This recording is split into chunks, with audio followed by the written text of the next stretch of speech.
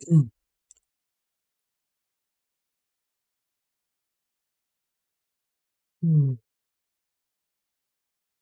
привет! Сегодня у нас формы, задачи на формы.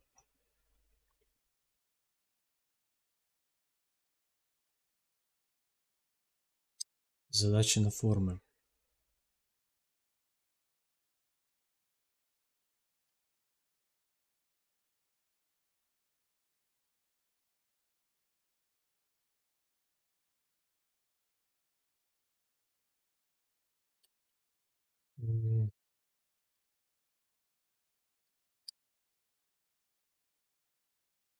Задачи на формы. Точнее, сегодня нужно сделать библиотеку на наш предыдущий проект. Прошлый, точнее. Где нужно сделать форму валидации. Душная тема, пипец, мне нравится. Проект еще небольшой.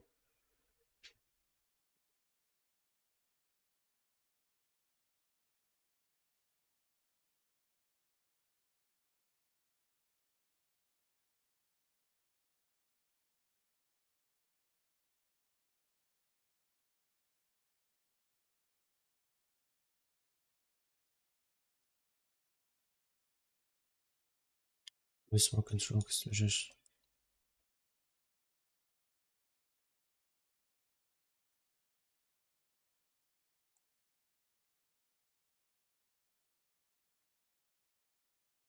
Shift.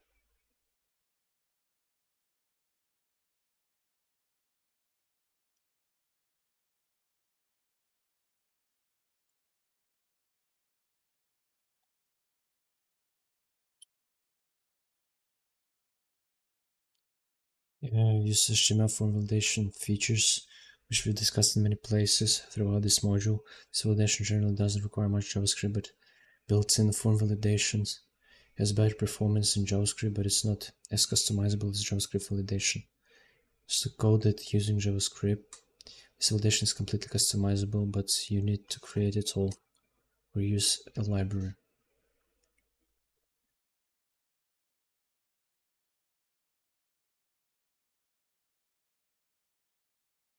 One of the most significant features of modern form control is the ability to validate most user data without relying on JavaScript. This is done by using validation attributes on form elements. We've seen many of these earlier in the course, but to recap.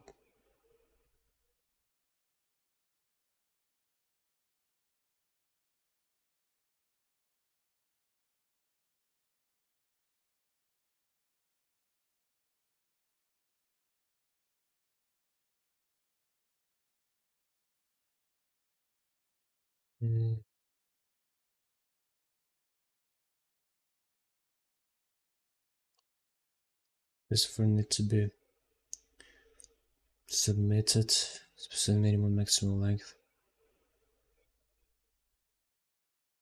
You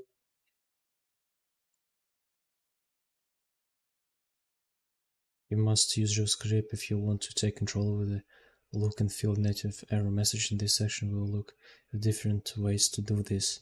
The constraint validation AP consists of a set of methods and properties available in the following form and interfaces.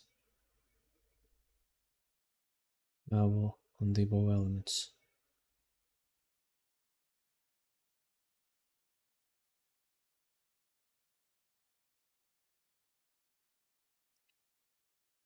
That's validation message. Returns a localized message. Describe them in the validation constraints. The control doesn't satisfy.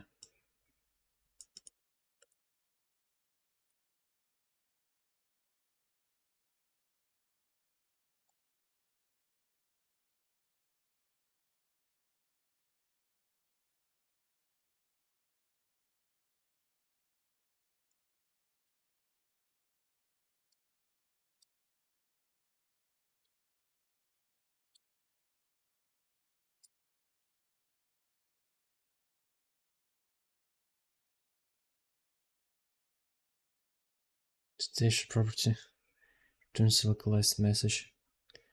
This describes a validation error that occurred when the object was processing.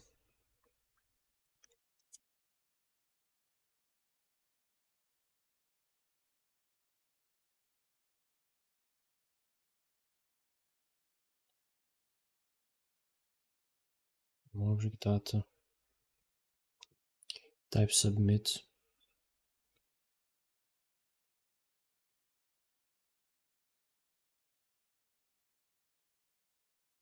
Document get element by ID my object.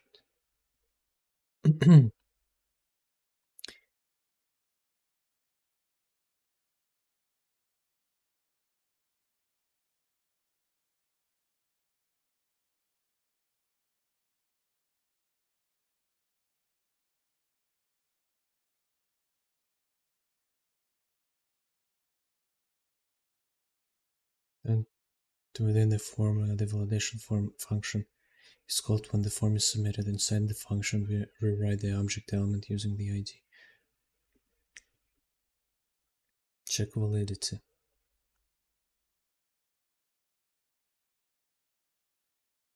Obviously false. Validation error.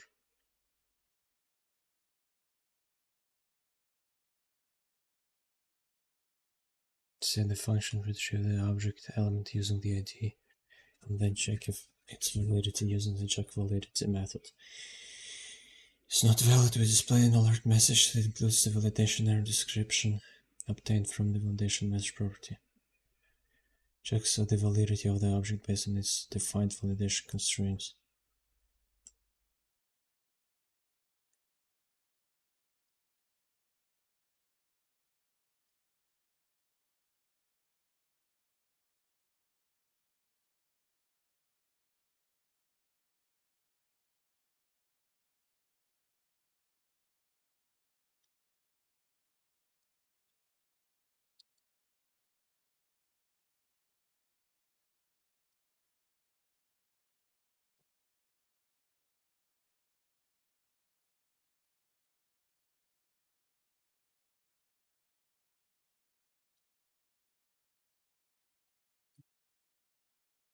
HTML.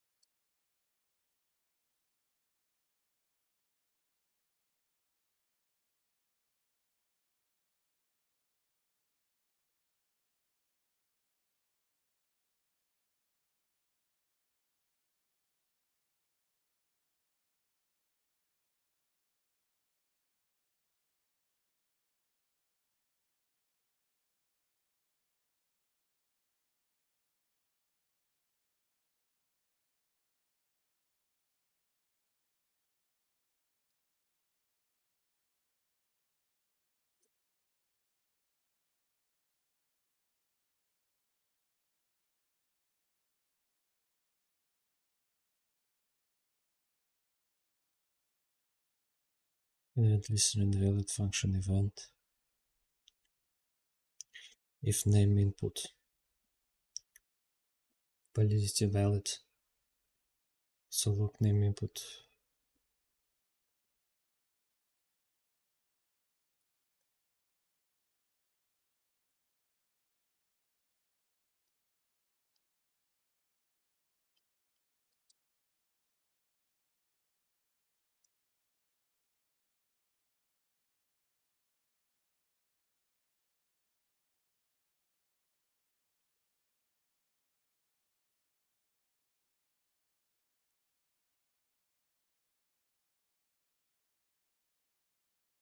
Console log.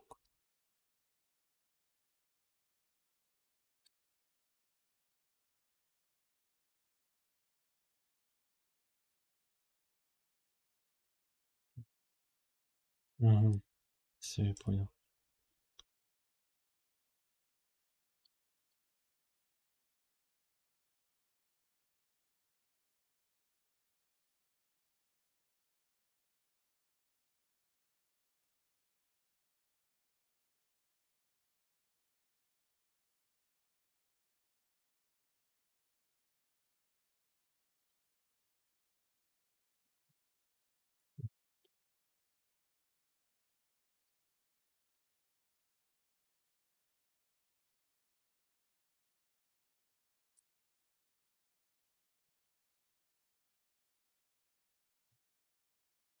Mm-hmm.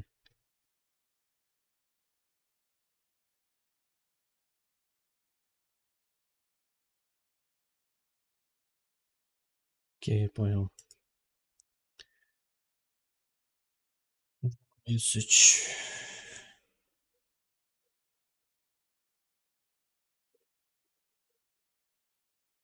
An event listener to that runs a content quote each time the value inside the input is changed. So the content quote will check whether the email inputs validity type mismatch.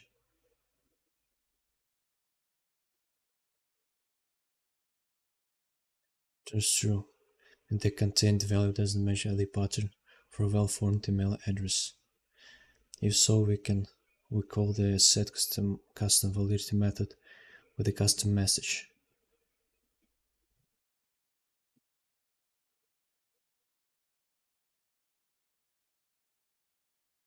This renders the input invalid, so that when you try to submit the form submission fails, the customer message is displayed.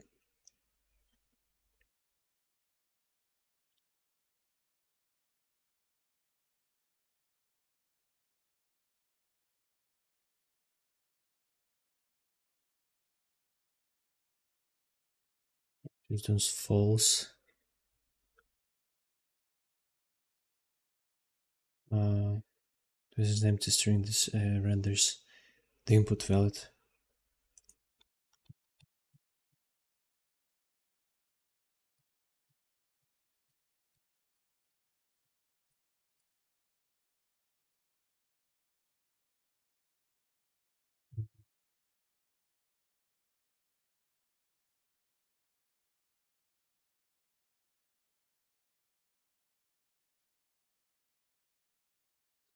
This is a really simple example. Let's see how they can use IP to build some slightly more complex custom validation.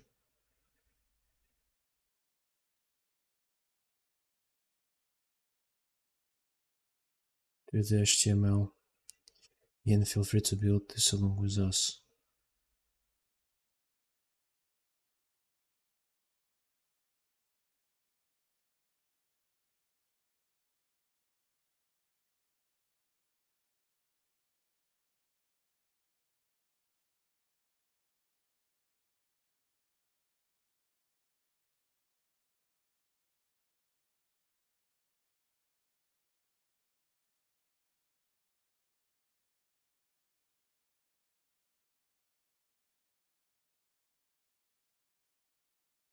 Mm-hmm.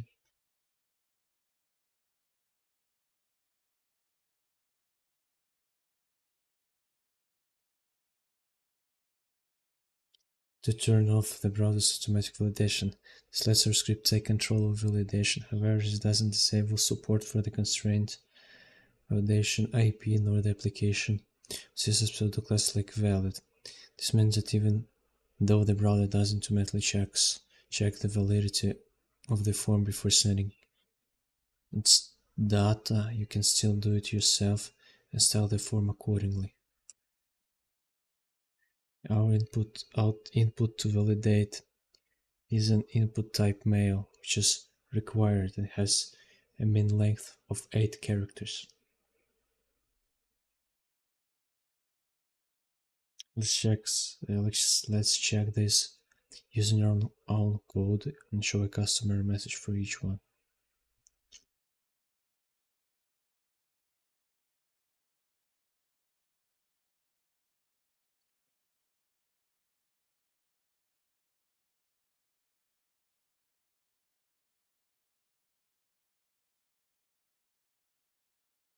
There's an element.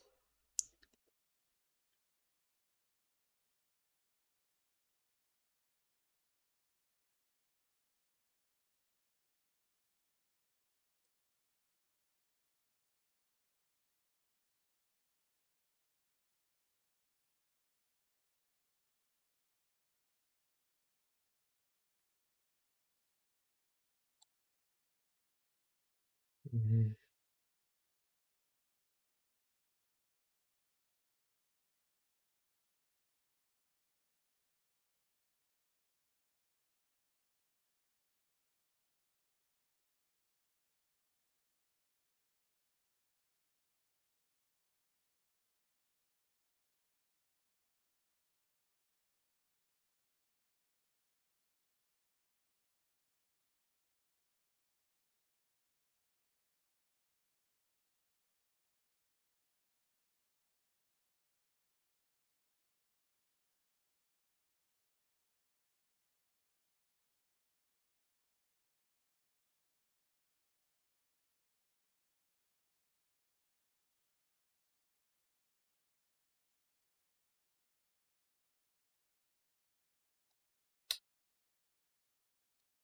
Mm.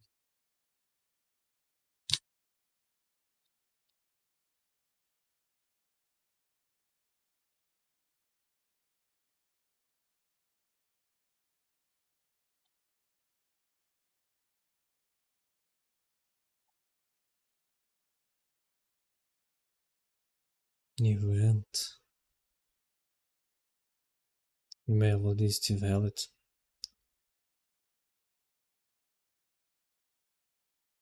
It is valid. Remove the error message.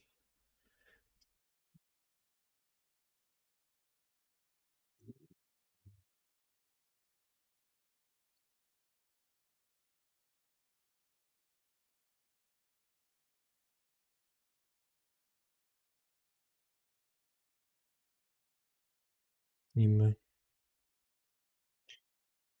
Last name error.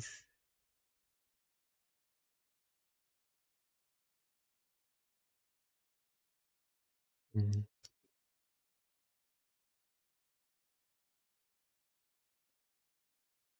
There's still an error. Show the correct error. Show error. Validity value missing. Display the following error message.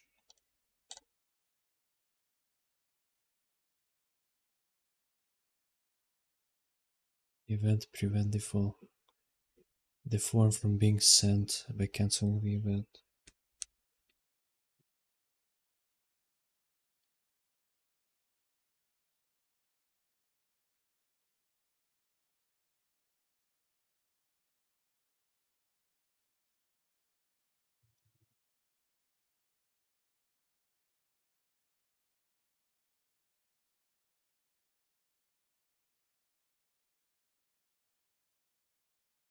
Submit. This email field is valid. Let the form submit. Email validity valid. This is invalid. Значит, мы show error и prevent default. Понятно.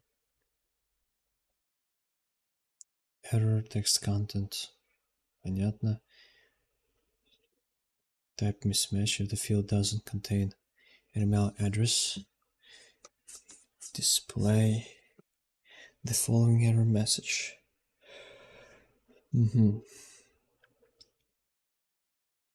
Entered value needs to be an email address.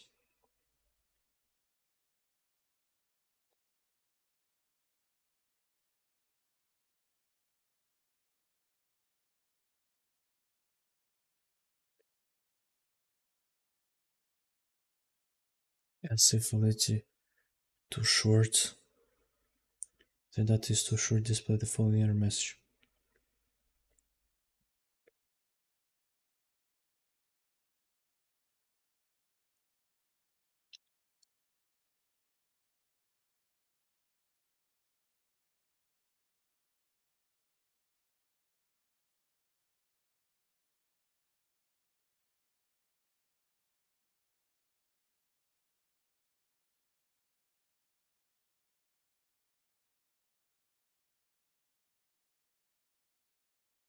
Okay.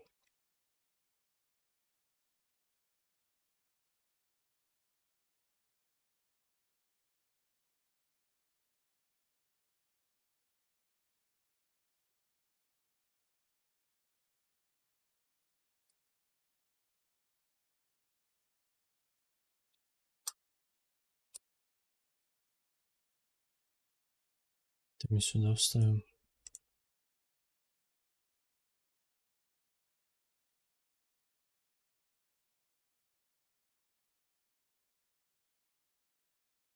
Да. Что хотел посмотреть-то? То если мы вот это уберем.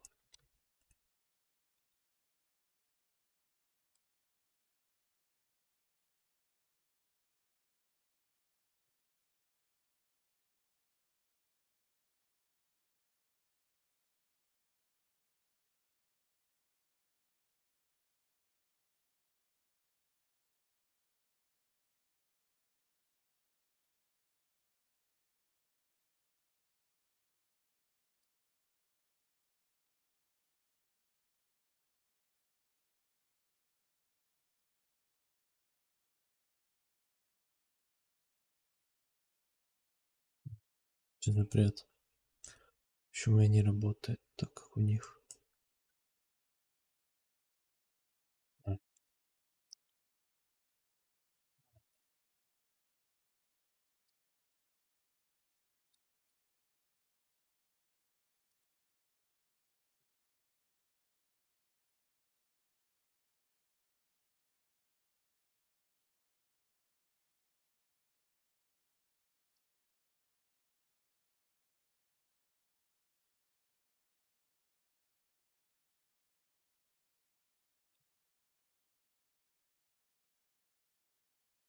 that needs to be in the mail address.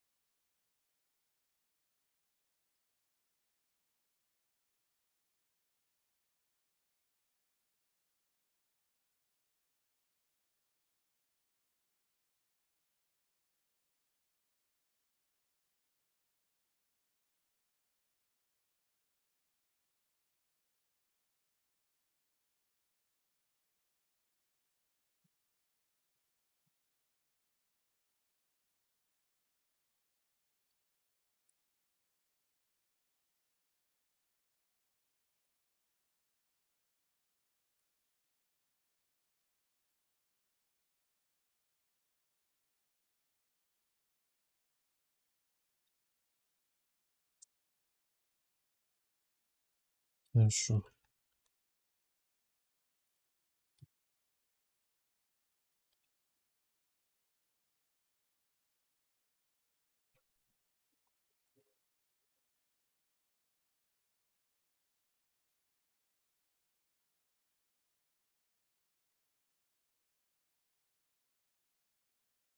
Угу.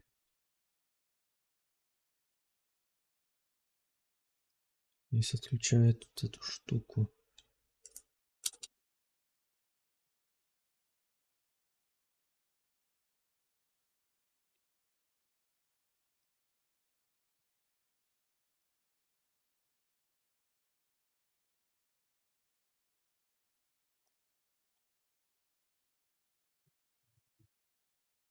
И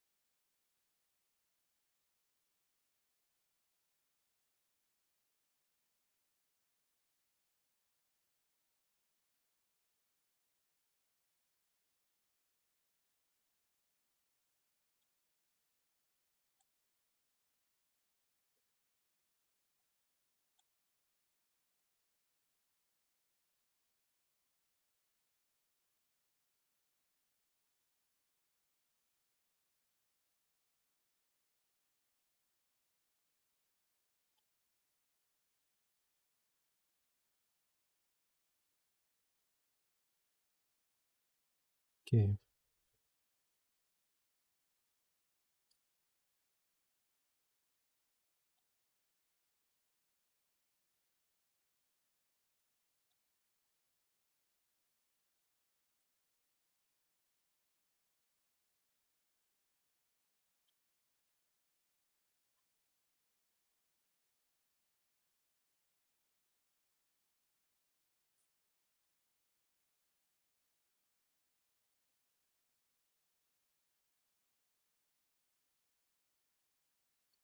Что она добавляет?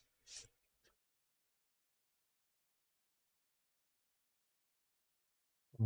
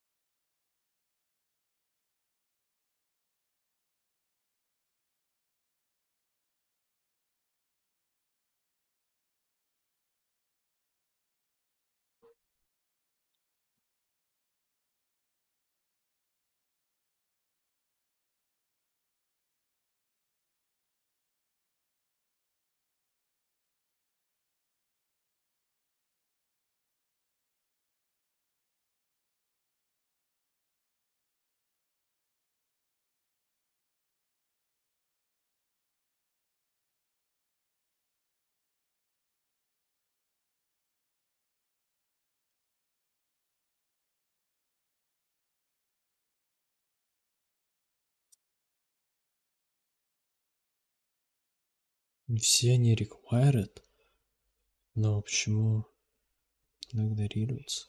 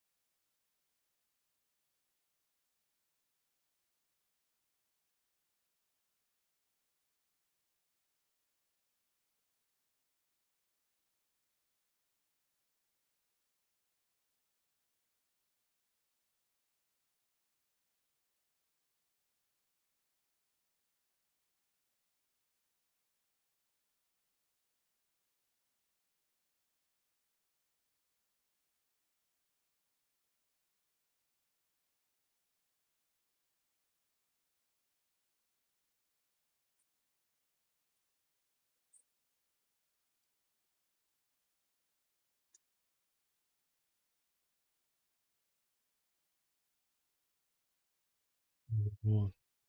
Что нужно submit делать?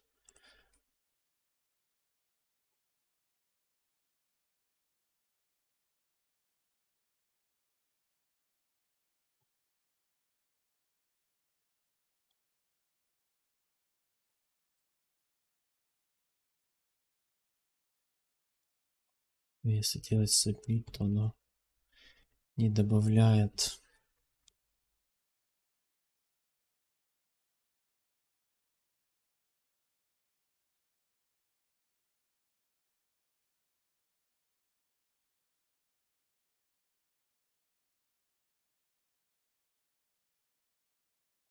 Но не добавляет.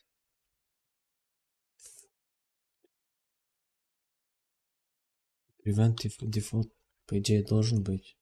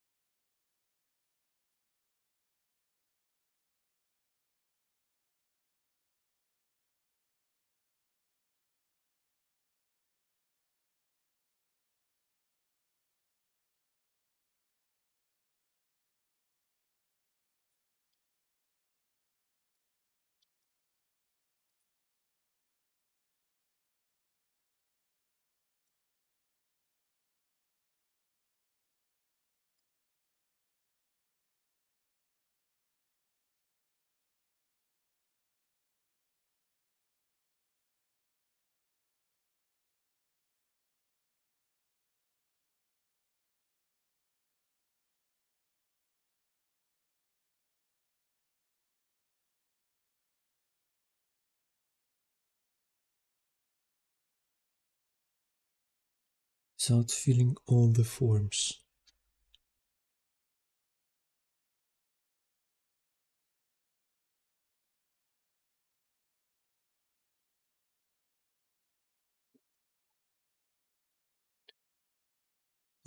Let's prevent default вызываем.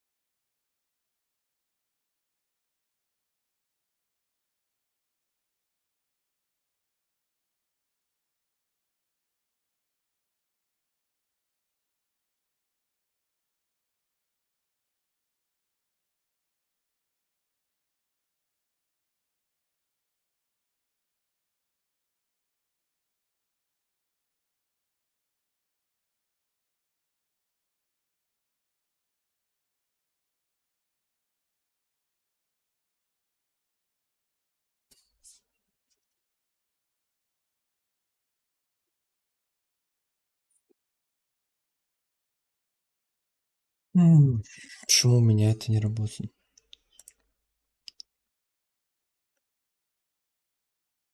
Почему, когда я пишу prevent default, у меня ничего не работает?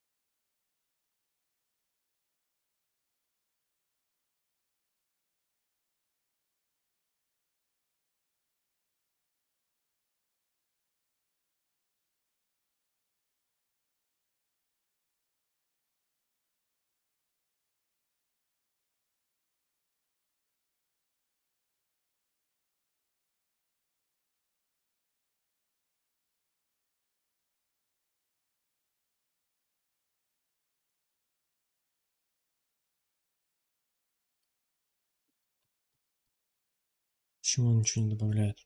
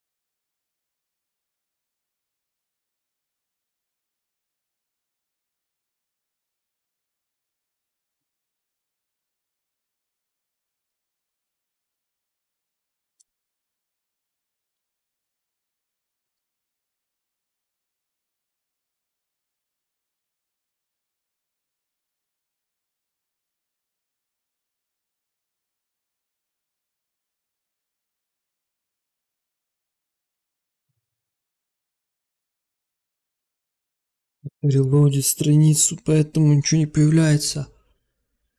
Все это релодит страницу, да.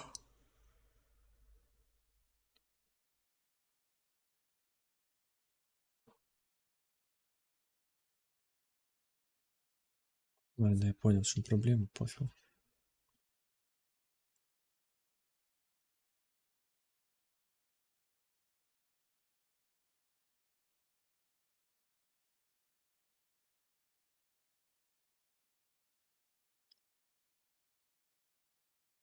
Build a browser form which collects email, country zip code, password, and password confirmation fields.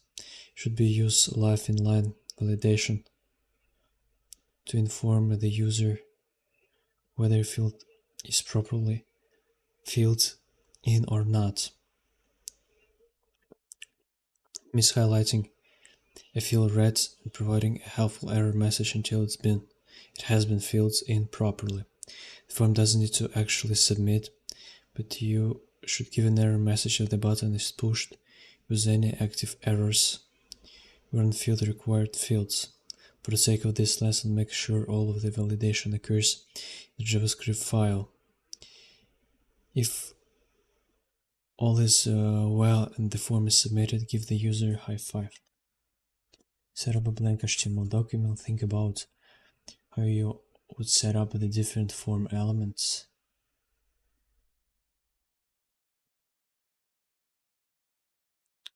How you would set up the different form elements. That they are combining validators.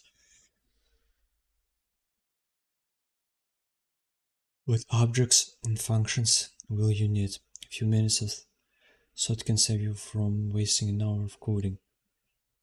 The best thing you can do is whiteboard the entire solution before even touching the computer. Write a simple form elements. The JavaScript code that checks validation as the user progresses through the form.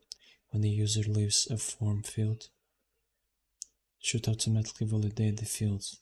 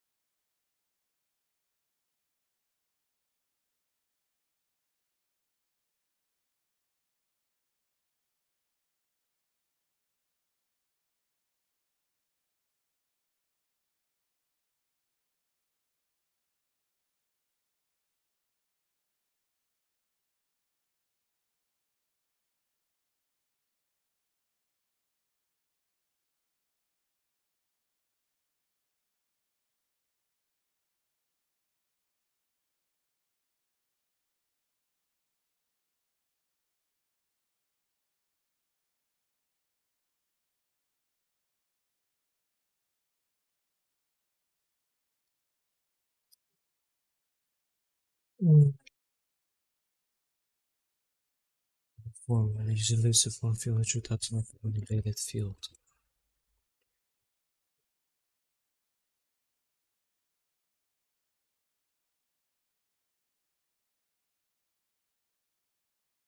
Don't forget to start validation with CSS by using the valid and invalid pseudo classes.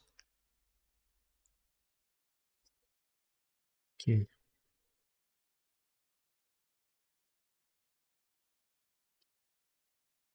Email country.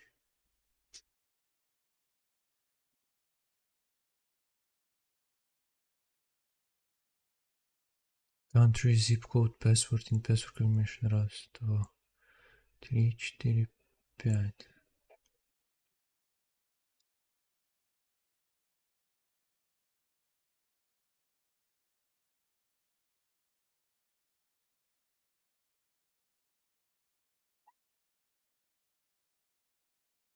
Country. Как country сделать?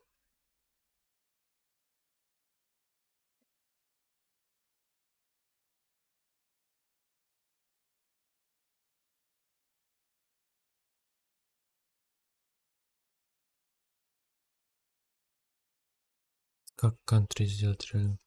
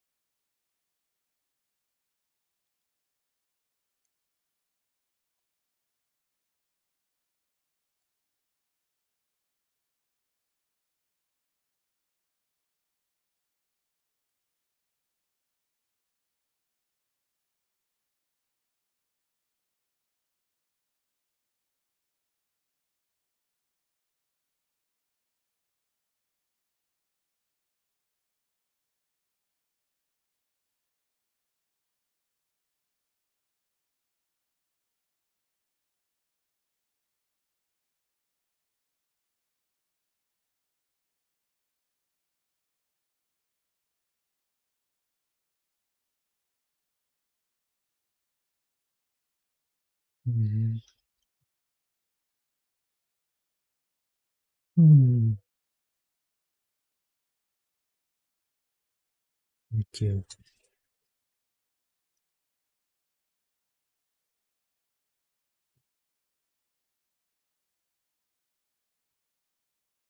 Okay.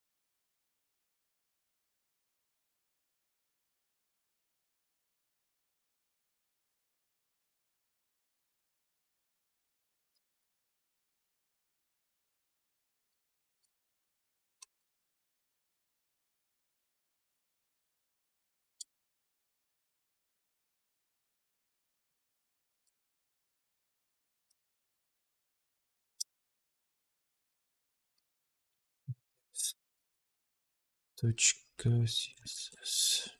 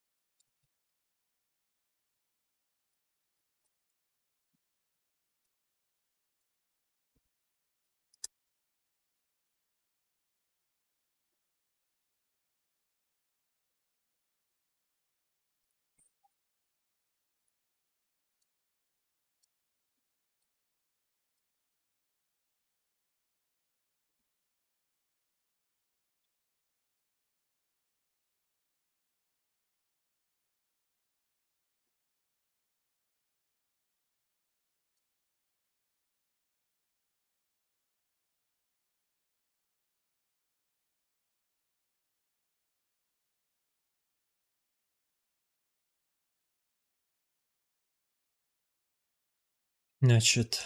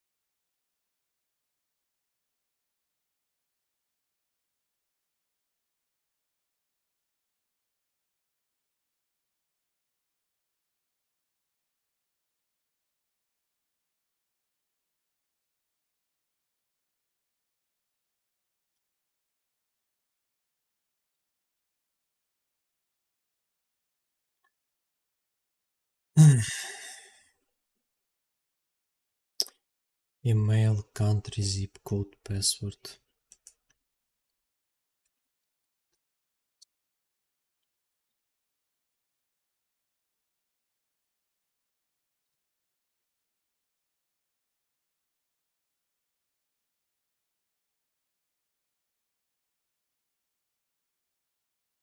or email, email,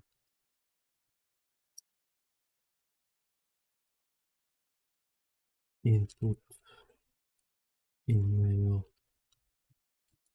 email,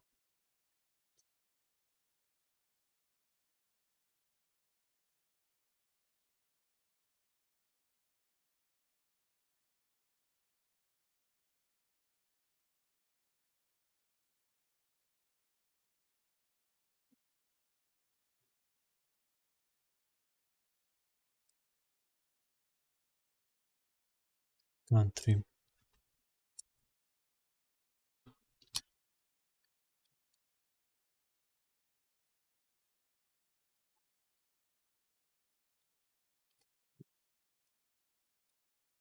mhm,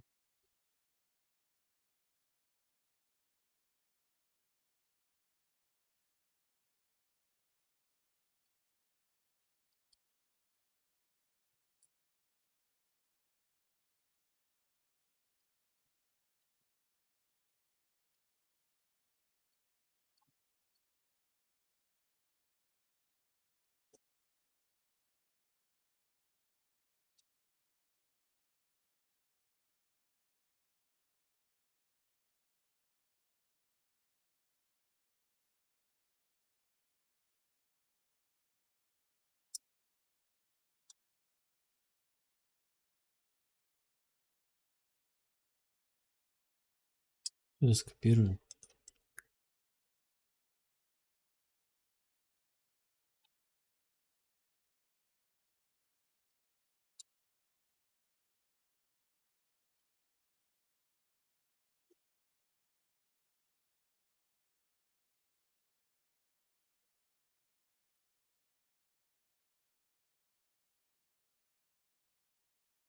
Label for zip,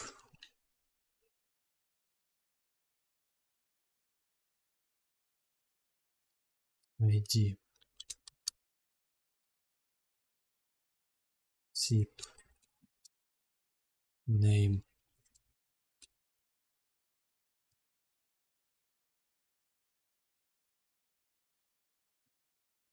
zip,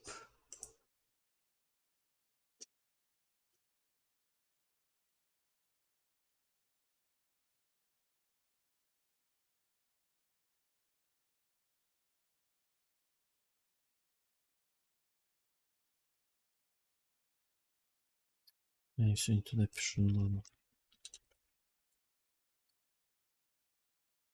Input,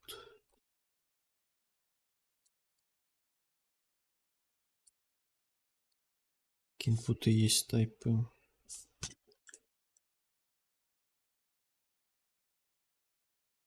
текст, да.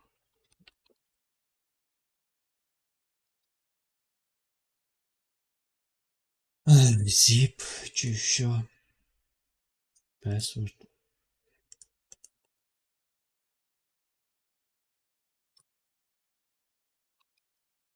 password,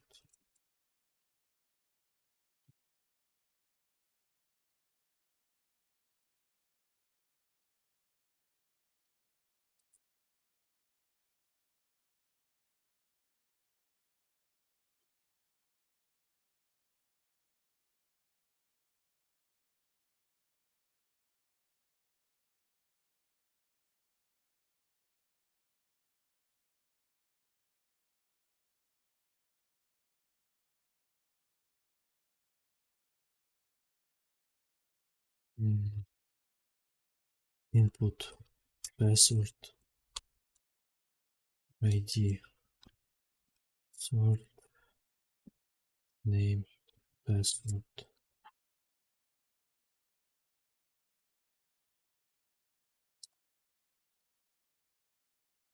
yeah, label for film,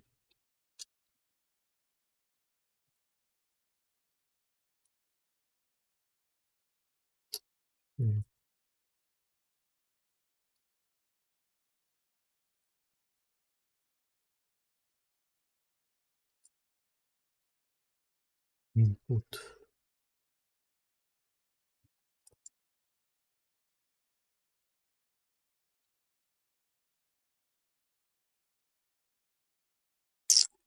Введи.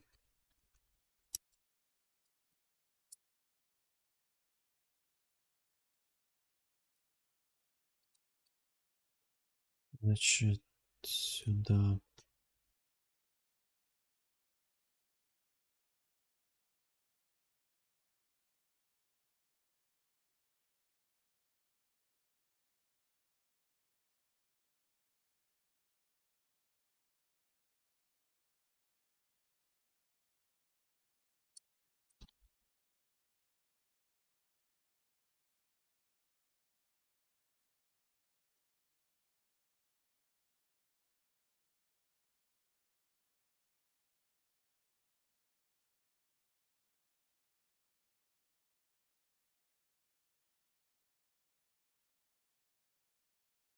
Select text area.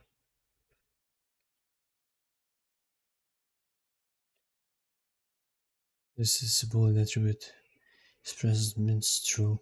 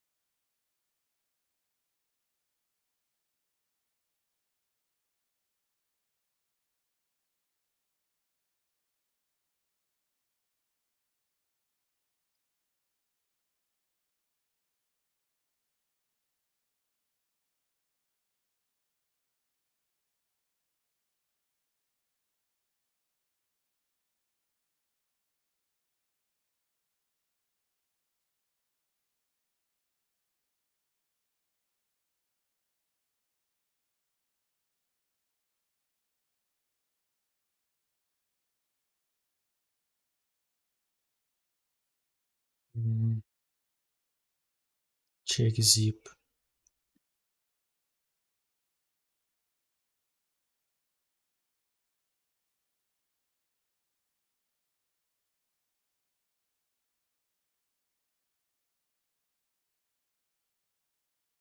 Как она так проверяет?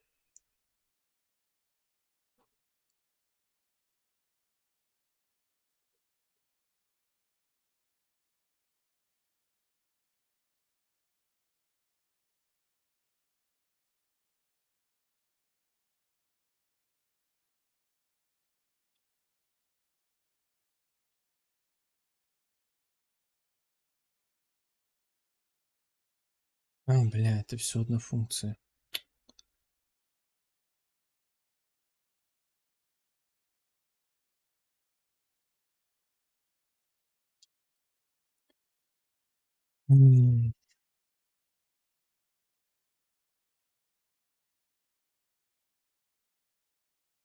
Хорошо.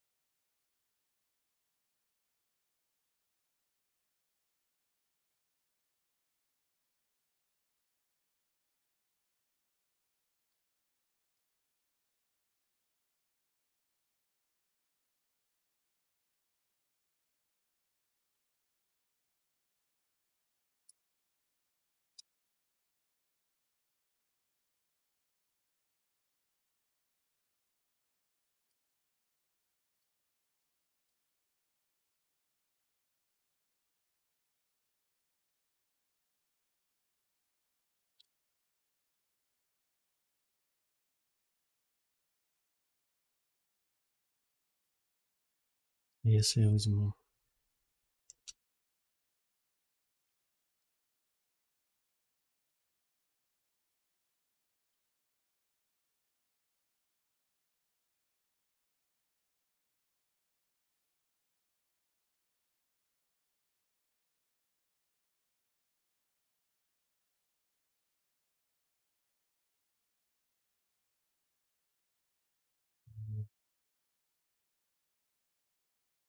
Как я сделаю для всего?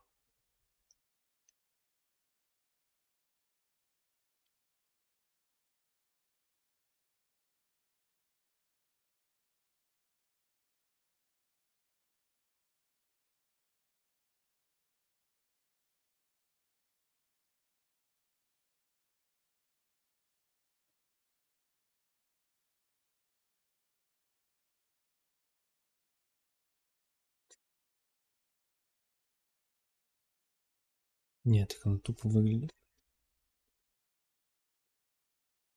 Какая разница?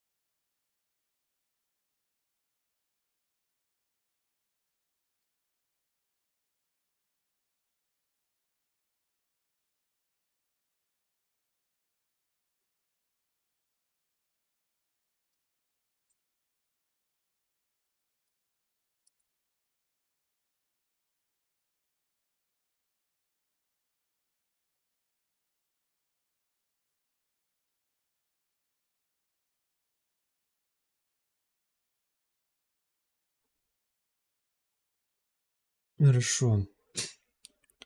Нам нужно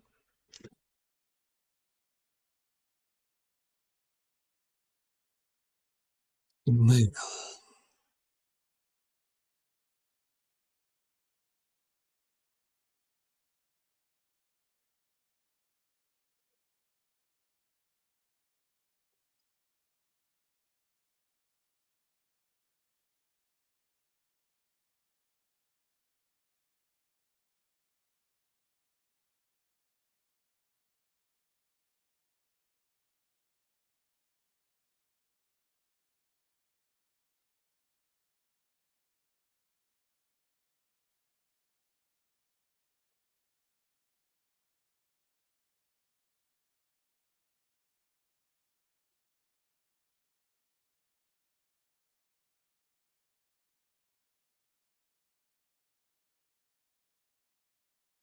Ну, email давай.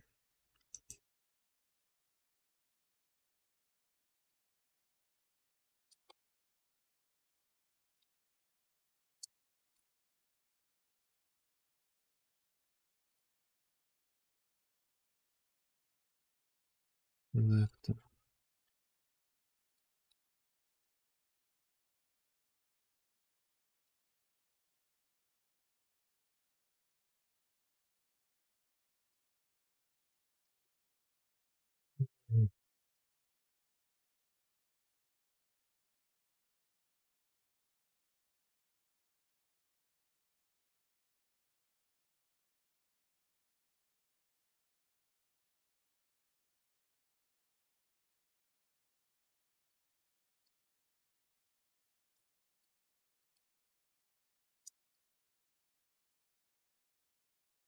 Да.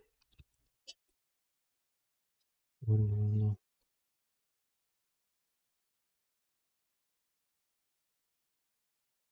Форм.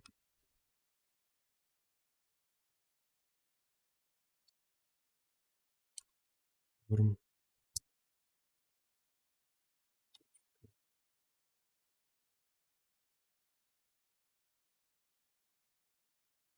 Listener.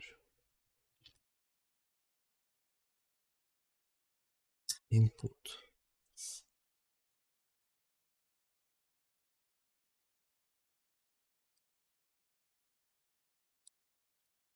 Event. If. Точка. Target. Но. Email.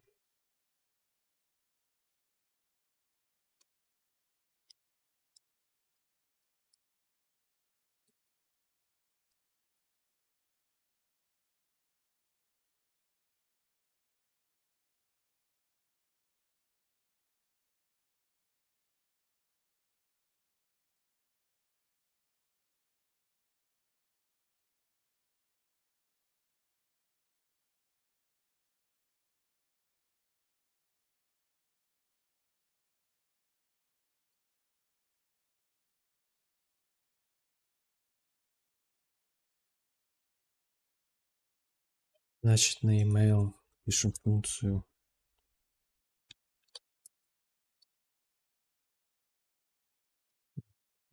email. Так, email.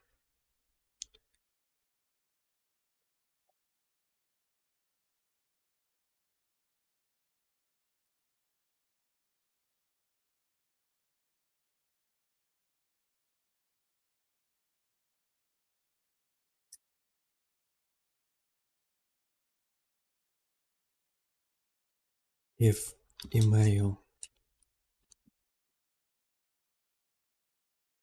valid.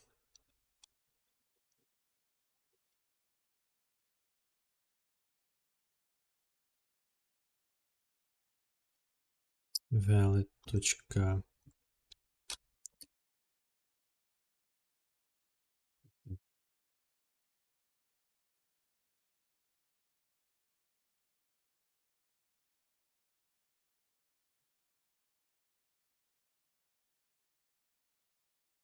Value missing.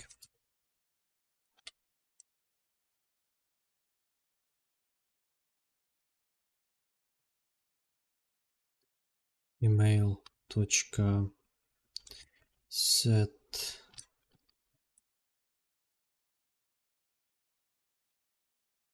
custom validity.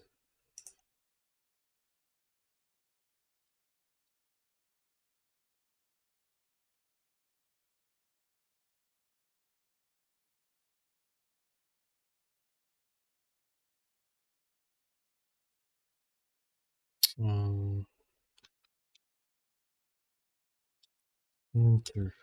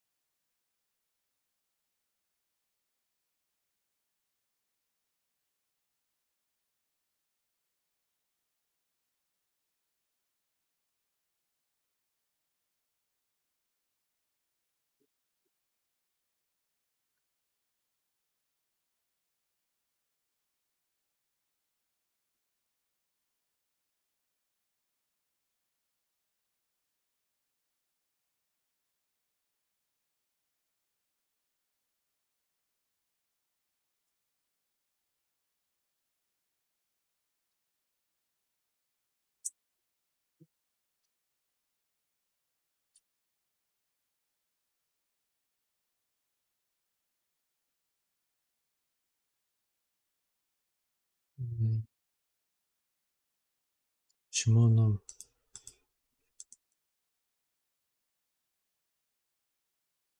не пишет то, что надо?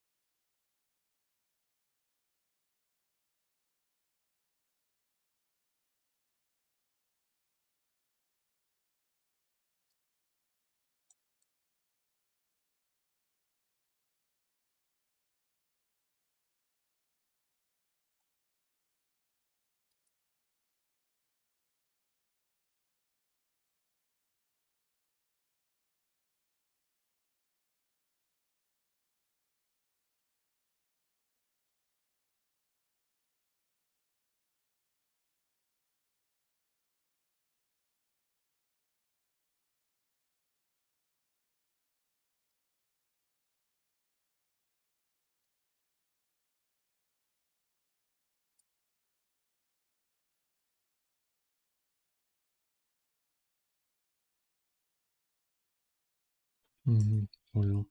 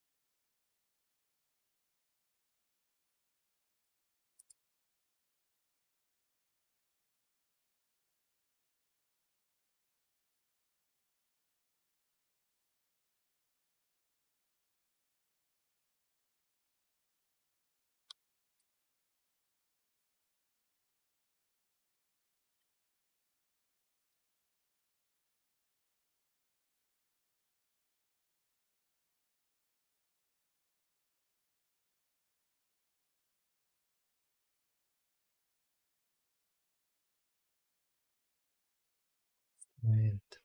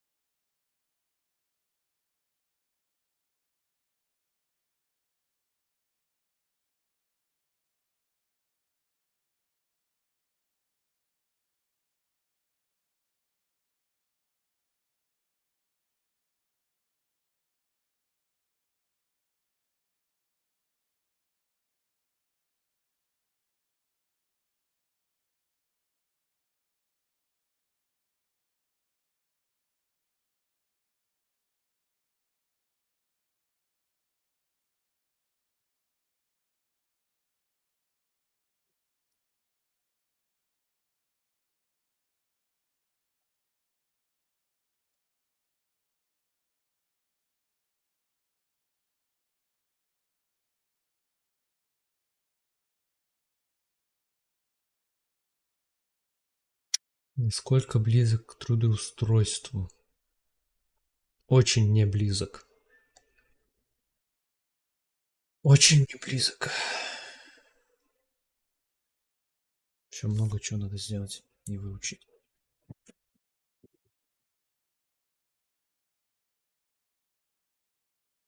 Мгм. So use the search for a match between the regular expression and the specified string. Returns true if there is a match. Мгм. Я думаю...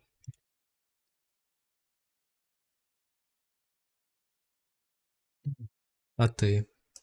Насколько близок?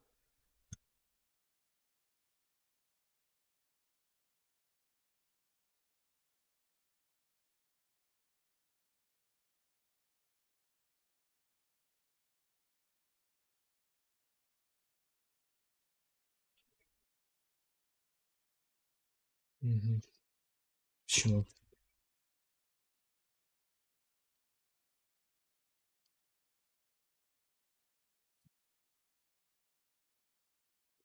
Ты бросаешь? Зачем? Если можно поучить и не бросить.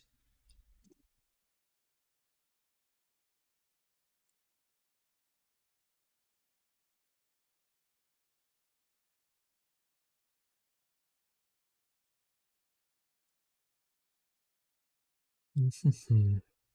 Окей. Ну, вроде понял, что он делает. Constraint test value, если да. С хорошей, но у меня нет на него ответа.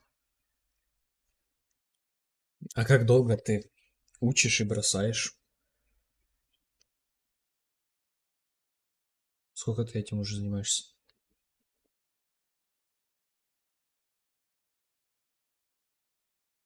М,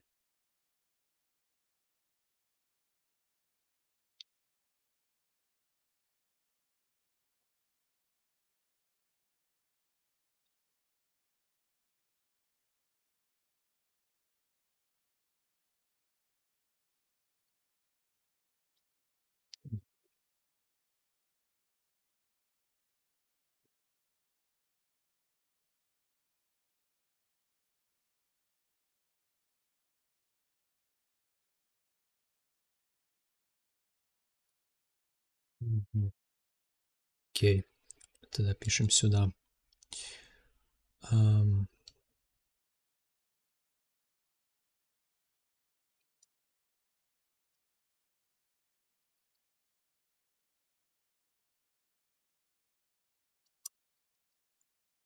else if target равно country или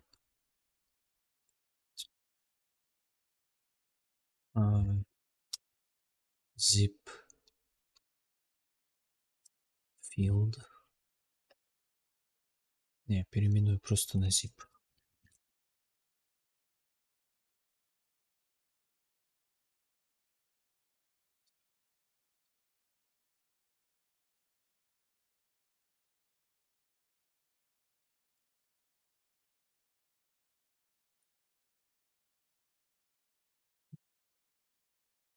Да уже пару лет. Блин, печально. А может, чем-то другим занимаешься?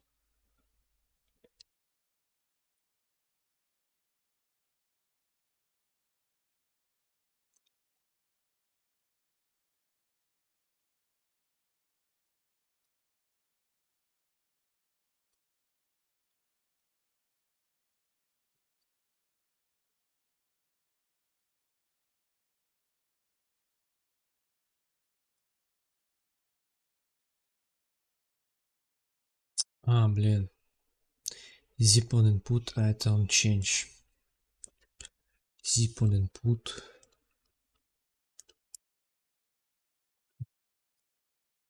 А то on change. Boundary.add event listener.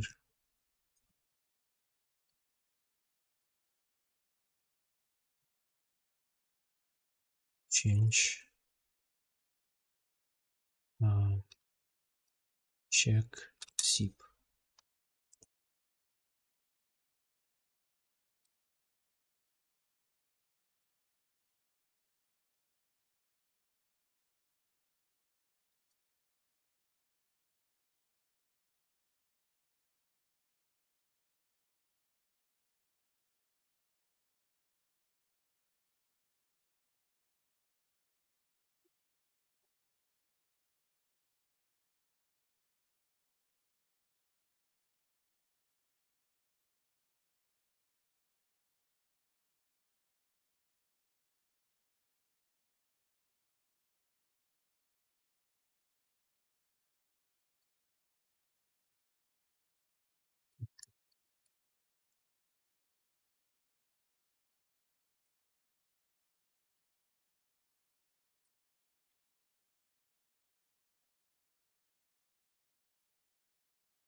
Не понимаю, почему оно вот это сообщение выдает.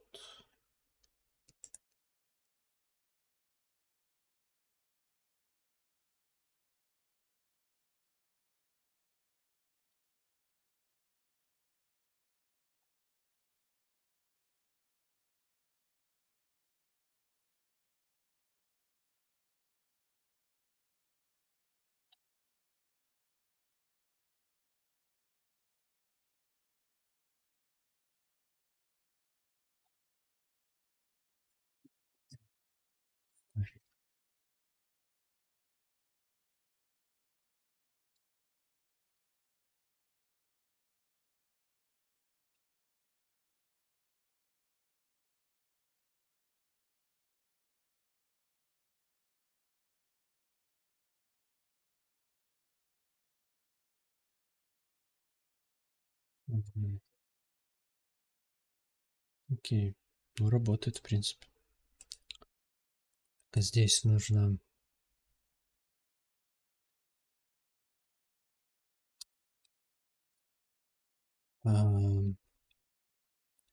zip valid em password valid em confirm password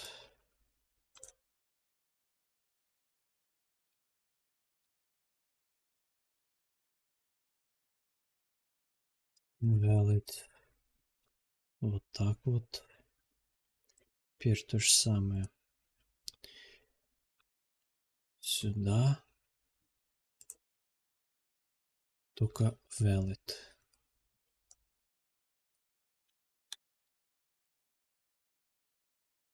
Отлично. Теперь проверку на пароль.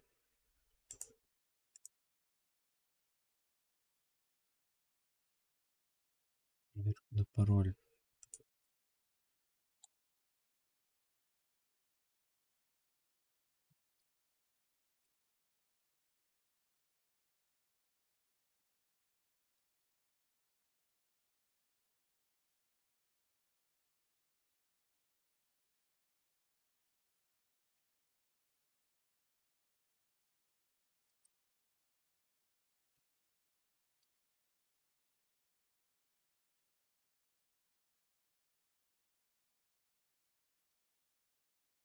Confirm.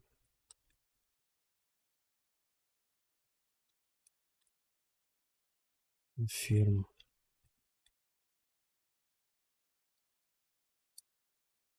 Password document. Confirm. Password.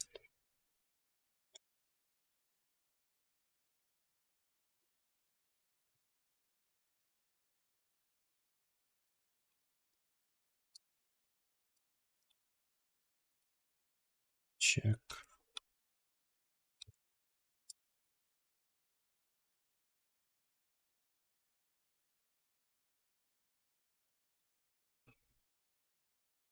Check password.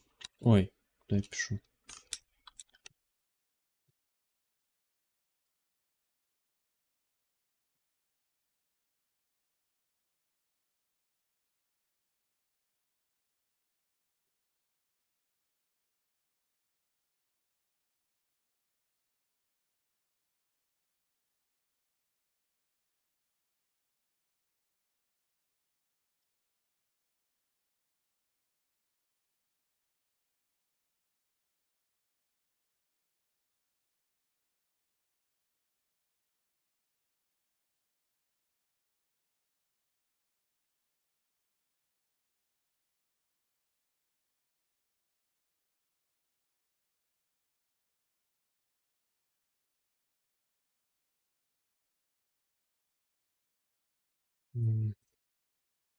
Check password.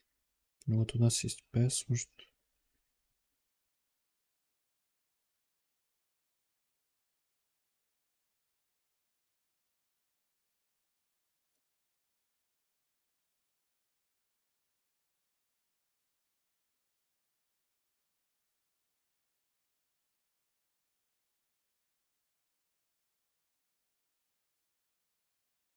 Надо паттерн вписать password.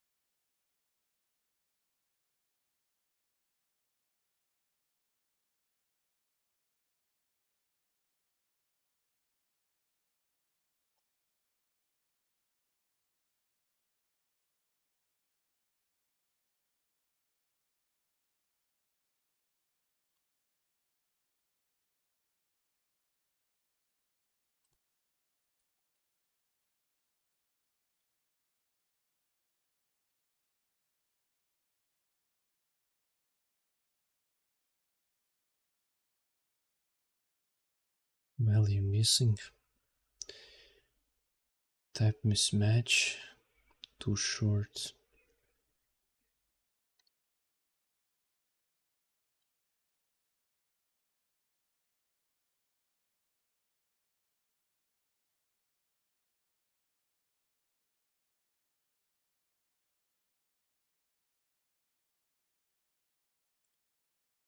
Давай.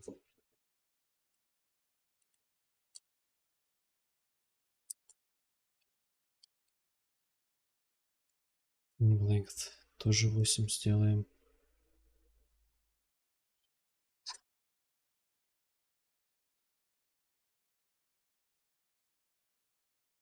Делаем.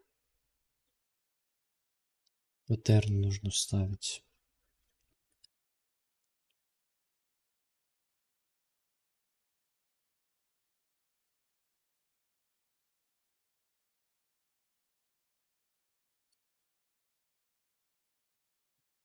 X or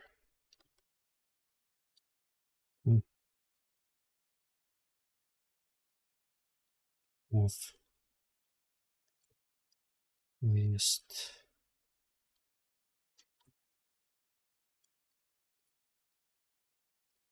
at least one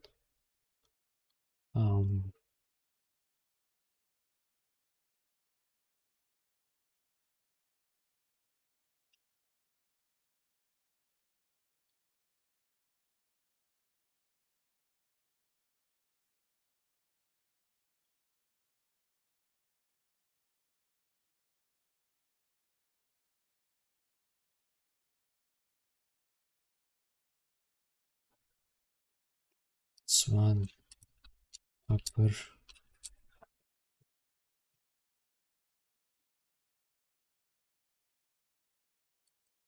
letter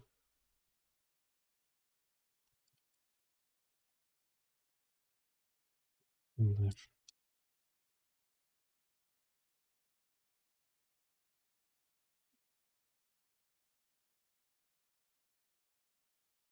Все. Which gives you at least one uppercase letter anywhere in the string. You're supposed to look at the session that checks if there's at least one digit anywhere in the string.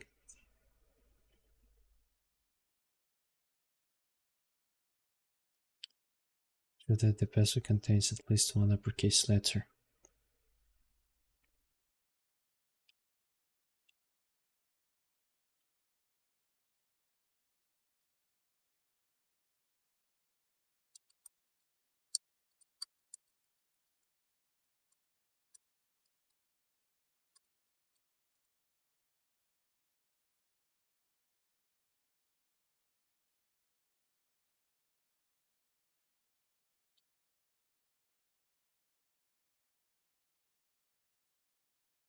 Пишем сюда.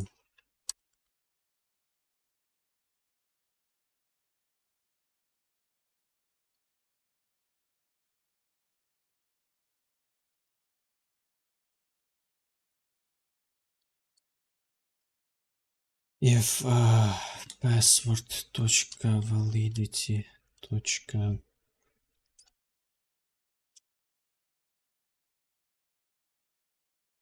Value missing.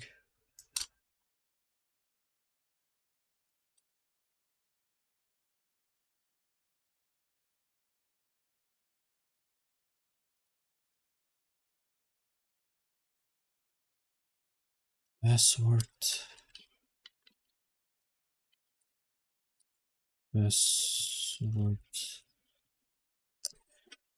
Password.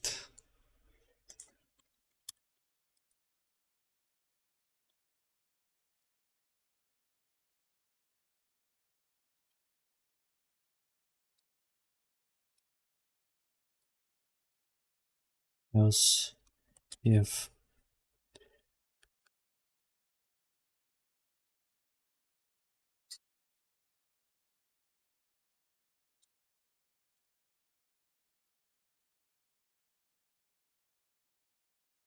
validity type mismatch.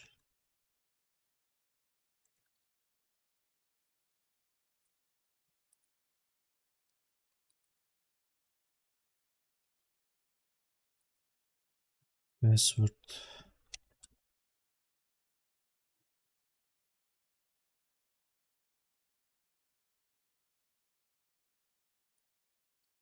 There must be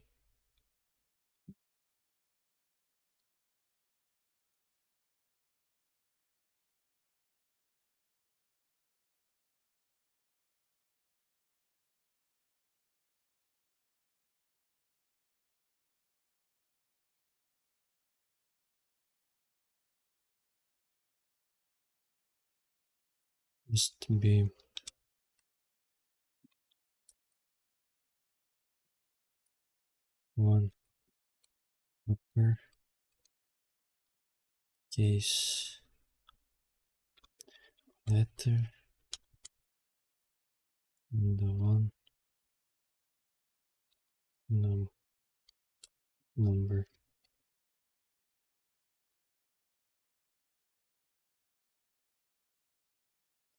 Else if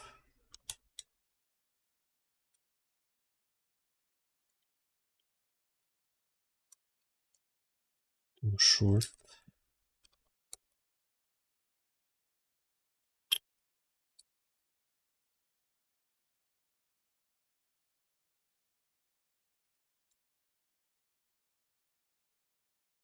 Short.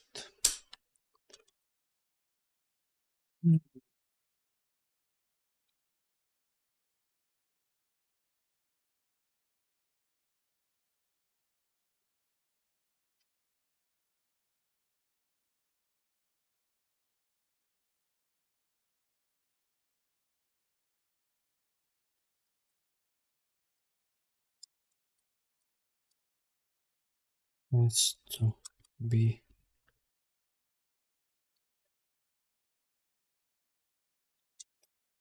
at least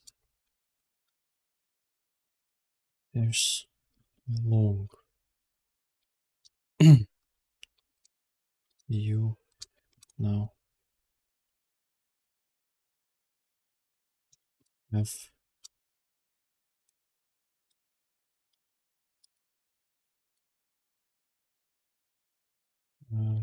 that sort of length.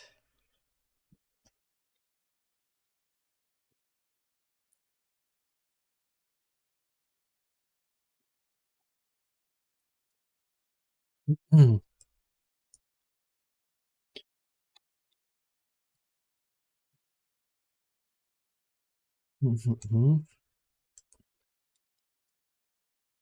Else if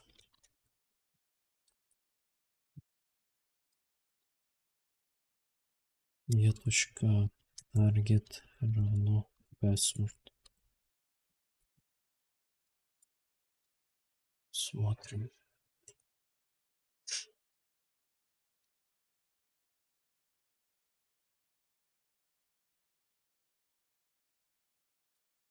Учим.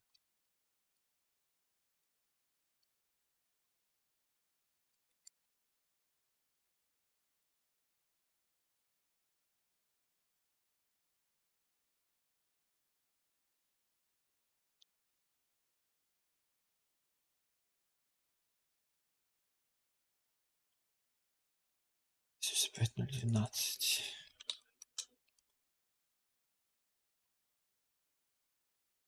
Так, что password?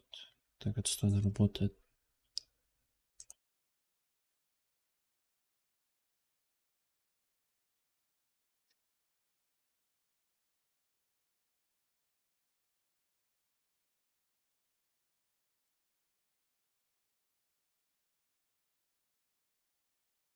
Value missing.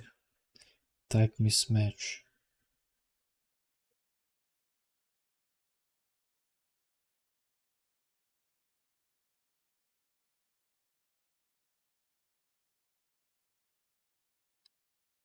Что за бред?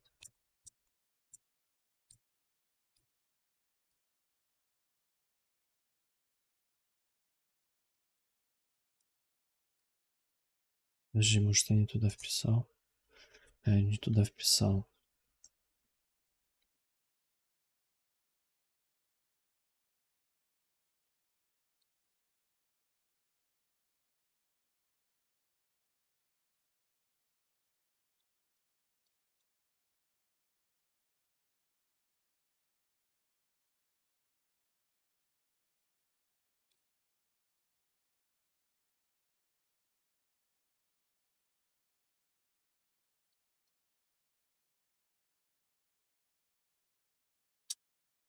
Password.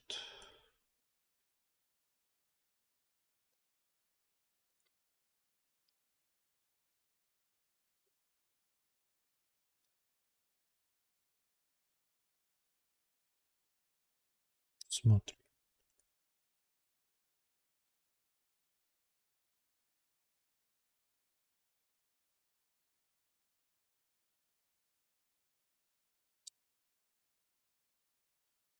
Что оно вот это мне не возвращается? Type mismatch.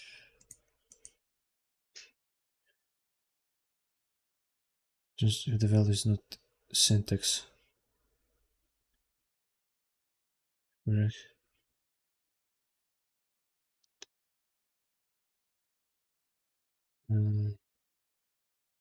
Паттерн не смещ надо.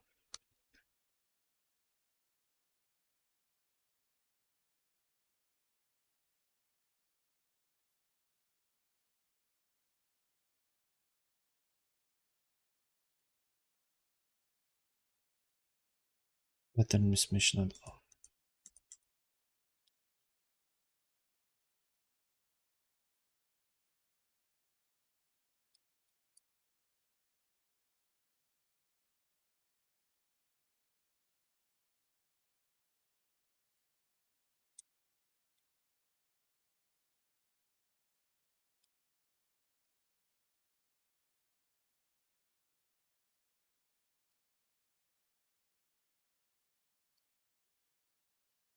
Угу.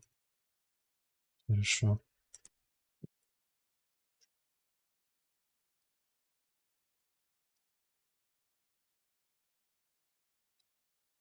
Чек.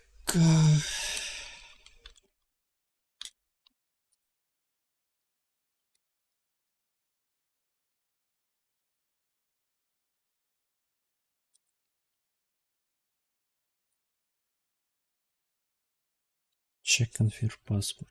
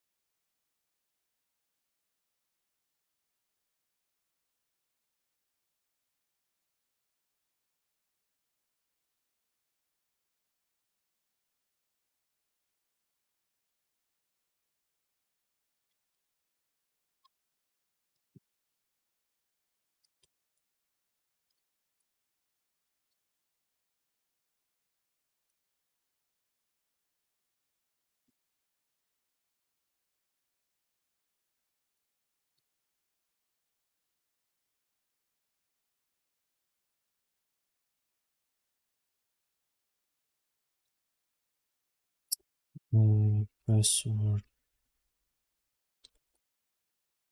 Confirm password. .set. Custom validity.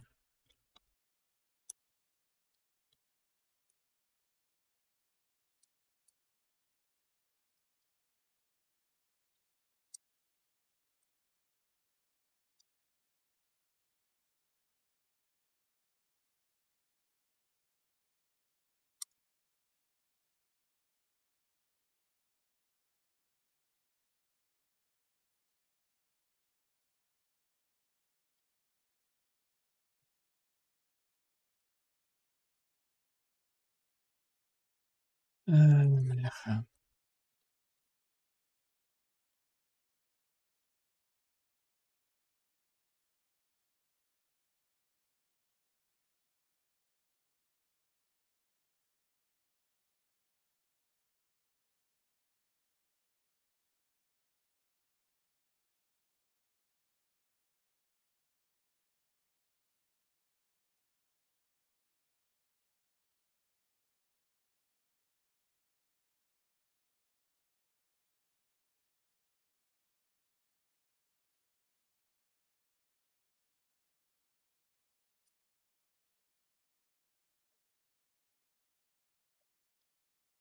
Confirm password.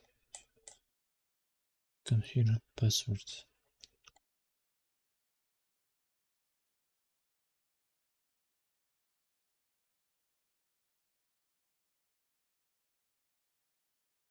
Хорошо. Else if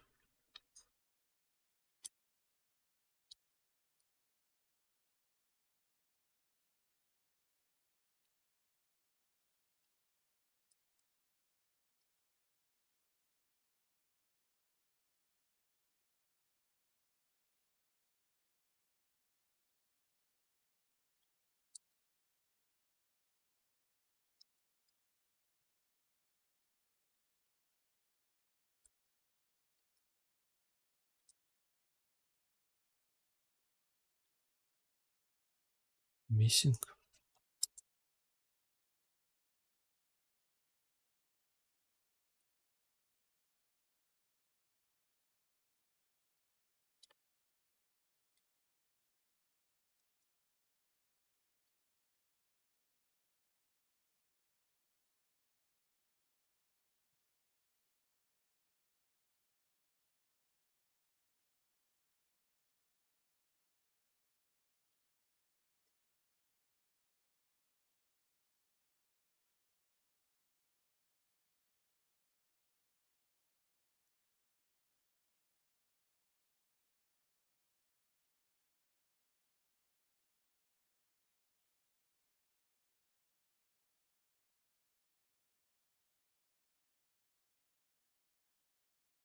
Бляха. Я такой же дурак.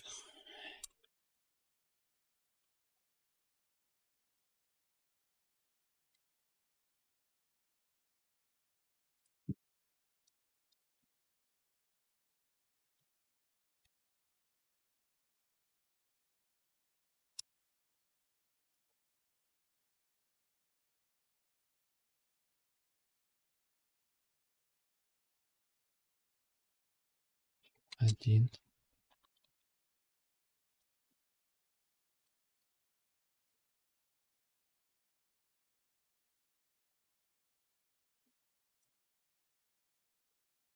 Так, сейчас должно работать. Один.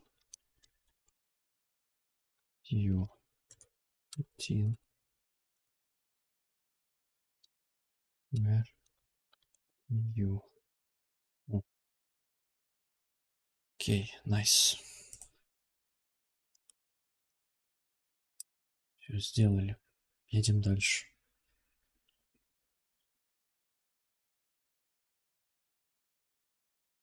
Так, understand the importance of validating HTML forms before submitting them to a server. Что типа сервер не нагружать лишними запросами.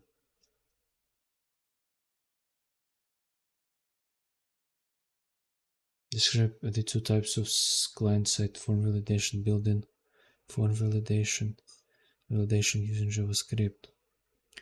Но built-in это та, которая в HTML встроена. И сама все проверяет. А JavaScript... можно также через JavaScript проверять. Там настраивать какие-то свои проверки.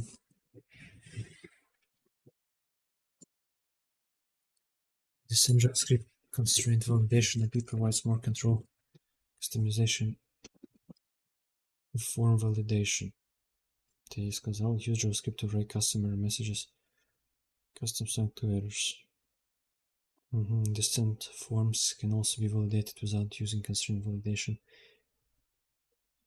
Forms can also be validated without using constraint validation.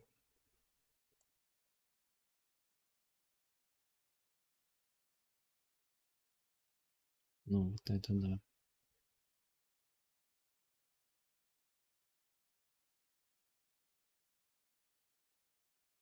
Окей, едем дальше. Вот CS6.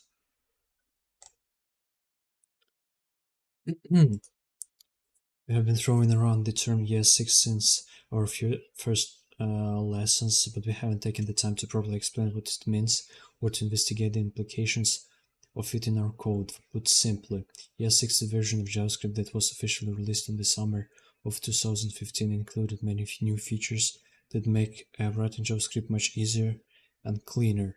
If you have been following our lessons, you have already been learning these new features because, well, ES6 is just JavaScript. You have probably also come across articles talking about features in ES7 or ES8. Part of the confusion here is that right after the release of ES6, the committee that makes this decision changed the naming scheme from version numbers to release years. This article provides a nice clean explanation and timeline of the various ES-CMS releases.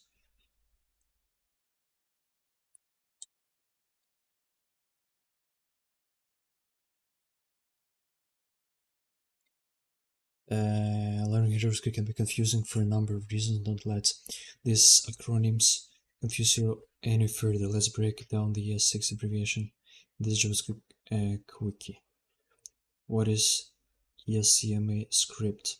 Here's what happened long ago. JavaScript was originally named JavaScript in hopes of capitalizing on the success of Java. JavaScript was originally named JavaScript in hopes of capitalizing on the success of Java.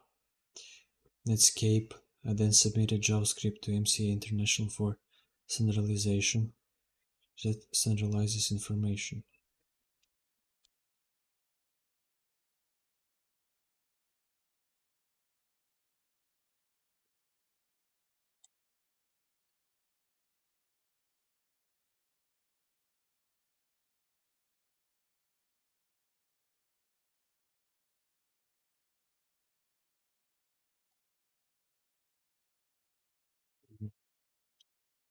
This results in a new language standard known as MCA script. Put simply, MCA script is a standard, while JavaScript is the most prevalent implementation of that standard.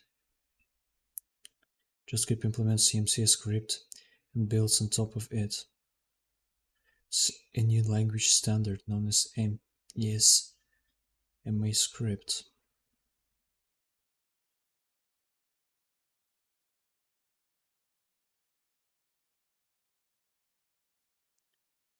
New language standard. Put simply, CMA script is a standard, while JavaScript is the most popular implementation of that standard. JavaScript implements CMA script and builds on top of it.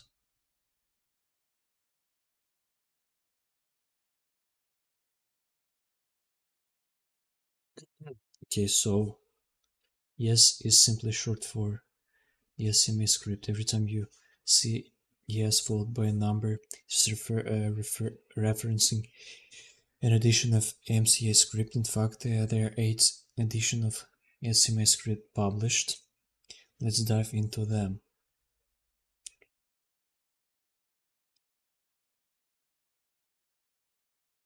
I've grouped all of this together. There were the first 4 editions of MCA script, and to save time we won't go too in depth. Just note that the first 3 editions were annual, and the fourth was abandoned due to political differences. 10 years later, was released in 2009, and then take almost 6 years for the next version of CM script to be released. Perhaps the cause for all of your confusions begins here. You see, S6 are the same thing. It was a popularized name prior to release. However, the committee that oversees CM script specification made the decision to move to annual updates. With this change, the edition was renamed to ES 2015 to reflect the year of release. Subsequent releases will therefore also be named according to the year they are released. ES 2016.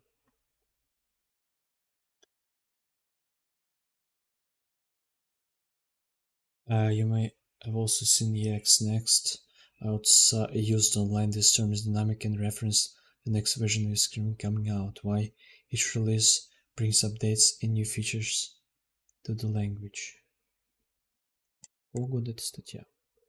2017.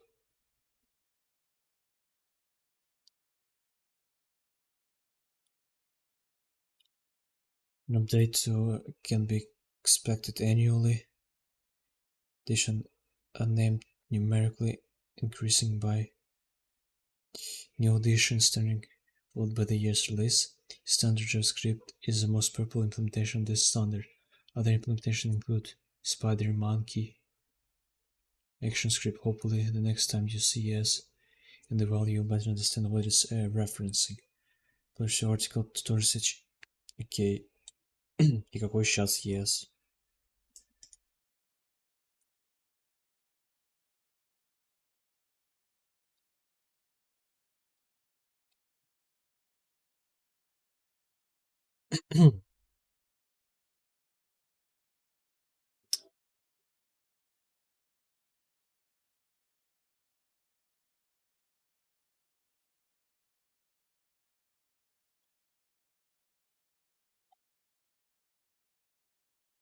2020, да.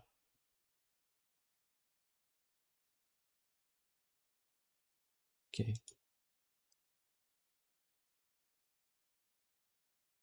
Чё это?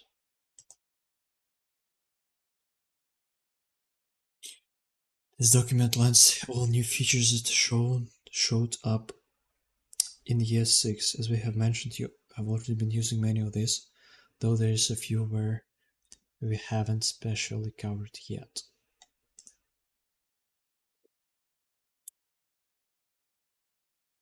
Object literals.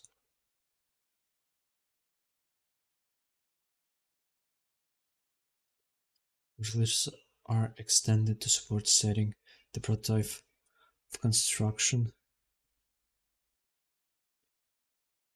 shorthand for a 7-defining method making supercalls and computing property names with expressions.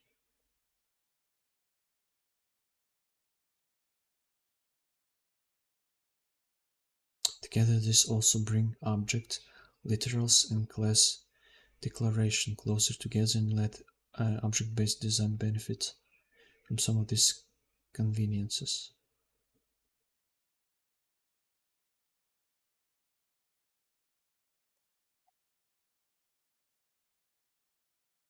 Default risk spread declarations for off.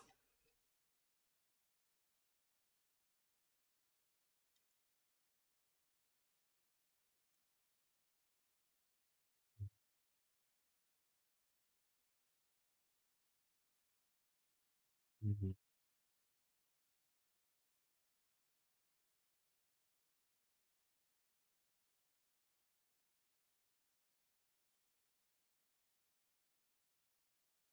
Symbols. To enable access control for object state symbols, all properties to be keyed by either string or symbol. A new primitive type, optional description parameter used in debugging, but it's not part of identity. Symbols are unique, like gensim, but not private since they expose to a reflection features like property symbol. Мне надо вообще прочитать, на самом деле, REST параметр.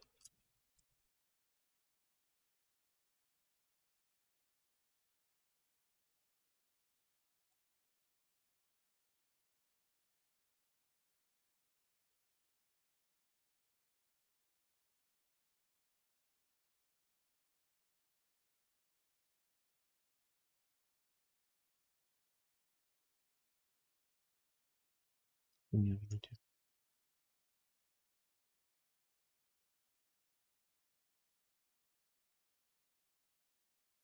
The three main difference between REST parameters and the argument object.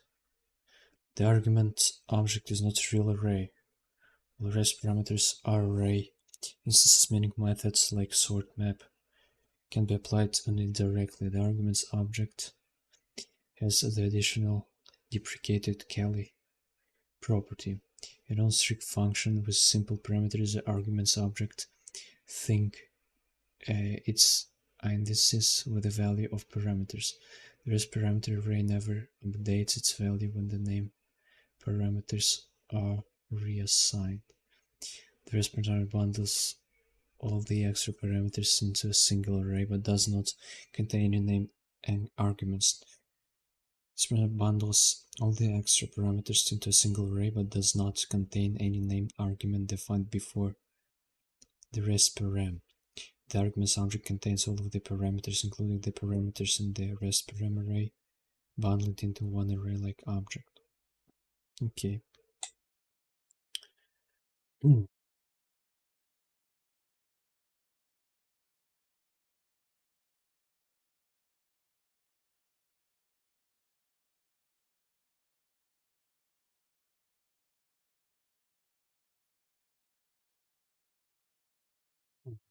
Окей, я понял. Окей. Subclassable built-ins. Что это?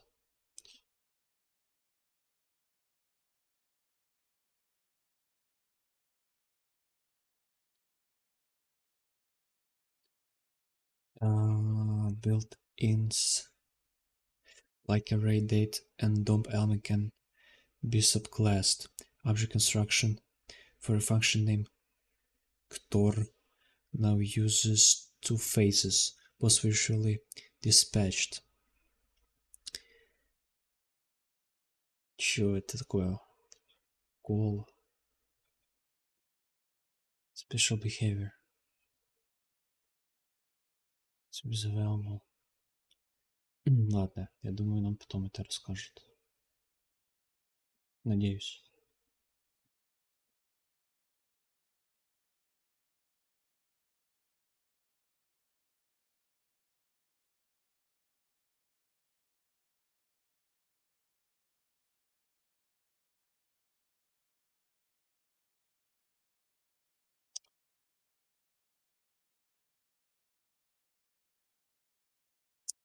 Tail calls. Calls in tail position are guaranteed to now grow the stack unboundedly.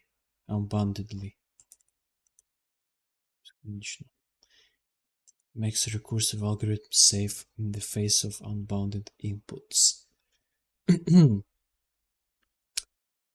Use strict if n меньше или равно 1 return egg.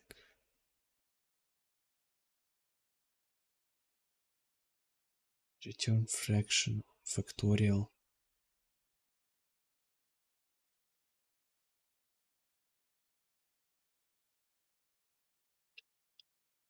N минус 1 умножить на a.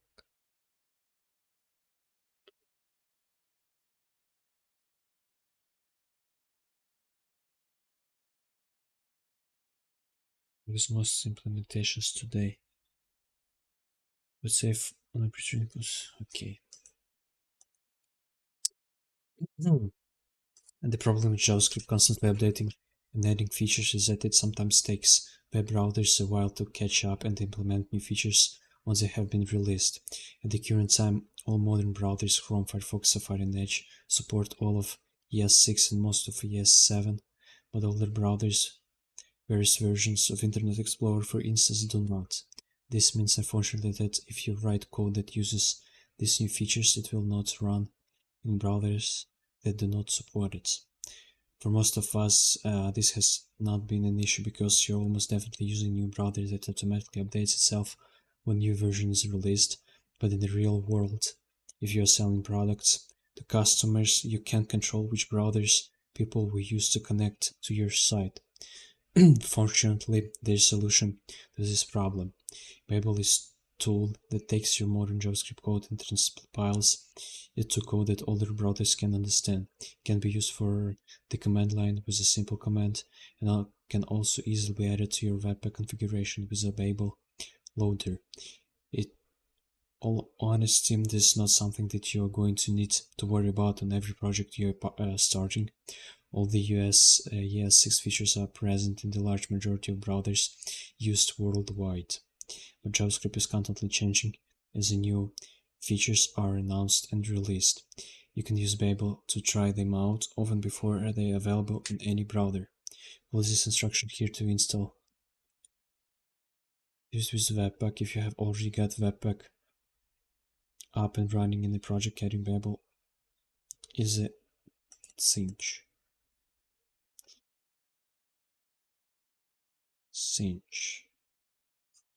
Read this article to better understand presence and plugins in Babel.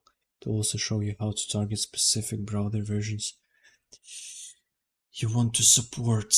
Интересно.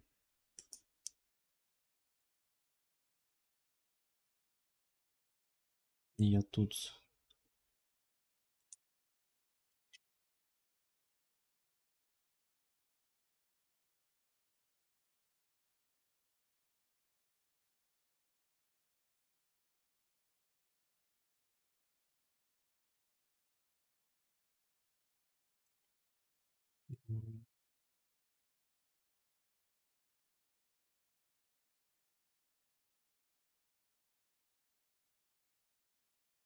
No, Babel не стоял, nice.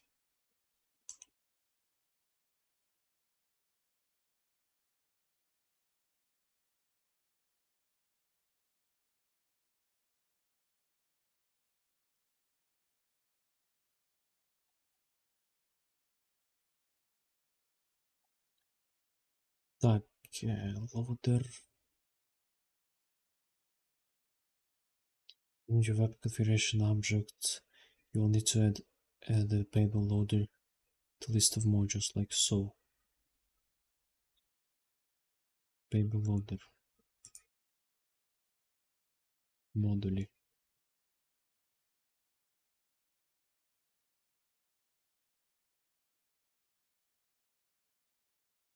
Окей, у меня стоял уже. Nice.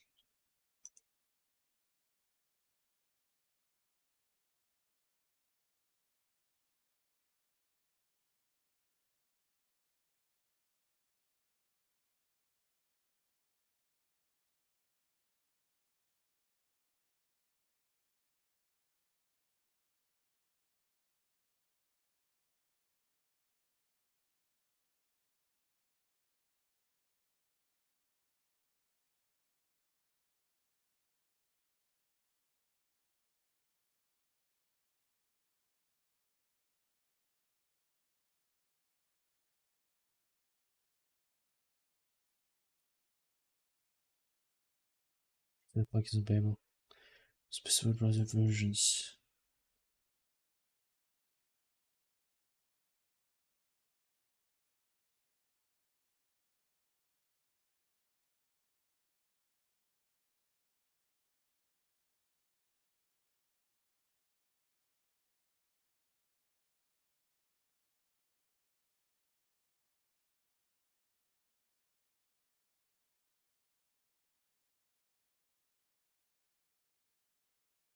Evolved any recent tutorials on how to set up a modern JavaScript project. I have installed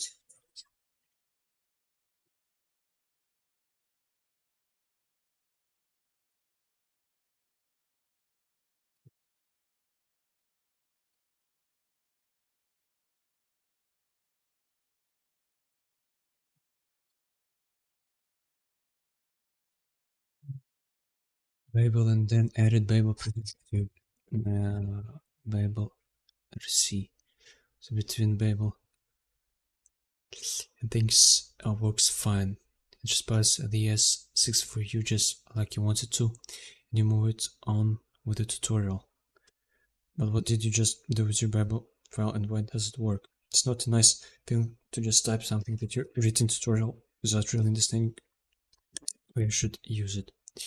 Let's look into what Babel preset and really do and why you need it. This is part 2 of my post about implementing ES6 with Babel and Webpack. In the first part, you learn the basics of what problems Babel solves. I can tell you what Babel presets does. I need to explain the basics of Babel to you. It's good to refresh. I feel you already know it. Chef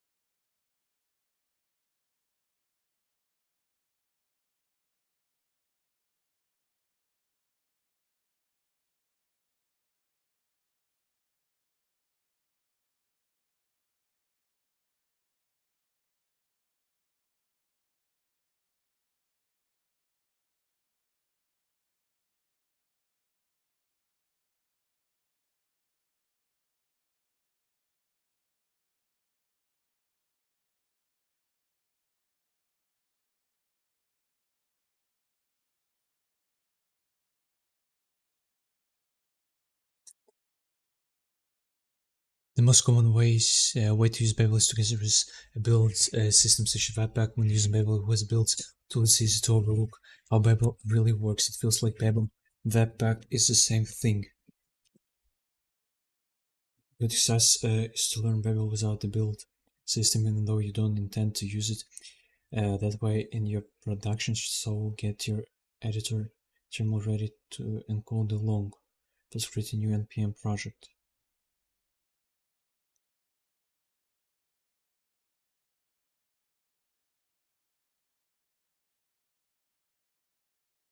Привет, Кузурагли.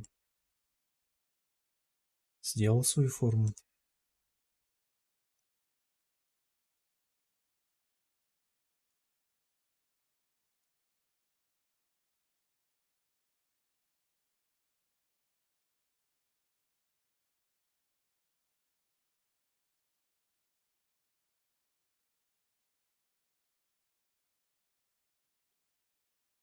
Ну делай, клянусь делай.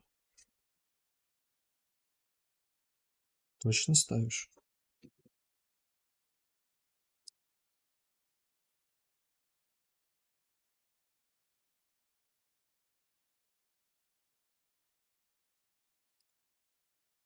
Server dependency. А я изучаю, что такое Babel.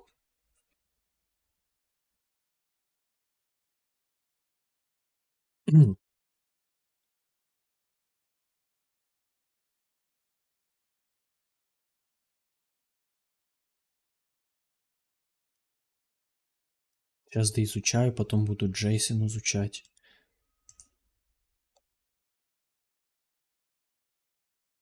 Наверное,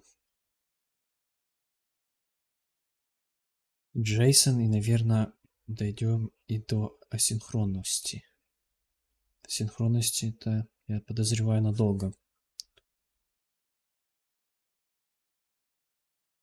Это сложная тема, эти асинхроны. Что ты скажешь?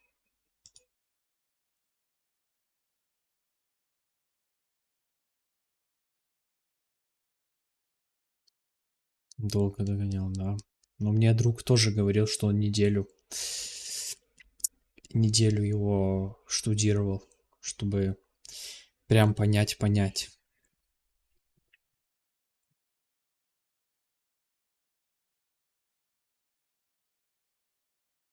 Бля, пиздец. За что?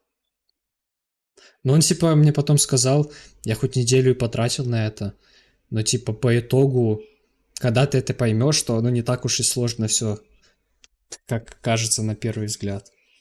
Вот так он мне сказал.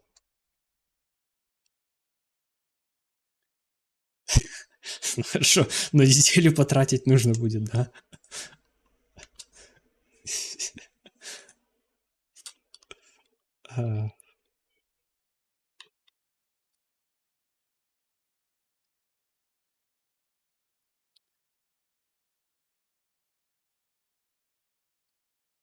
А ты часто используешь асинхронность? Я же понял, когда свою гору промисов писал. Промисы. Частенько, да. Мгм.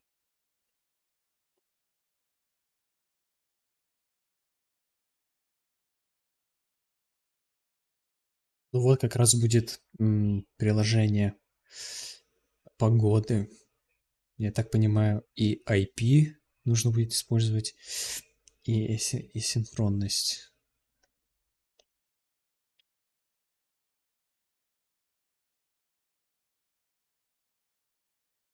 Что такое? Что, сложно это или что?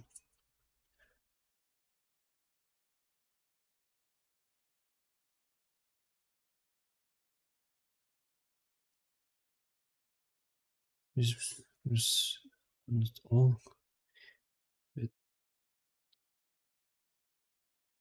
Rainbow. Погода.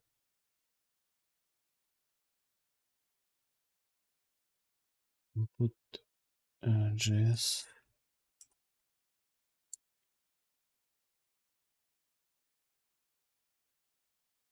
А что ты тогда так удивился? Его output.js. Ничего не поменялось. This is the same content, and just is not what you expected. Was it the reason for that? This is that Babel doesn't do anything out of the box. Babel is built on presets and plugins. If you don't add any presets or plugins, then Babel will do nothing. Anything out of the box. Я просто пропустил и это. Мне было лень API искать, поэтому пропустил.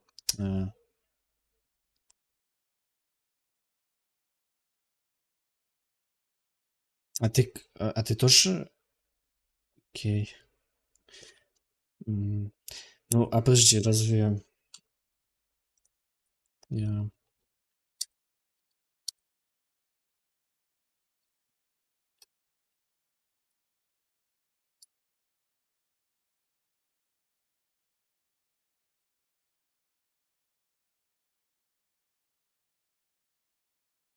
Разве это сложно?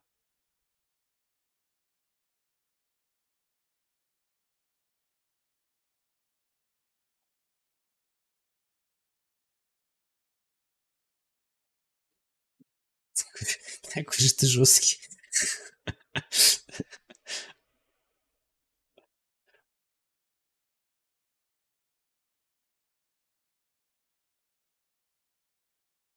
The baby plugins that does the work.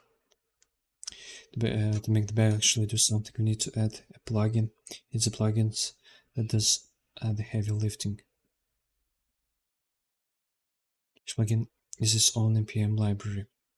So for every plugin you want to install, you have to install a new npm library, or you can use a preset that we will come back to in the next section. And the code you have written input.js, you only have 1 year, 6 features and arrow function. So what we're going to now is to install a Babel plugin that transports your 6 arrow functions. Let's start by installing a plugin.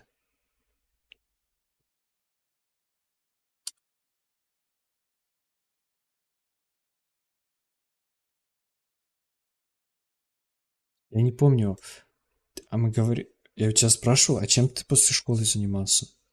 Сколько тебе вообще лет?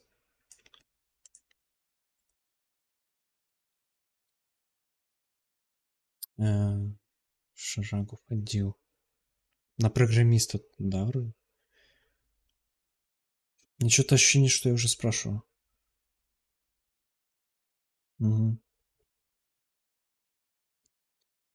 Забыл что-то. Так. Угу.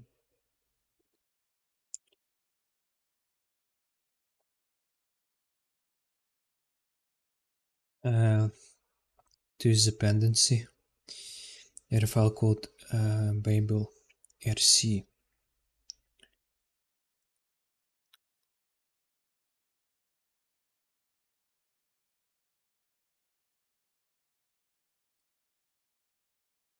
Babel rc. To root of your project, this is a configuration file for Babel, and you will use it to tell Babel to use the plugin. We're going the transpilation. Ну, я так понимаю, есть какие-то готовый пак плагинов, типа на все. Правильно? This now you can look at the generated output.js file. Scripting code.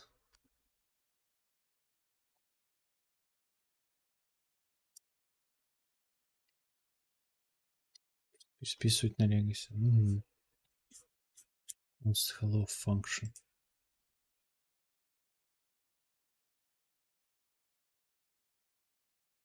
That's awesome, but if you want to use more ES features, you would need to install one npm package and add an entry for every feature. That's too much work, but there's a solution to this.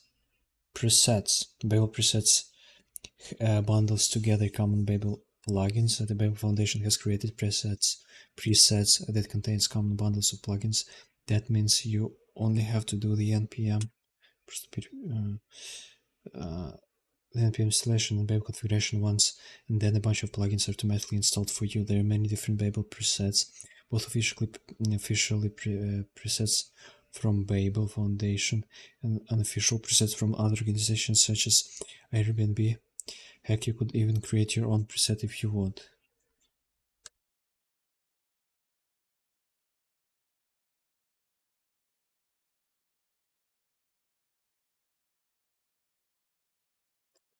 Presets are React, TypeScript. Every preset is its own npm dependency that you need to install and configure. Now you're finally ready to learn about Babel preset env. Presets env. Let's convert your Minicode base to use Babel preset env instead of Babel function. Install npm dependency.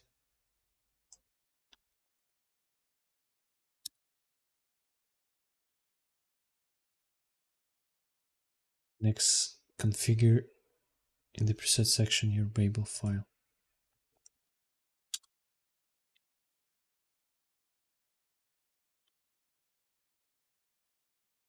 Можно вместо save dave писать.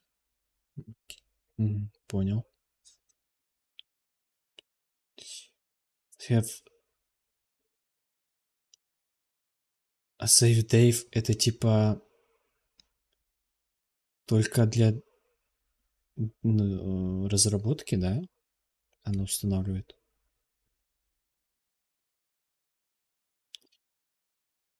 If you're done now, is that you haven't. Понял.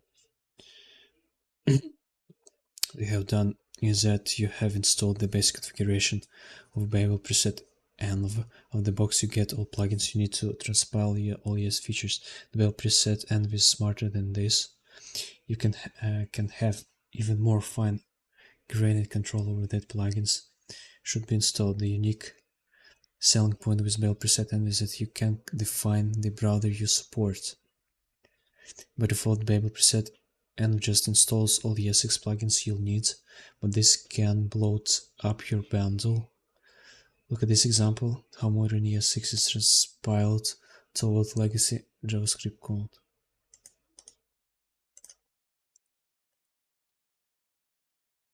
Качество, конечно.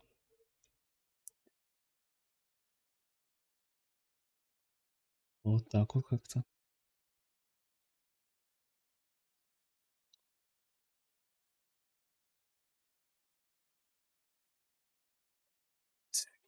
Look at this is how modern ES6 is transpiled to old legacy. On the left is the ES6 code.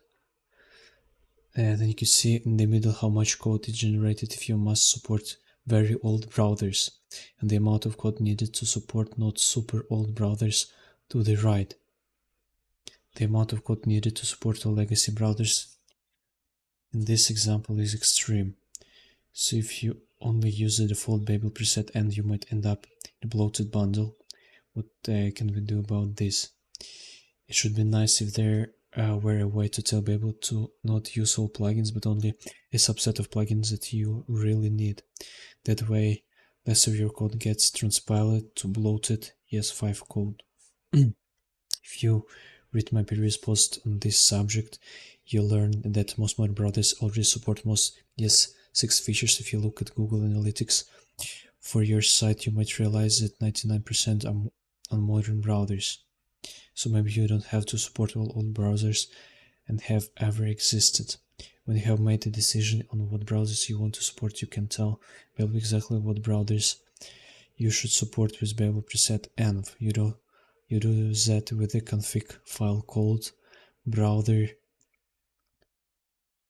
list rc, which is part of standard that defines what browsers your app supports. Babel preset env reads from this config file. You can, for example, say you don't support Internet Explorer by adding the following to your list file. Or that you define that you only support browsers with a market share of.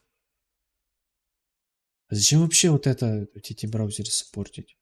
0,25%. Если у тебя маленькая какая-то контора, чё париться-то?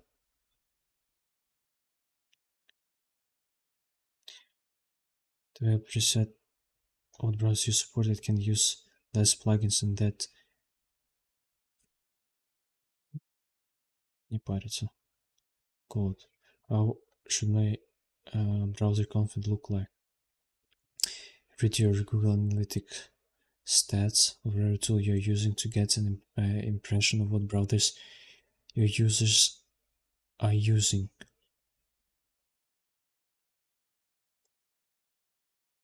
Как это сделать?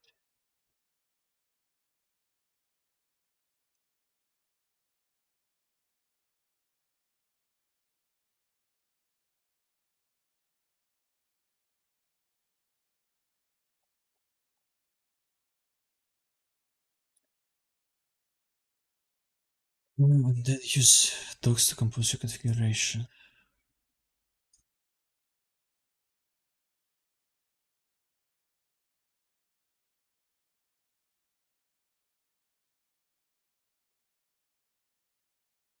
You don't use Google Analytics and good default can be support all browsers like this. Using you can get a list of all browsers supported by your browser list config by running following command to list all browsers in the console.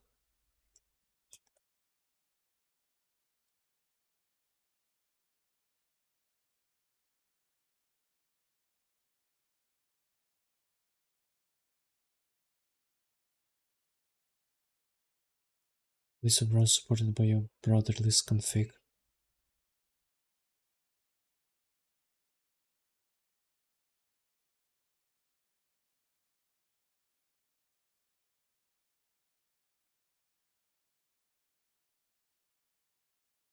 To configure Webpack as mentioned earlier, the most common way to use Babel is with Webpack. So now that you know how Babel works, the natural next step is to start looking into Webpack. I have created an email course. Email per day. Понятно.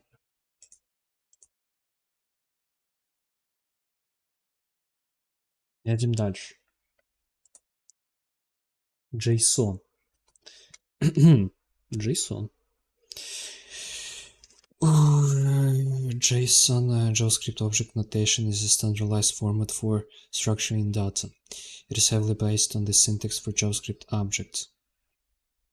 You'll often encounter JSON formatted data when working with external servers or APs. It is essentially the universal format for transmitting data on the web.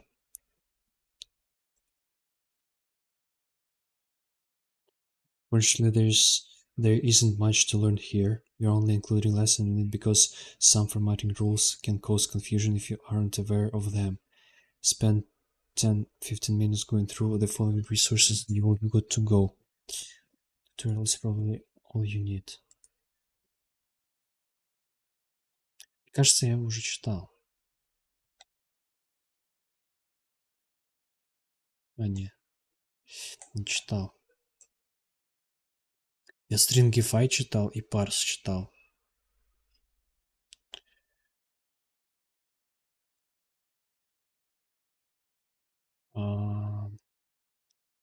Is commonly used errors.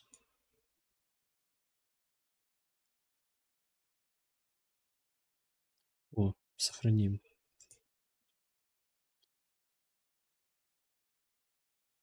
Полезное. Working with JSON.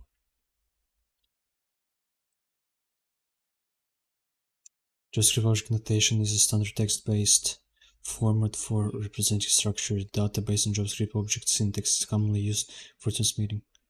Считайте кратко, то при Stringify нельзя использовать цикличные ссылки в свойствах. Не, я прочитаю, потому что я ничего не понял, что я написал. При Stringify нельзя использовать цикличные ссылки в свойствах. Что за ссылки и что за свойства? Я только знаю, что при Stringify теряются функции и все.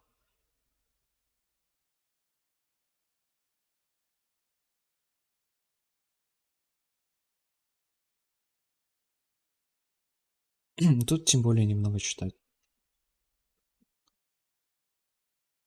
Цикличные ссылки, это что вообще?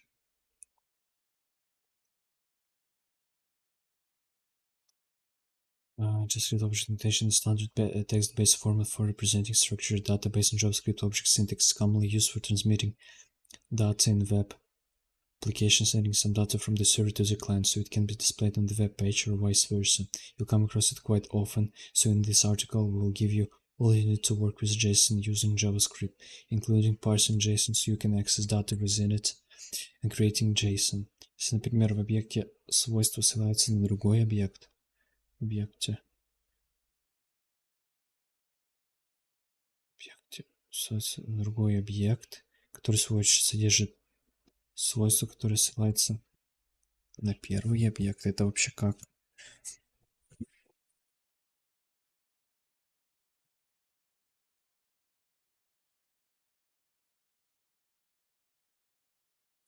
То есть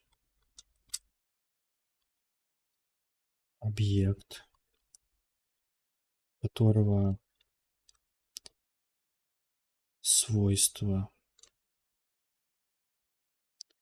объект 1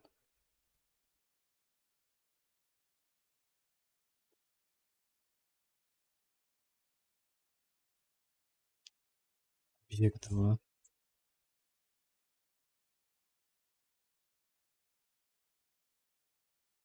лол.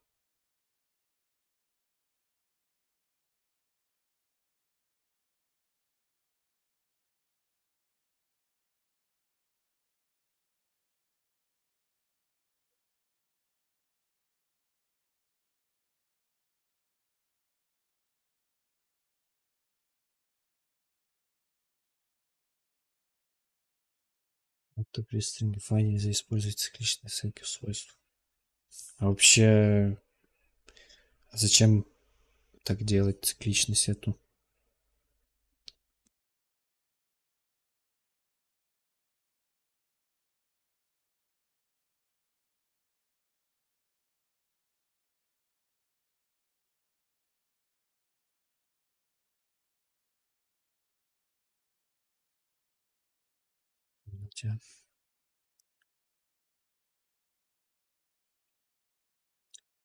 Хотя, здесь что может привести к тому, что не. Ага,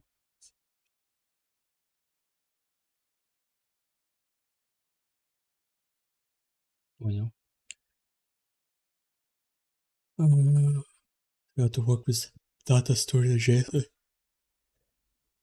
No, really, what is JSON? Just text-based data format following JavaScript object syntax, which was popularized by Douglas Crockford.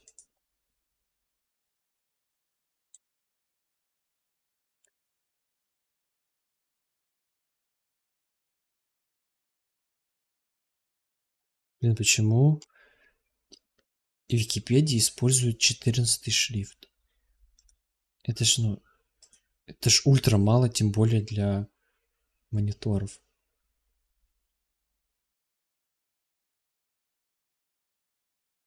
Куда жалобу писать?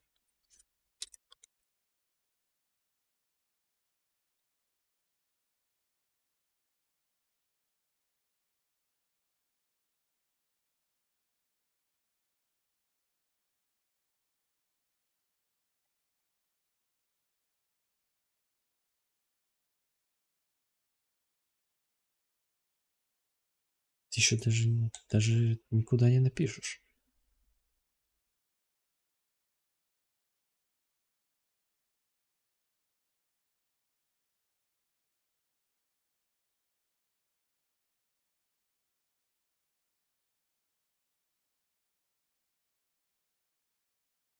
Терпение.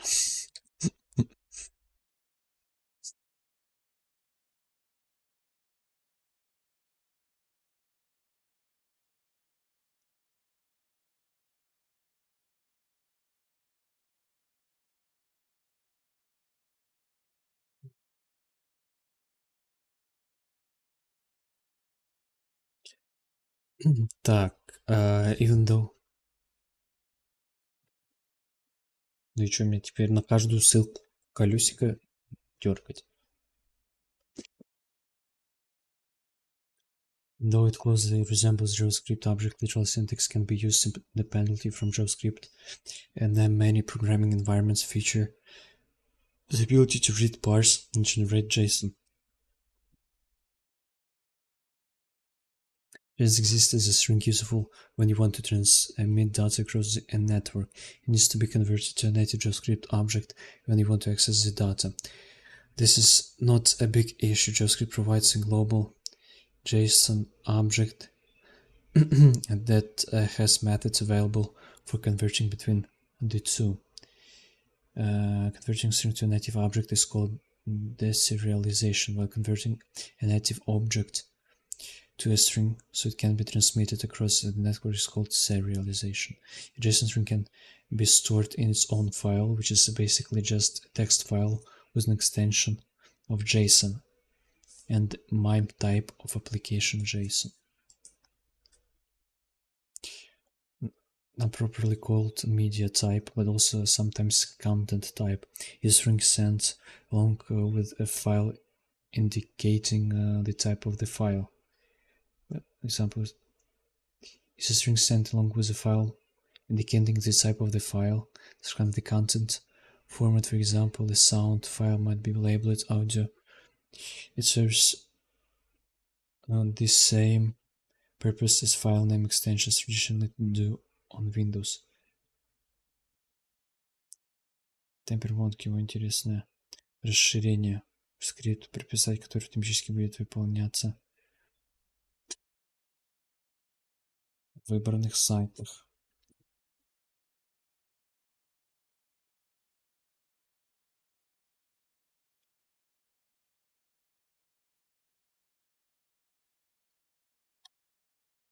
И какие ты уже скрипты писал?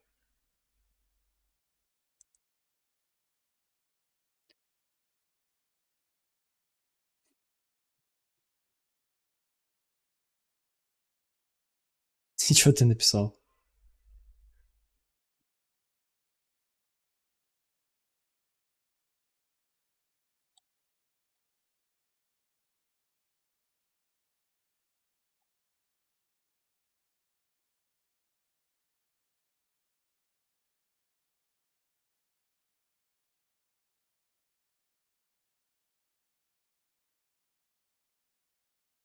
Классная песня играет.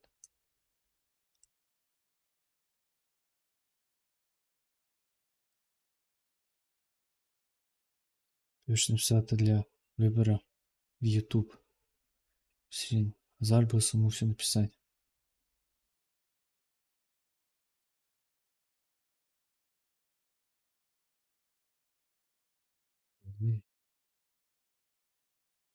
А как ты делал скорость YouTube? Можешь скинуть код?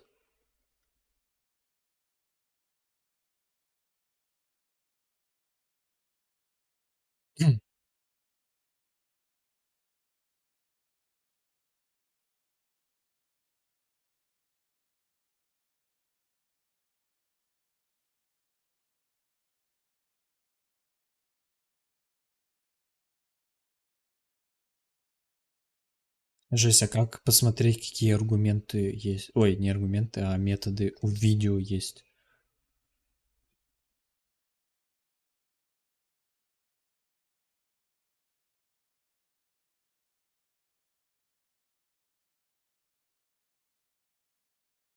Вот, ой,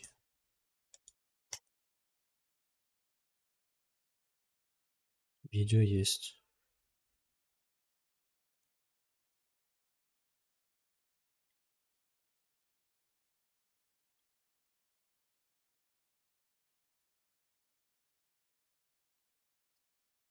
Нету такого.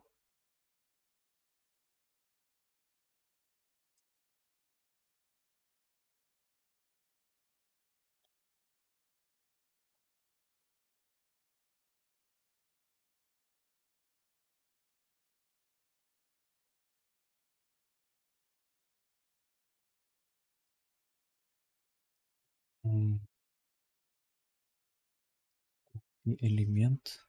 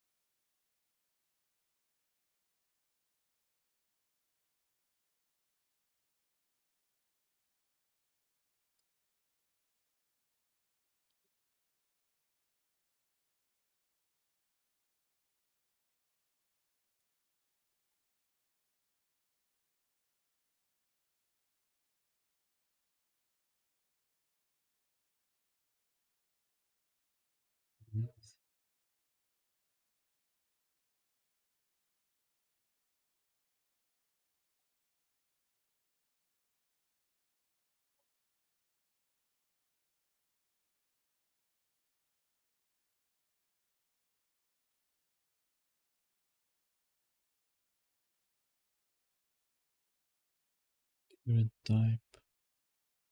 Speed, может, должно быть какой-то.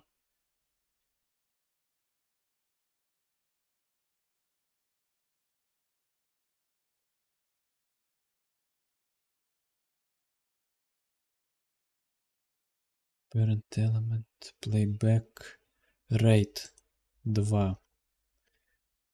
2.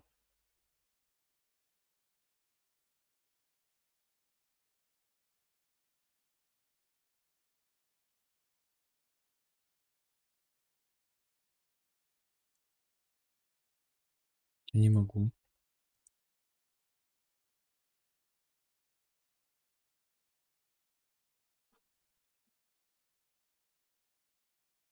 А, все, я понял, как писать.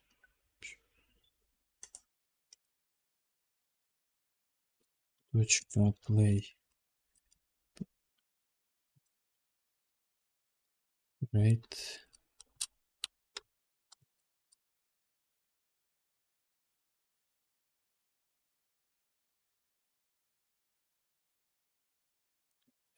Двадцать нельзя.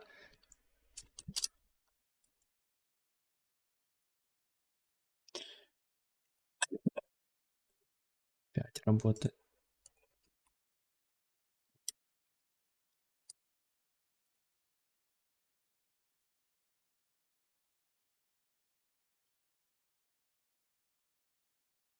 Надо субтитры включить.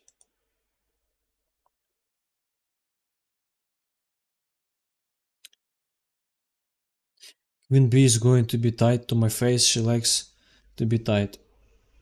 Окей, это я понял.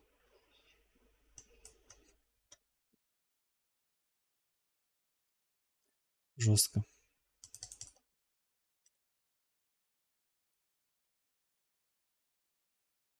Не поспеваю, да.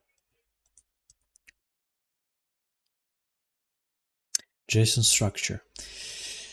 Described above, JSON is a string whose format very much resembles a JavaScript object literal format. You can include the same basic data type. Include the same basic data type inside. You can include the same basic data types inside JSON as you can a standard JavaScript object. Strings, numbers, arrays, booleans, and other object literals. This allows you to construct data hierarchy like so.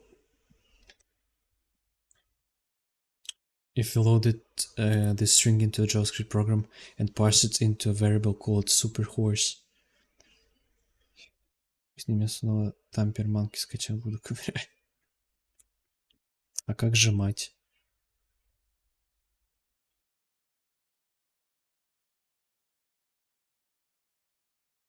Horse.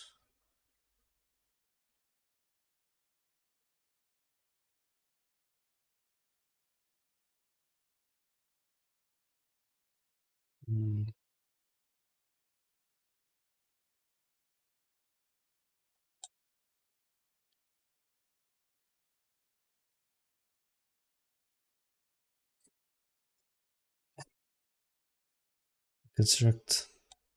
If you've loaded this string into a JavaScript program and parsed it into a variable called superhorse, for example, we could then access the data inside it using the same dot bracket notation. We'll look at the JavaScript object basic article, for example.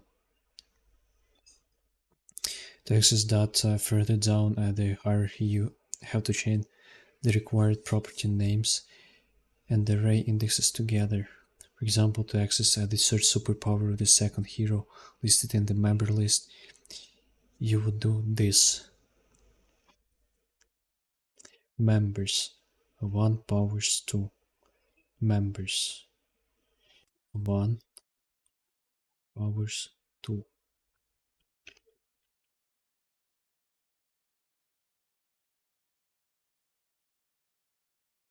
First we have the variable name superhorse inside that we want to access the members property, so we use members. Members contains an array populated by objects. We want to access the second object inside the array, so inside the object we want to access the powers property, so we use powers inside the powers. Then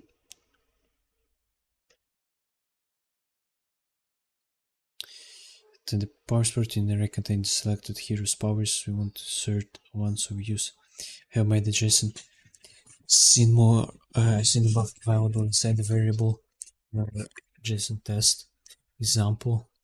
Try loading this up and then access that inside the variable your browser JavaScript console.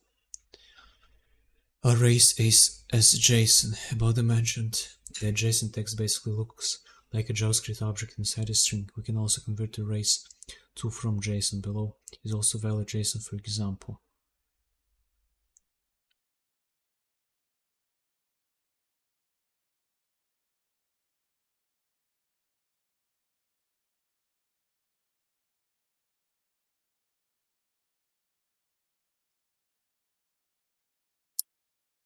With regards inside the string, we can also convert arrays to from JSON.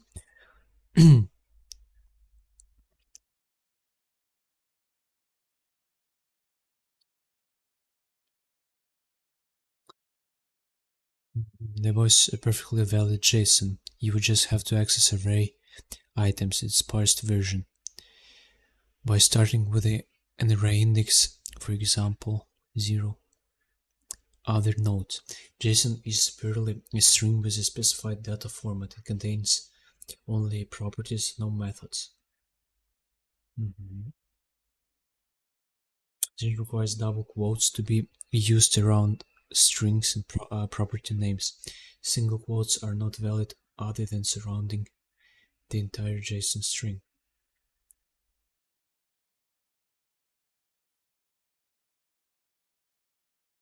Quotes are not valid other than surrounding the entire JSON string. Давай.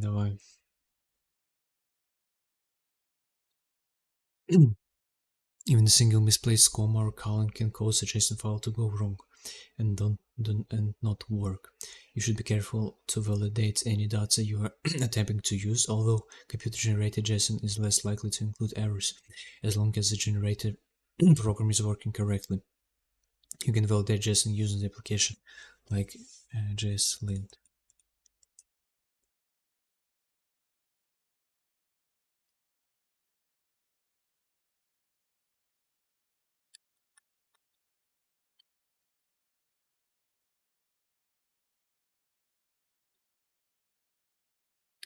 Refer matter for JSON. Get type. No.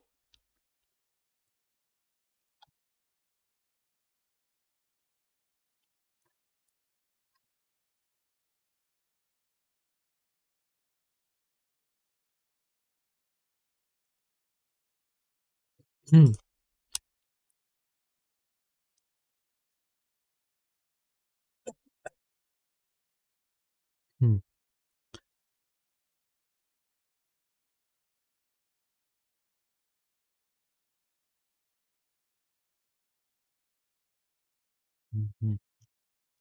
Понятно.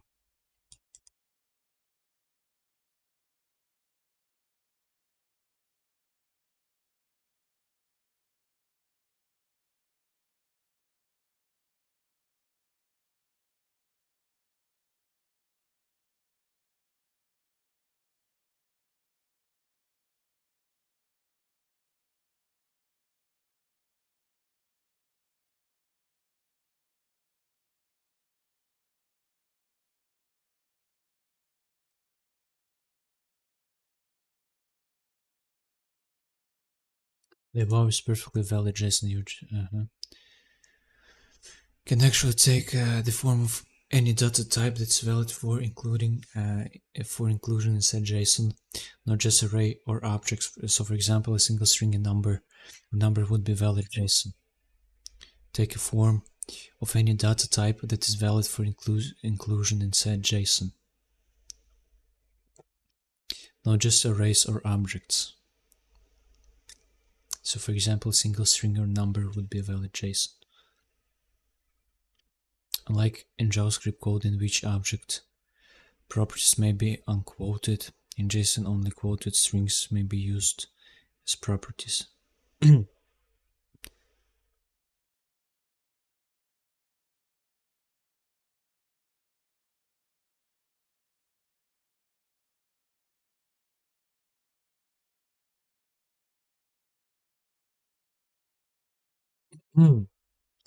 Unlike in JavaScript code in which object properties may be unquoted,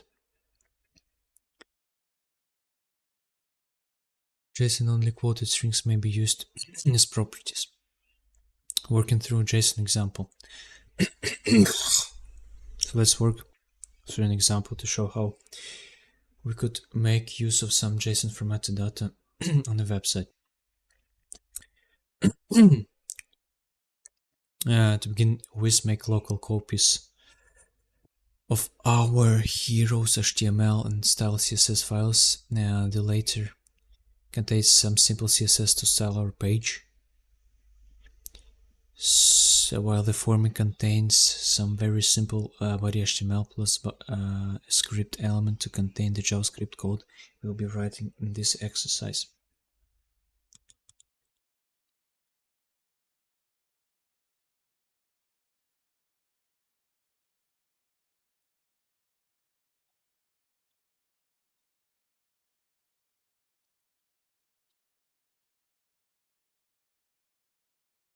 Index.html style.css.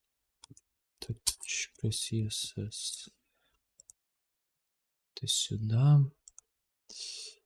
Style CSS туда.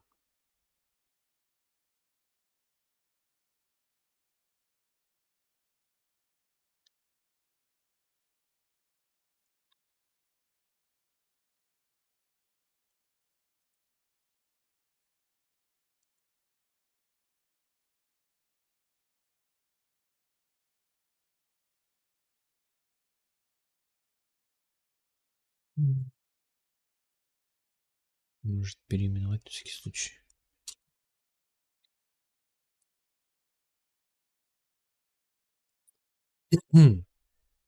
We have made our JSON data available.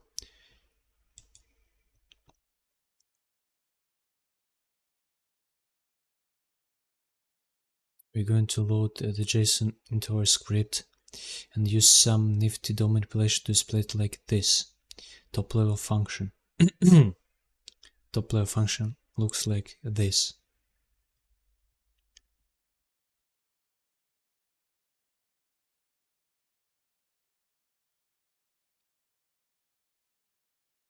Request populate, request new request, requested URL, response, await, fetch, request, request, fetch, request, superheroes, await, response, JSON.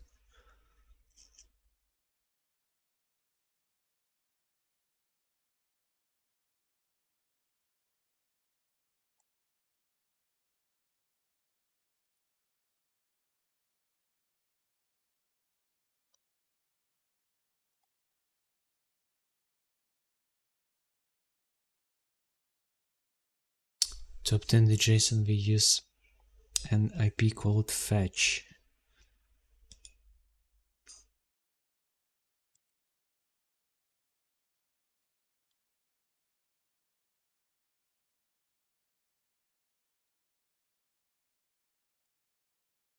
PHP provides an interface for fetching resources, including across the network. It is more powerful and flexible, the replacement for Окей, это потом объясню.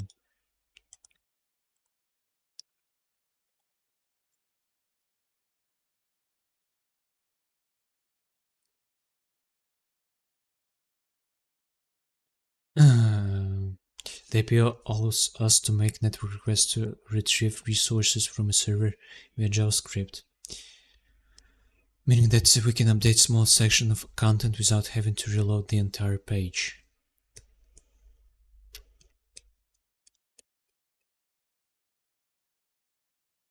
In our function, the first 4 lines use the fetch IP to fetch the JSON from the server.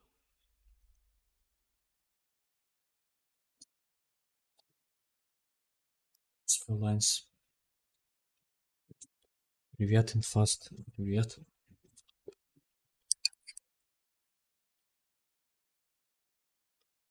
Ну, пока сегодня ничего сложного не было, это пока. Я сегодня... сегодня вообще ничего сложного не было. Я только сделал форму, которую вчера пытался сделать. Прочитал, что такое ES6. Сейчас читаю, что такое JSON. А потом у нас асинхронность. И вот асинхронность звучит страшно.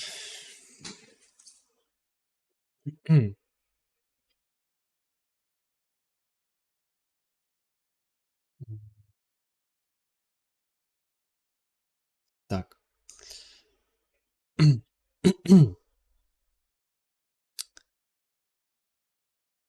Ну, это пока что в примере с Джейсоном. Что-то использует. Так. And we can update small section. Так. In our function, the first 4 lines use the fetch IP to fetch. Fetch это привязать вроде, не? Принести.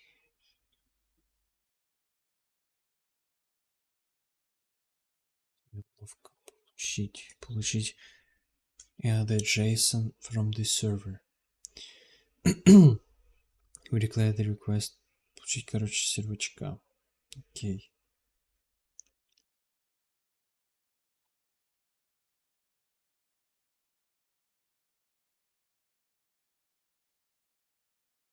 Понял.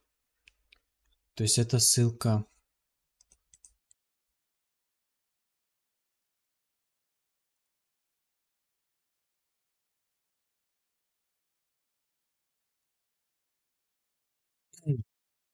То есть вот эта тебе ссылка на JSON.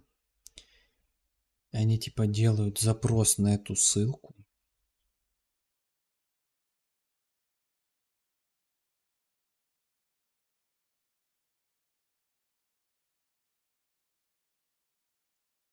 Типа с помощью фетча достают. Declare the request URL variable. To store the GitHub URL, we use the URL to initialize the new request object. Request object. Что это такое? The request interface for the fetch IP represents a resource request. You can create new request object using the request constructor. But you are more likely to encounter a request object being returned as a result of another RP operation, such as receive worker. Instance properties. Ну-ка.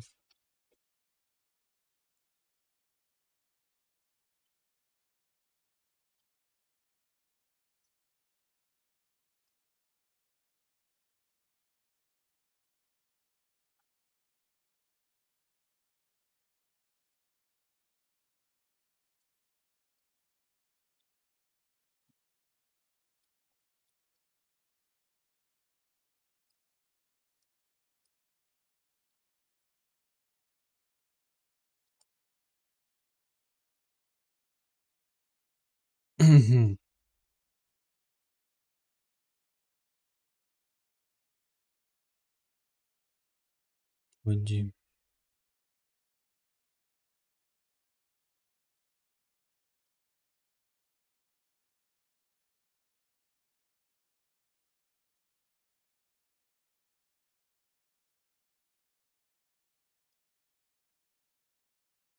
Тут джейсоны, а потом асинхронность.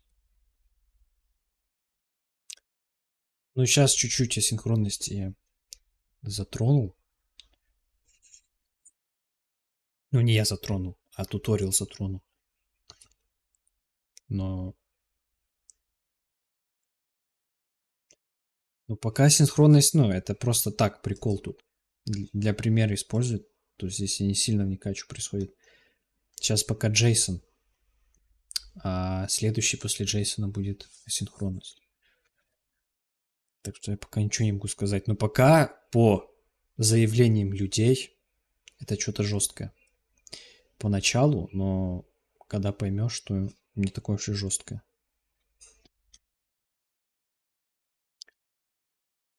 Но пока что из этого примера, то все понятно почти. Так, совсем так в жизни. Да, да почему не совсем? То есть что-то легче сразу понять сходу, а что-то нужно прям разбирать очень жестко, чтоб до тебя дошло, и ты понял, блин, так это ж оказывается не так сложно.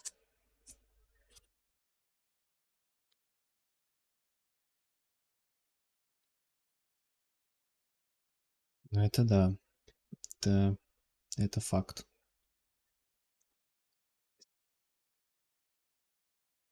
Так, fetch request. To initialize a new request object, we make the network request using fetch function. And this return a response object. Так уж я в депрессии. А что случилось? Мне нравится все, кроме того, что JS не может взаимодействовать с системой. А что случилось? Дело ничего не может взаимодействовать.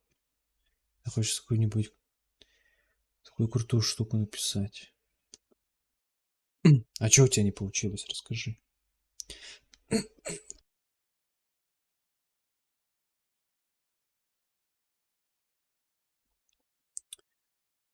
Хотел бота сделать для игры одной.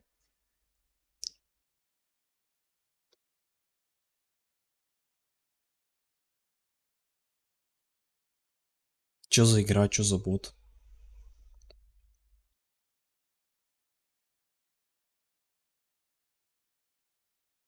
Не встал просто. Так на плюсах напиши. Я думаю, там нормально все.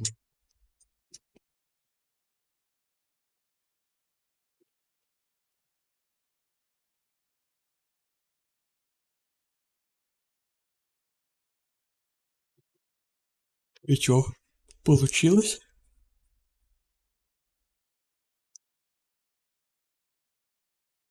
База потекла.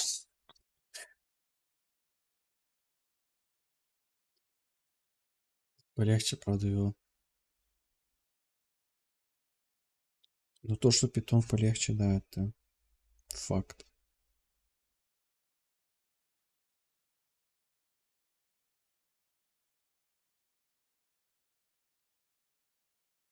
This is JSON function of the response object.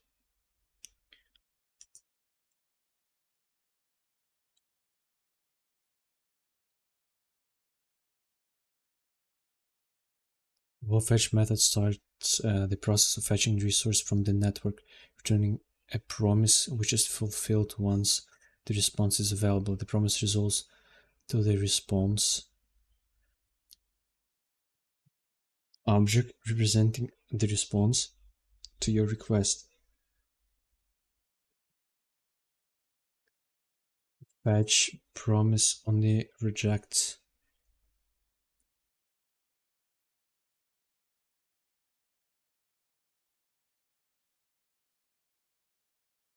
Но питон тоже не особо помог. Блин, жестко. И чё? А чё помогло? Или еще ничего не помогло? Just when the query is countered.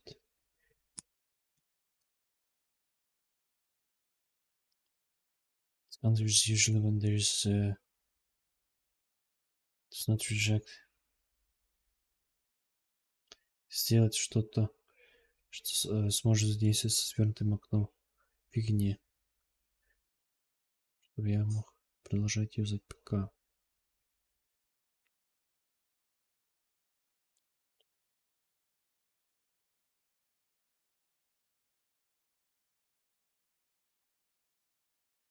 А, да.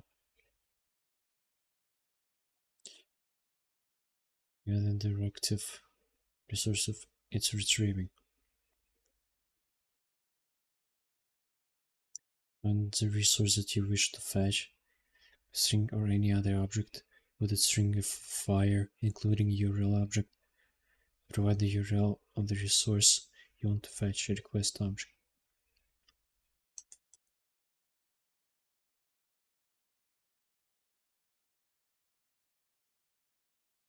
For the JSON using, we retrieve the responses JSON function to the response object.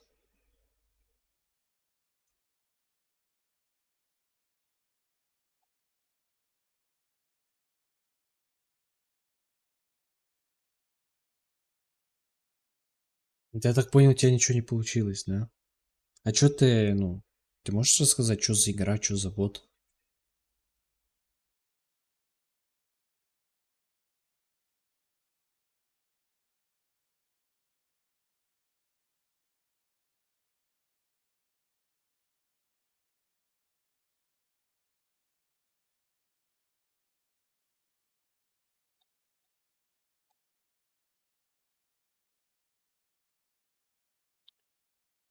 The promise that resolves the result of parsing the response body text as JSON.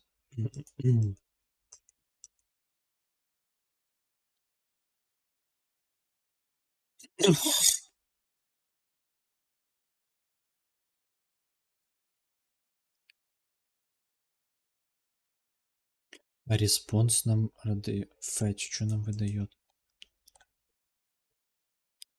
Starts the process of fetching the promise, which is fulfilled once the response is available. Ловит рыбу в игре.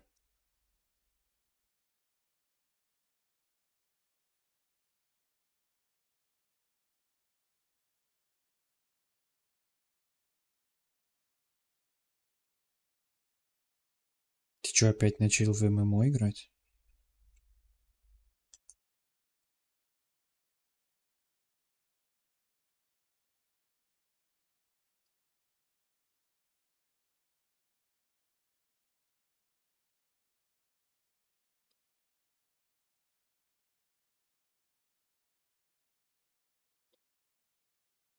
Или это какая-то ферма денег? Ты будешь ловить рыбу и продавать за реальные деньги. Мне мочалка ударила, я захотел написать бота. А,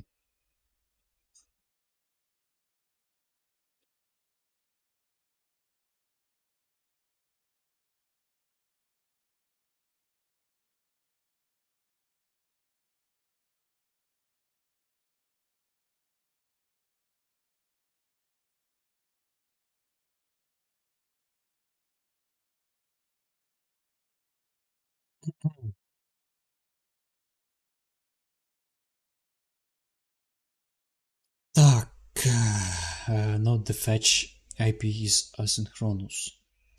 We'll learn a lot about synchronous functions in the next module. But for now, we'll just say that we need to add the keyword async before the name of the function that uses the fetch IP.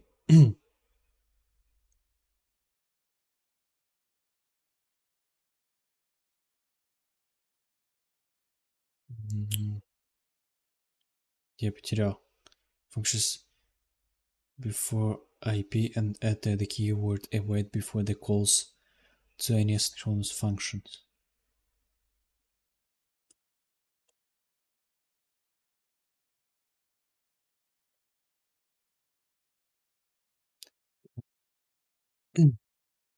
Может и продавать, но правда он клёвый очень зависит от разрешения экрана.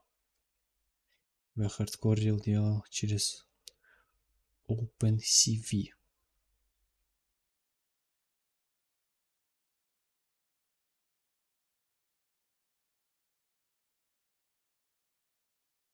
Да, это жестко.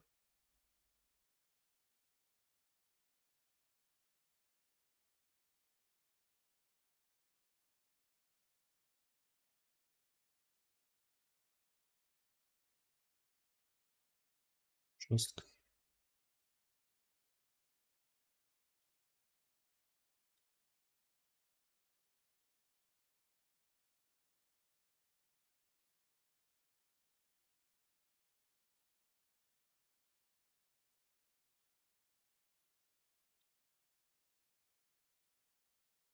А что за ММОшка?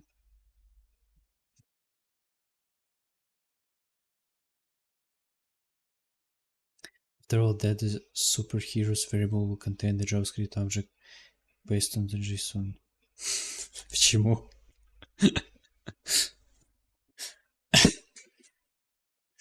Through the superhero's variable contains a JavaScript object based on the JSON, we are then passing the object to two function calls. And the first one fills the header with the correct data, while the second one creates information card for each hero on the team and inserts it. So the superhero's variable will contain the JavaScript object based on the JSON.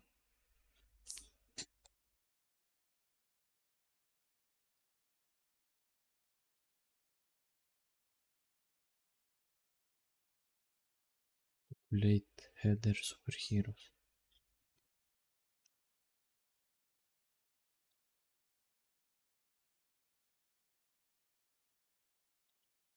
And then passing the object to two function calls. The first one fills the header with the correct data, while the second one creates information card with which hero on the team and inserts the section populating the header. Notice we have retrieved the JSON data and converted it into a JavaScript object. Let's make use of it by writing the two functions we referenced above. First of all, add the following function definition below the previous code. Header document select header text content object squad name header append child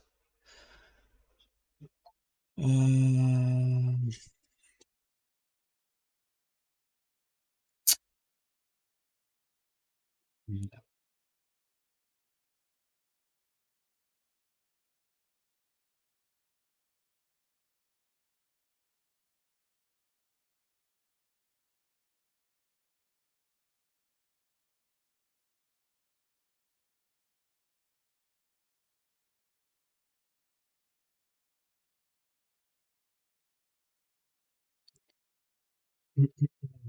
Так, para text content.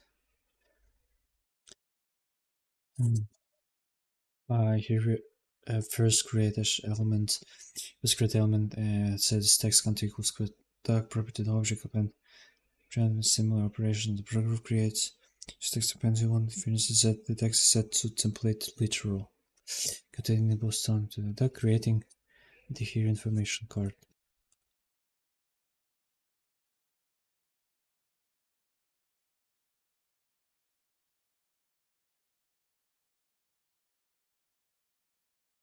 Yay. Information card and next add the following function.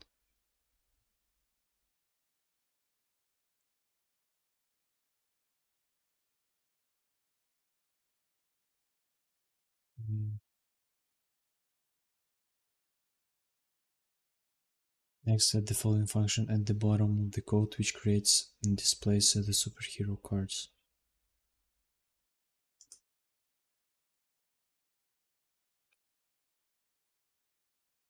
А чё у меня ничего не работает?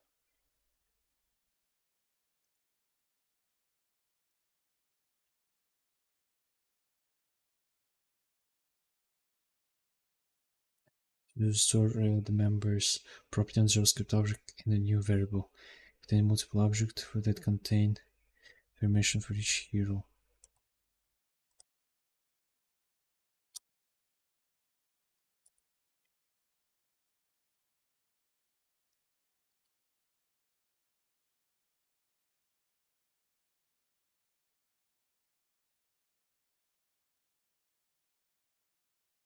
Ничего не работает.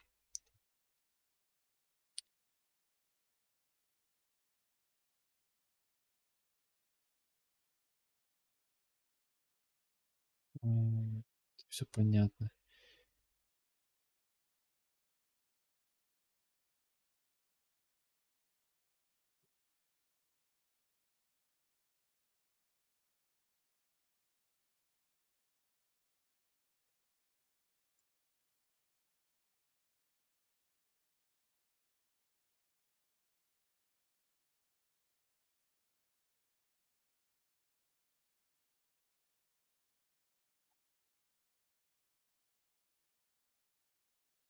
Cluster One. Прикольный шрифт.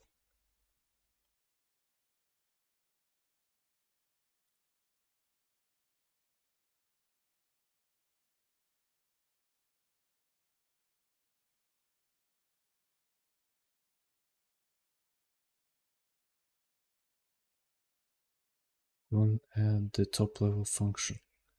We need to call our top level function.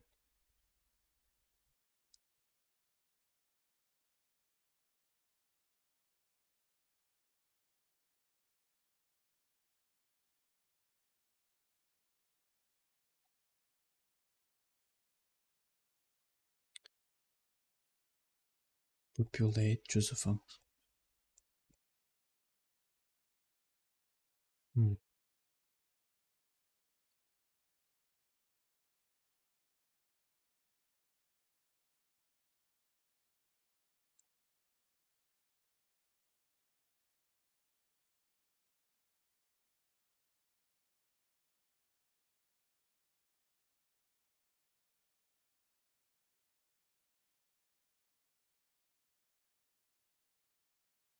Converting between object and text. The above example was simple in terms of accessing the JavaScript object because we converted the network response directly into JavaScript object using response JSON.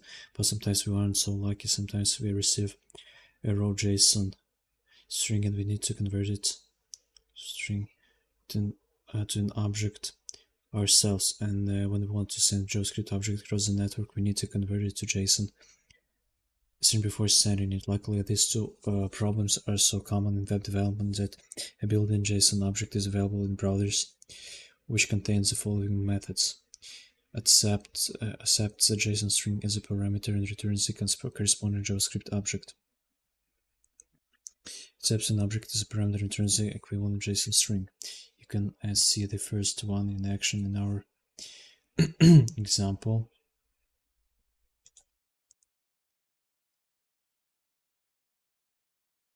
So that's exactly the same thing as the example we built up earlier, except that we retrieve the response as text rather than JSON by calling the text method of the response, and then we use parse to convert it to a JavaScript object.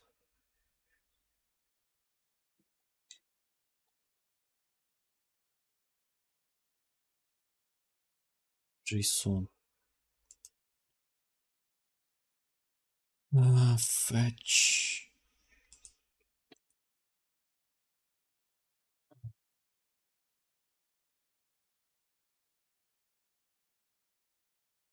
The response JSON.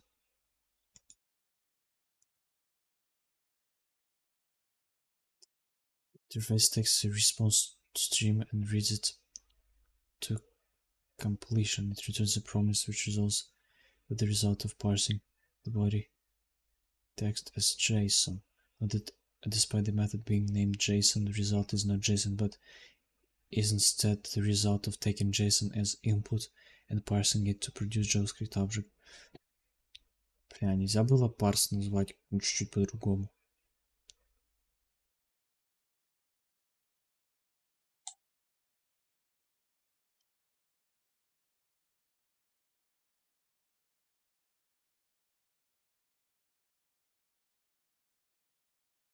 As you might guess, stringify works the opposite way. The entering the following line into your browser's JavaScript console. One by one to see in action.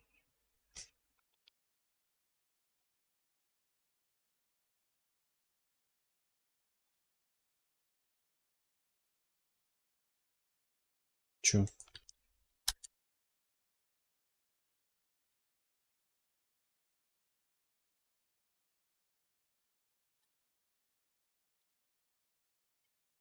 А типа JSON ему вообще пофигу, да?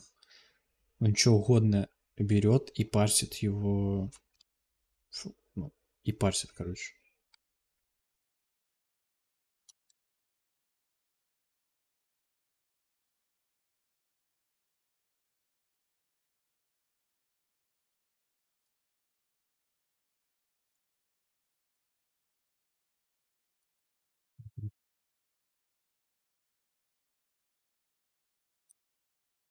If you reach the article, test your skills.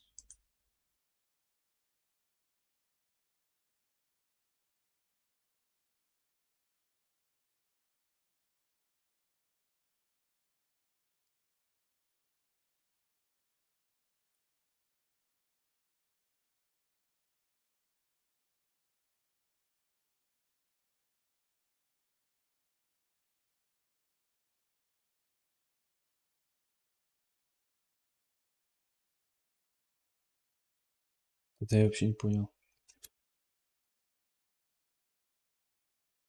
Если XML пришел. Не пропарсит парс или не пропарсит JSON функция? Знаешь, как concerns access JSON data and using it in your JSON. That about some mother kittens or kittens available in simple JSON. The chance to load into the pages text string and made available.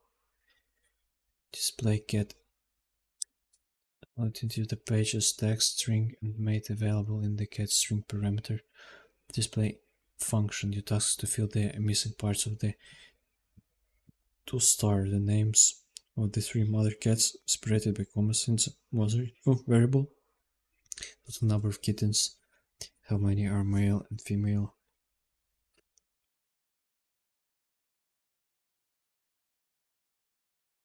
Хорошо.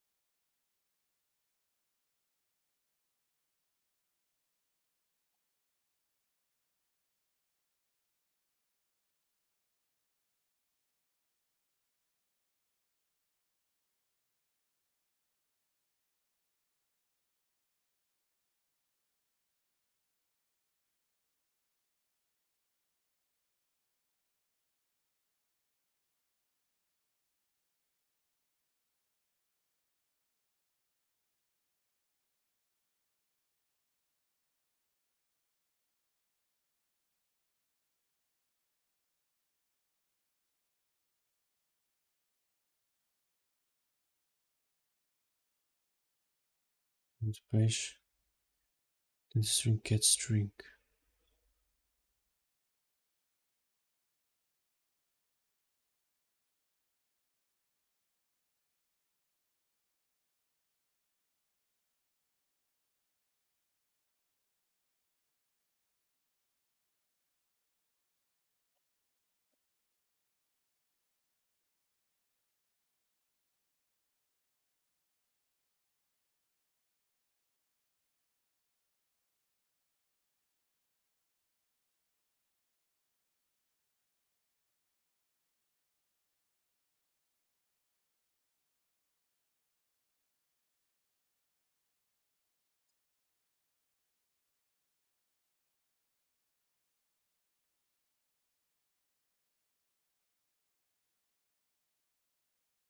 Так, is loaded.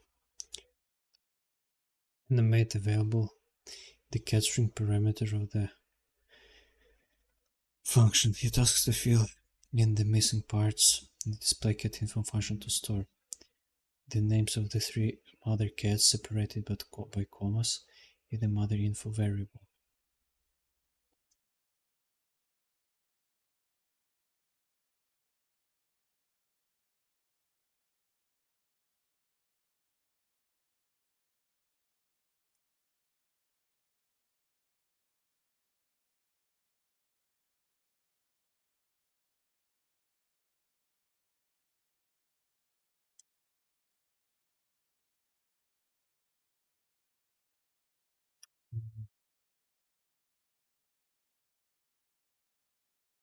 The total number of kittens, how many are male and female, and the kitten info variable. It was then printed to the screen inside the paragraph.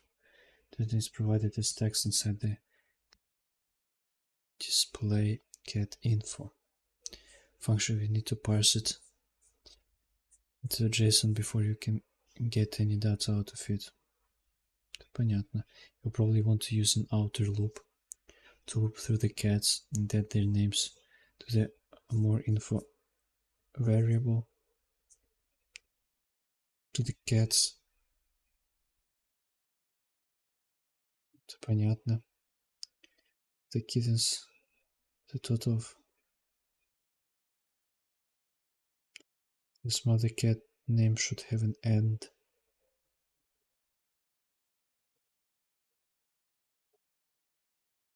To make sure this can work. Это понятно, как это легко. Whether paral discounted inside the display cat info function, but not at the end of the script. Короче, понятно. Задача понятна. Не буду я тратить на нее время. Просто 2 форлупы заделать и все. Так. JSON parse stringify я читал. Это... Нет, на этом сайте я не читал. JSON parse. I can use JSON parse to exchange data. Web server, when receiving data from web server, the data is always a string.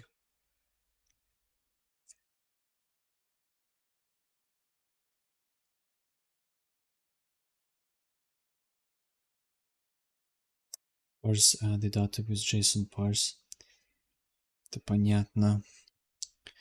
The text in JSON format or else you will get a syntax error. Это понятно. Using derived from an array, the method will return a JavaScript array.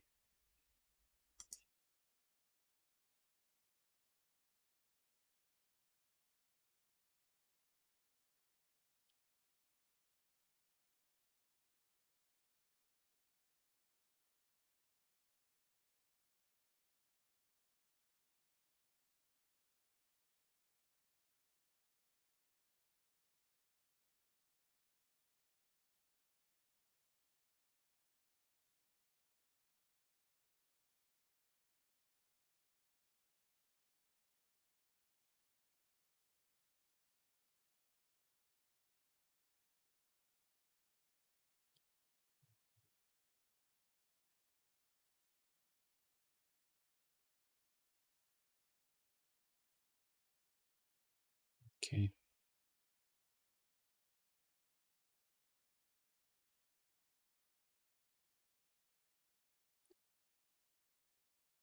Так, exceptions, parsing dates. Date objects are not allowed in JSON. If you need to include a date, write it as string. You can convert it back into a date object later.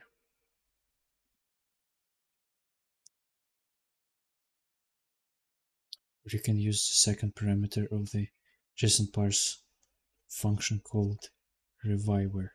The reviver parameter is a function that checks each property before returning the value.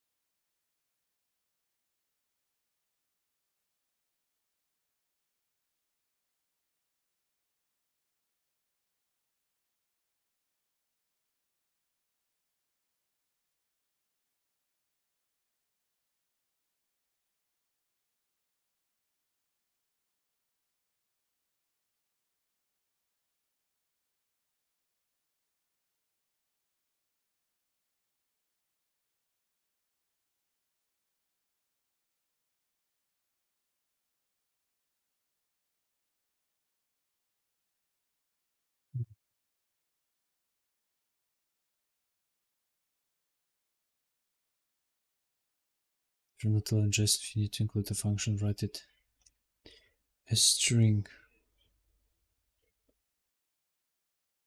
You can convert it back into a function later. Опа, вот оно как.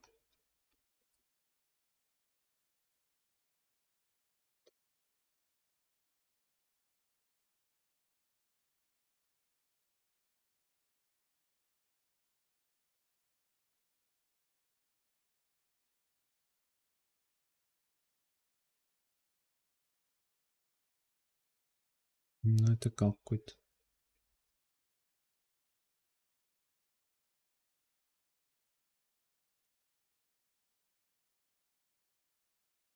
Should avoid using function in JSON, the function will lose their scope, and you would have to use common use of a JSON is to exchange data to from a web server. When sending data to a web server, the data has to be a string. The JavaScript object into a string with JSON stringify.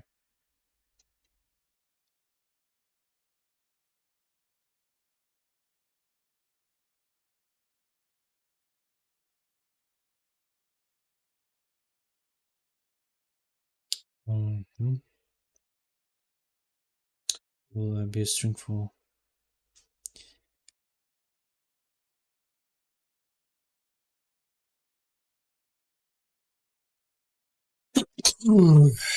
понятно. Next chapter, stringify was possible. As we have notation.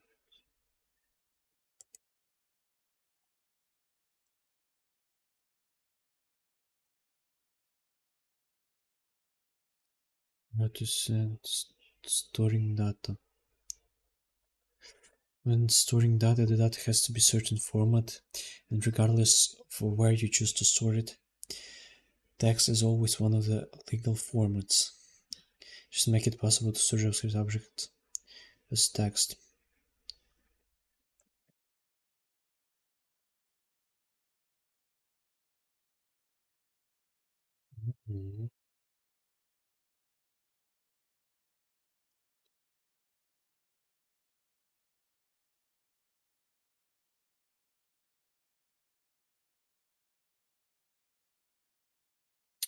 Это мы все проходили. Exception, stringify dates. Date object not to load.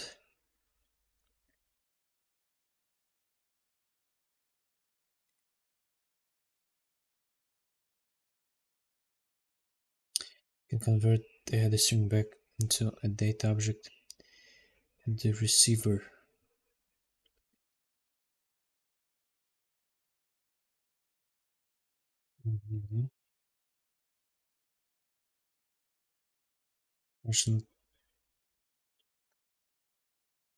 Stringify function.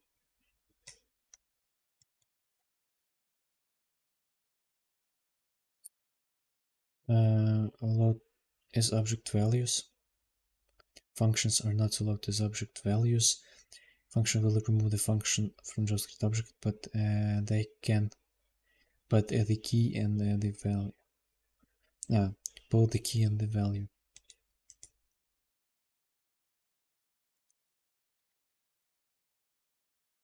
Can be omitted if you convert your function into a string before running the JSON-stringify function.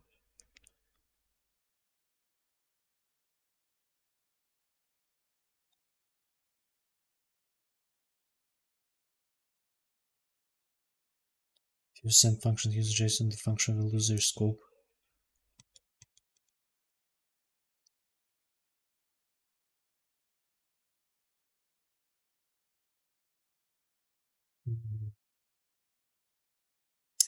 Понятно. Это все понятно.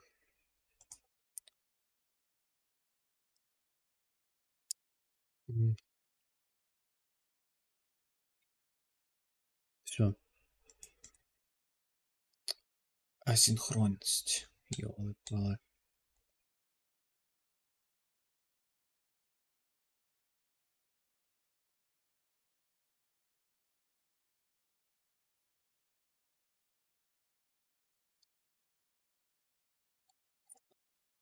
Ну чё, на неделю сейчас пропадаем в асинхронности, да? Чё, всегда можно вызвать toString на функции fieldNet.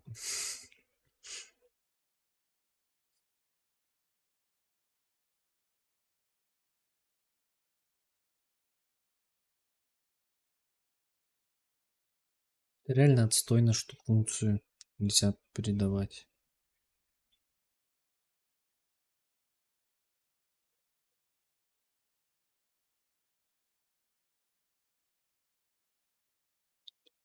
Можно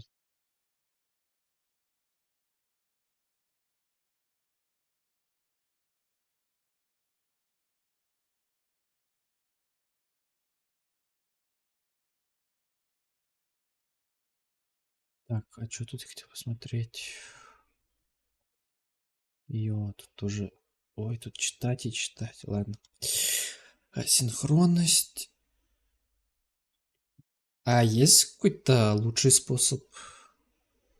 Есть какие-то способы, чтобы передавать объекты с функциями? Или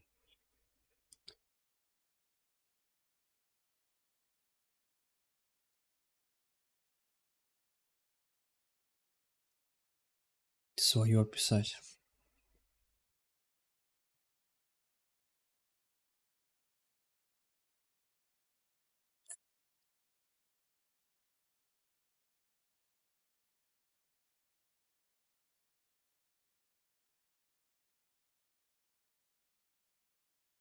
Шульман. Способ произнести чей-то код со Stack Overflow. Понял.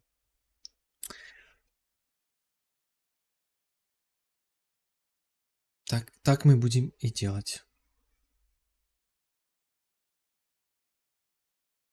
Тоже надо посмотреть.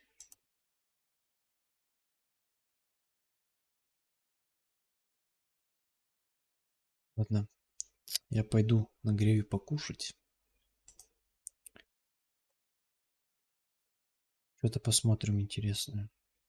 А, блин, надо досмотреть этого. Вот это нужно досмотреть. Что тут осталось? Fallout New Vegas, Midboy, Мертвецы. Что-то какой-то мультик. Гран Туризмо 5. Я не знаю. Эпик Микки. Вот это и досмотрим.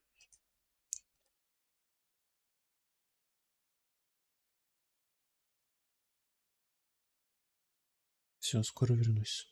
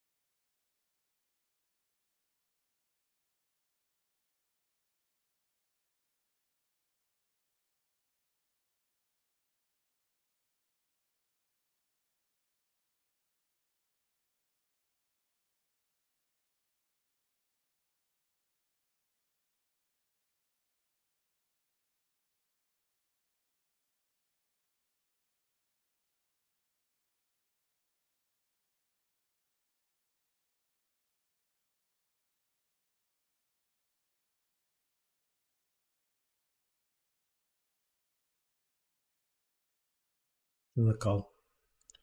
Мы не будем смотреть. Тоже какой-то кал. Infinity Blend. Фиксики. Ладно, фиксики тоже фигня.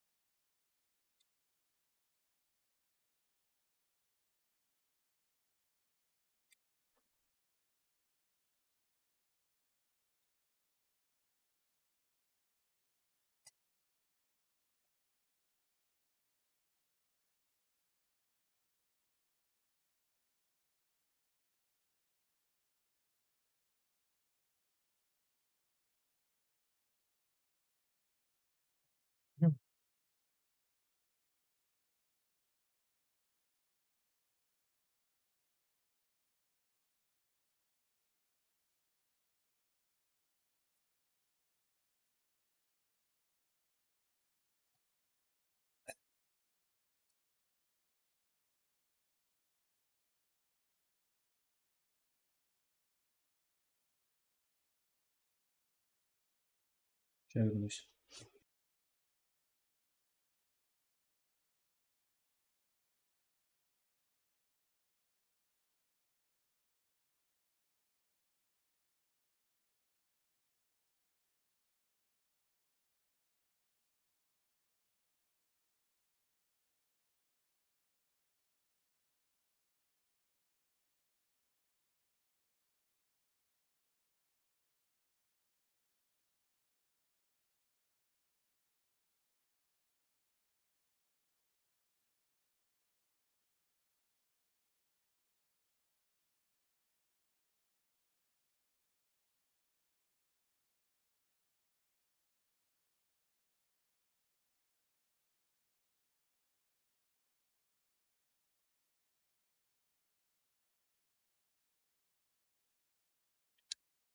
Вот она. Асинхронус код.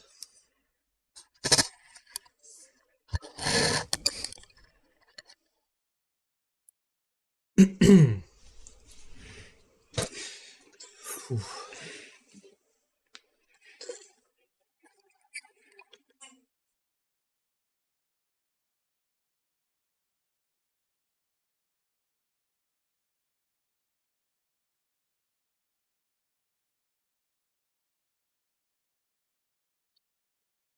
JavaScript is the language of the web. There is some functions that by necessity are going to take a decent amount of time to complete, such as fetching data from a server to display on your site. For this reason, JavaScript includes support for asynchronous functions, or to put it in other way, functions that can happen in the background while the rest of your code executes. Explain what a callback is, explain what a promise is, explains the circumstances under which promises are better than callbacks, explain what the then function does. For a more interactive explanation and example, try the following screen. 11 минут, блин.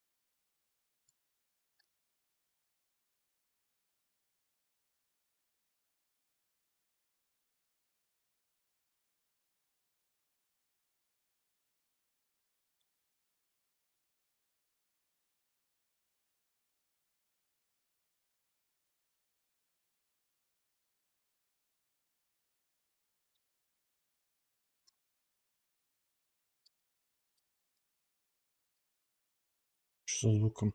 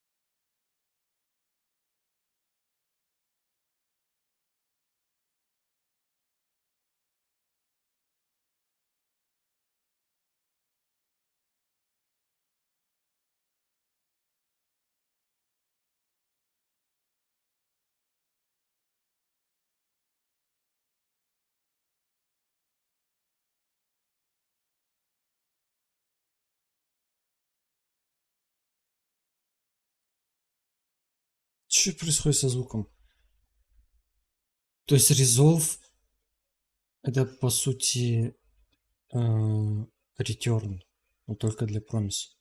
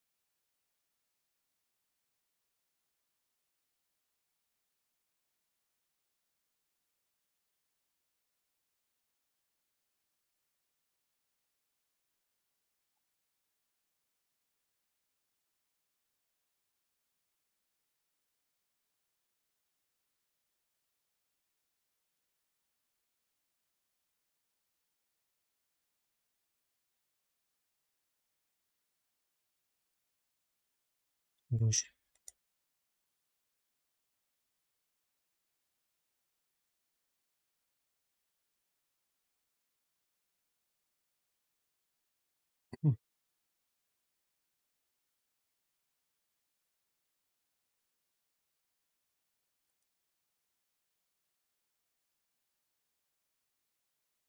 Catch handle error.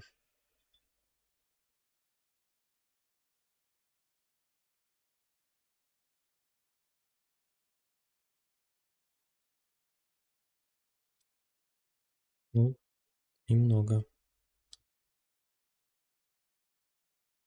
М,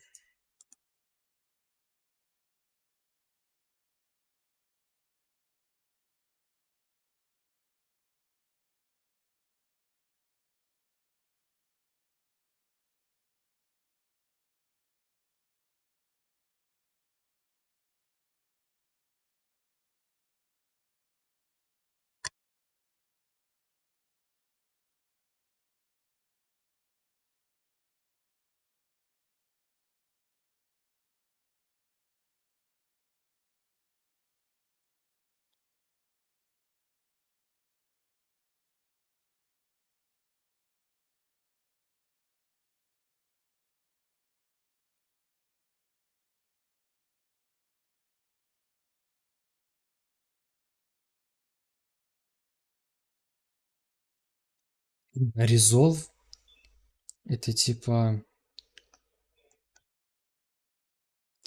Да мне там куча ссылок дадут почитать.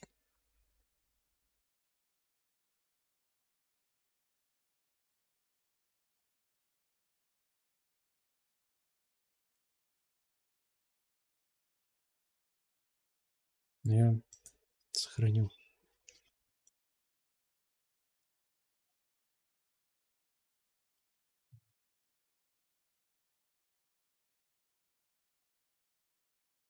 Это понятно, что надо.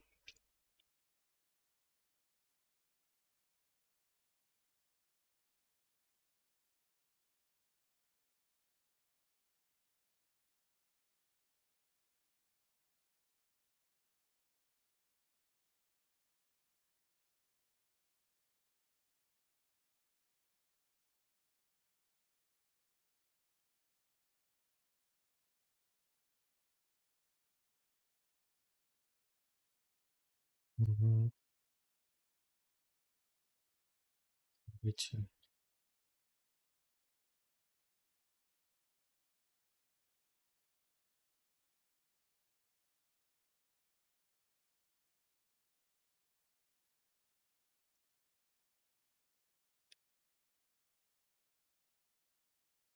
Я понял, понял.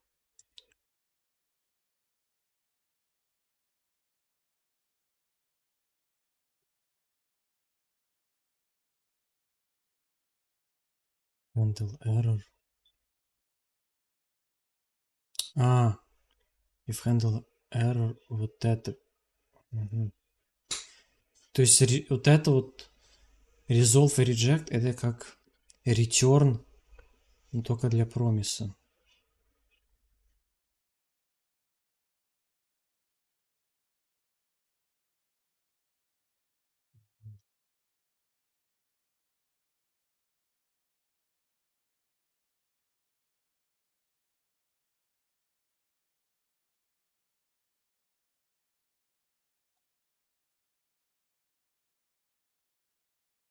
Но я так понимаю, ну, в реальной жизни нужно будет, ну, указывать и то, что выдавать. То есть и для резолва что выдавать, и для реджекта что выдавать, правильно?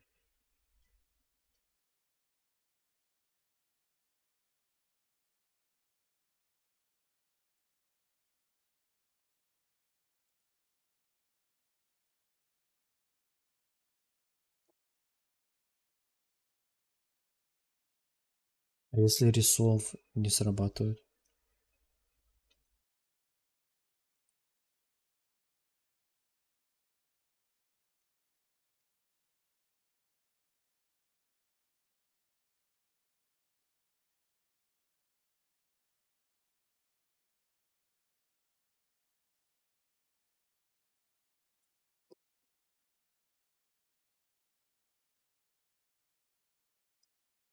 Чек эту функцию.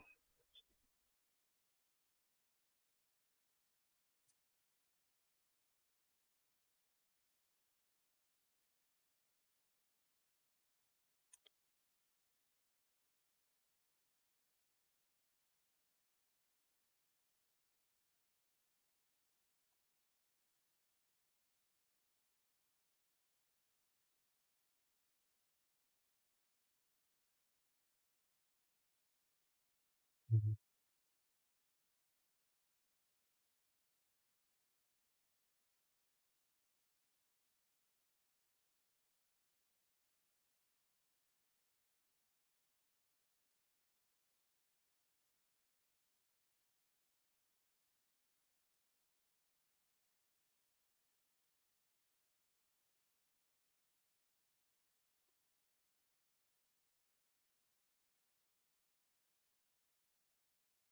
Оформлено собрать наконец. Хорош, красава. Так и надо.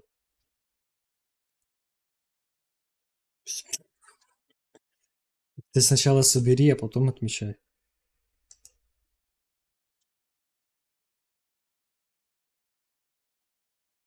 Then data.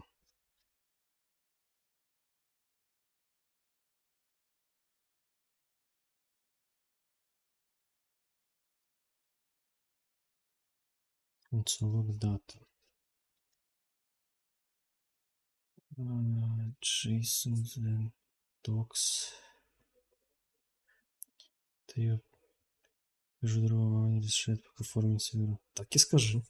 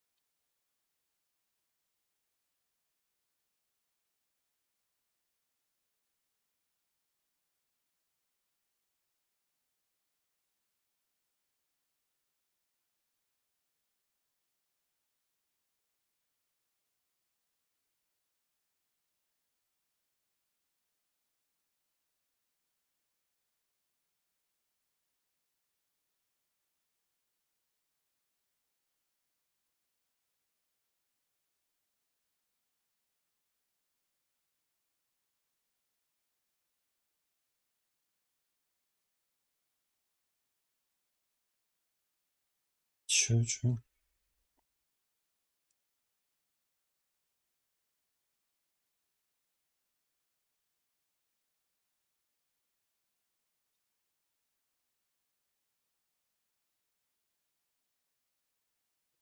Мгм. Мгм. Окей, ну давай сделаем.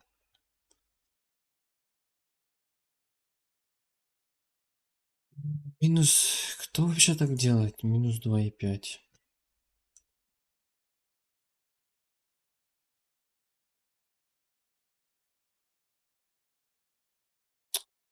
Давай сделаем.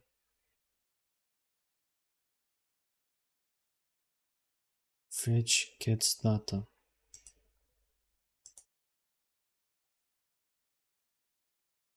Да, а где эти коты?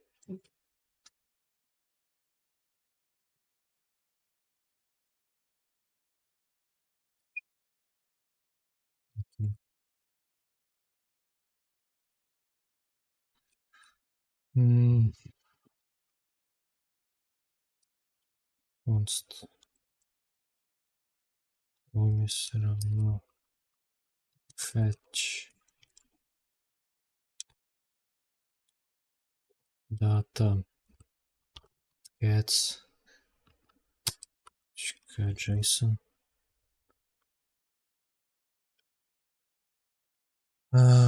Get.json. Then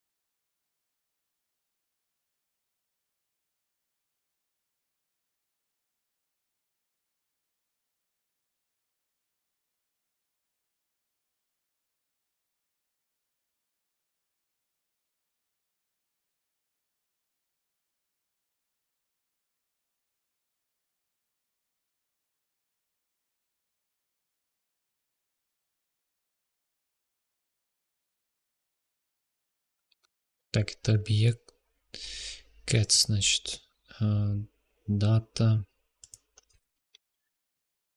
get for each.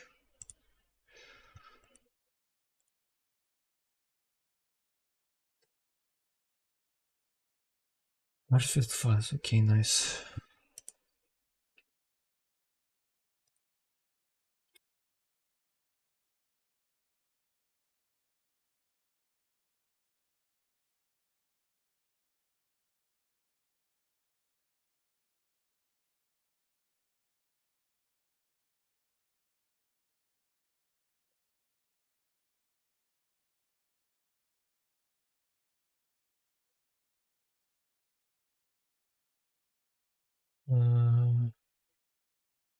Набил стрелку, хорош.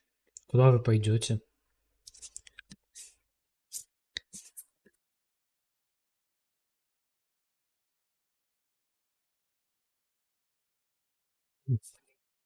К нему. Хорошая погода на улице. Чё б не пойти куда-то на улицу, в какой-то паб, на веранде посидеть.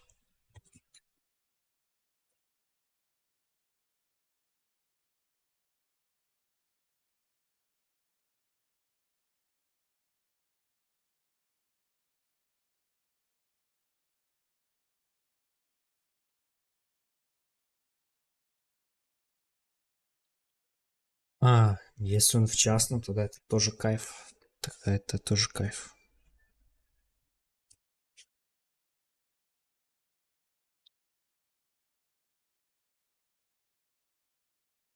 И какое вы пиво будете пить?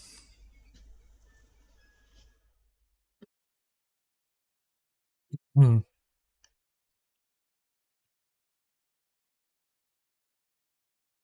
Пиво так и называется. Ничего себе у вас там.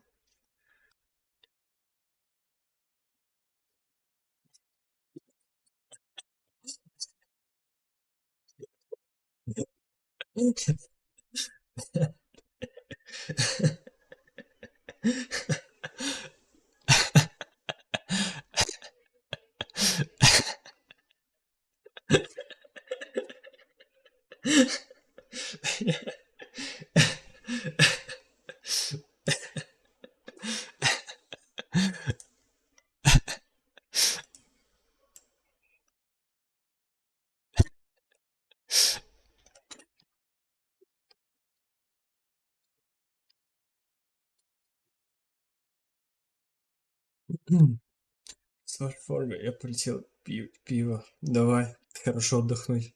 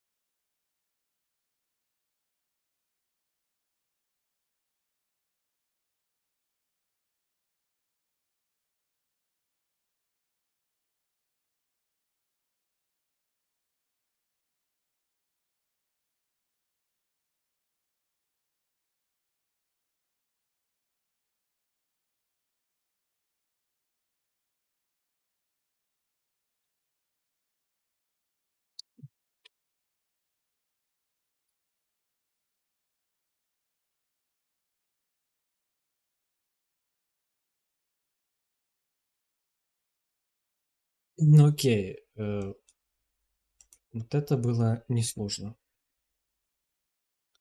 Вроде. Вроде все понятно.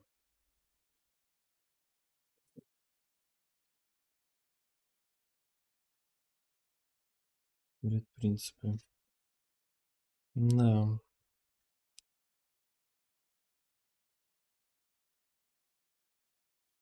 О, а посмотри мой код туду листа и скажи, насколько он соответствует или не соответствует солиду. Если тебе не впадло.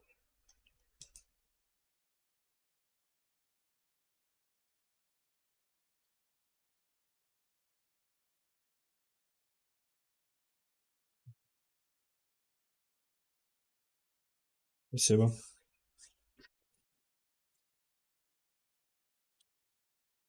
In the recent past, the way that these were most commonly handled. In the recent past, the way that these were most commonly handled were with callbacks, even how they are still used quite a lot in certain circumstances. Callback function is a function passed into another function as an argument, which is then invoked inside the outer function to complete some kind of routine or action. Callbacks are simply functions that get passed into other functions, for example.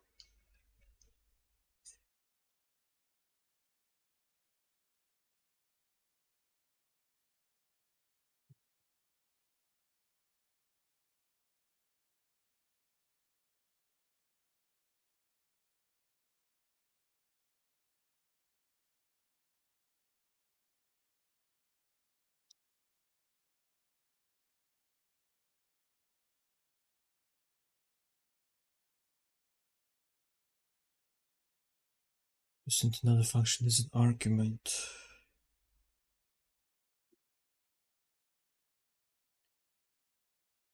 Ну это понятно.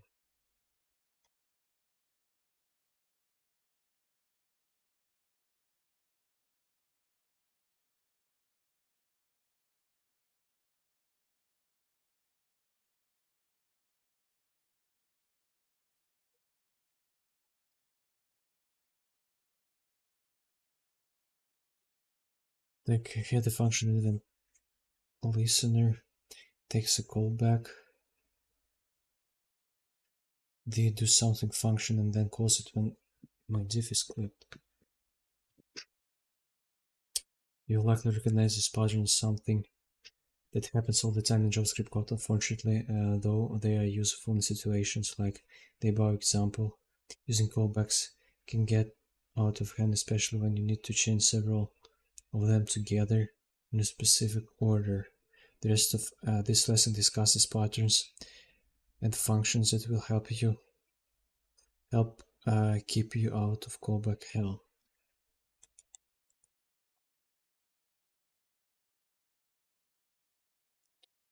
There's function. So log else files for each functions.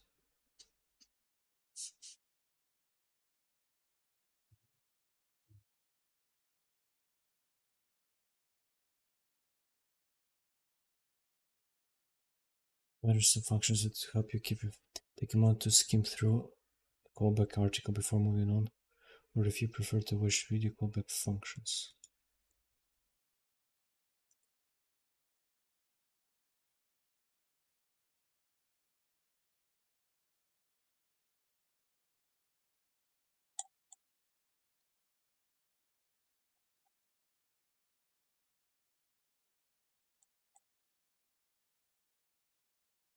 Видос лучше.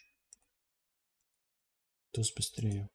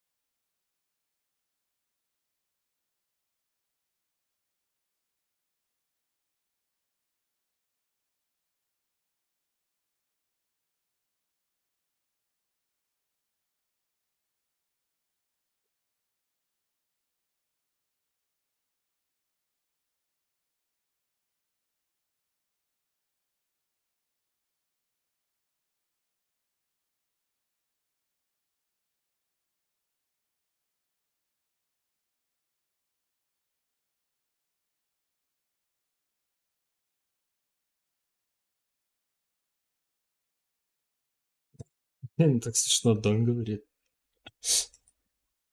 Дон.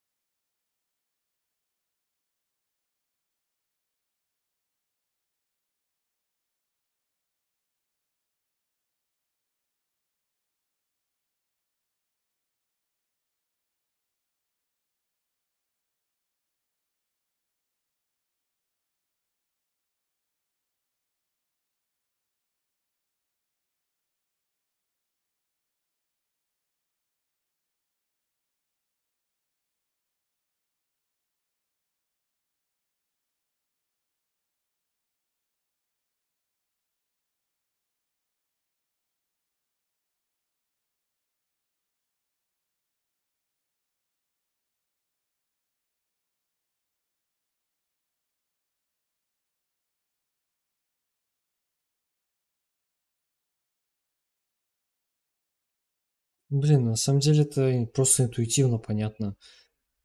Типа,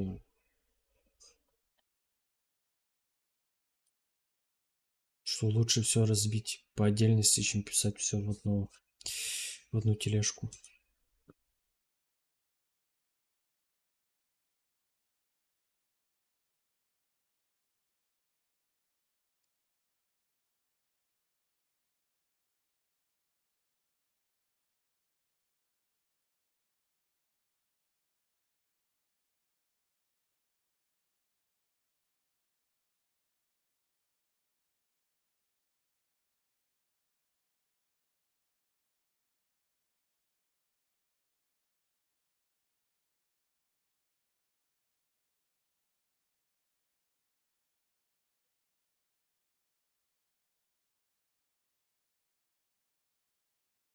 М,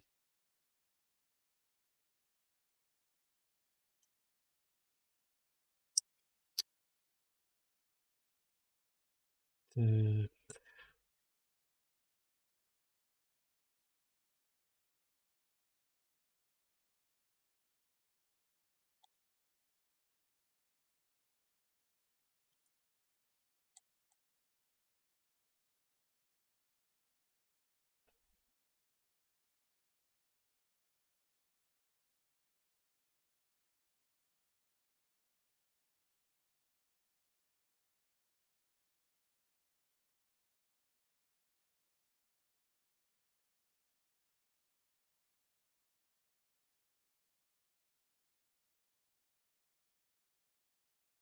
так, уже хорошо, уже неплохо.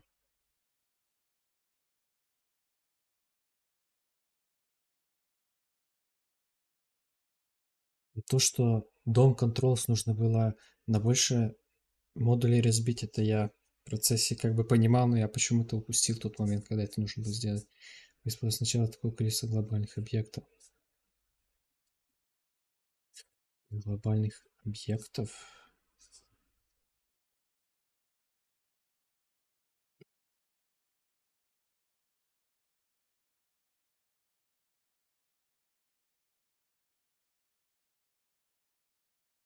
Да, я просто упустил тот момент, когда это нужно было сделать.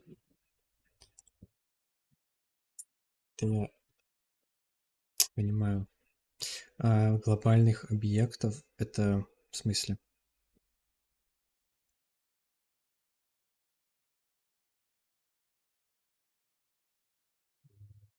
Ну,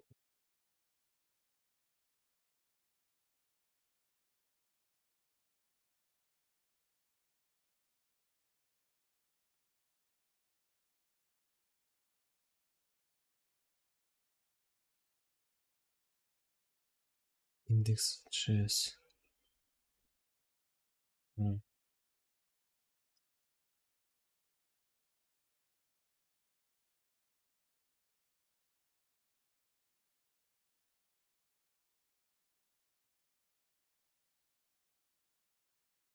Но это все импорты на event listener. Потом контроль какой-то класс выделить.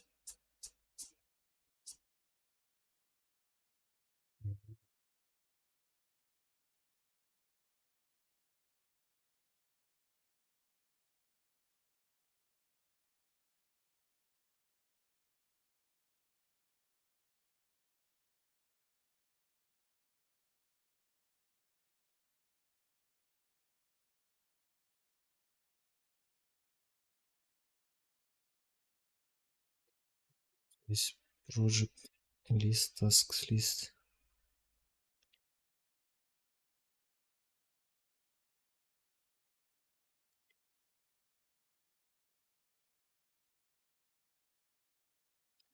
Это из дом контроля приходит. Мгм.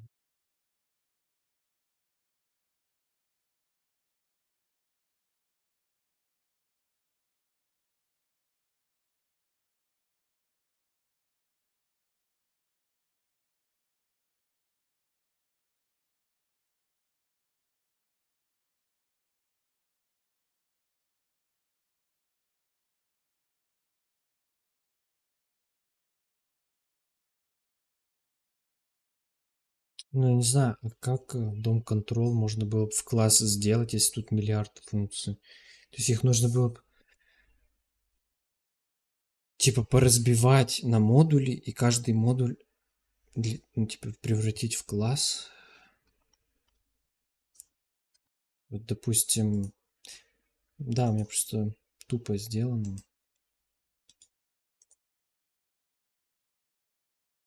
Типа вот отдельный модуль для сайдбара, и все, что с сайдбаром связано, все функции в том модуле вписать в класс. Типа такого.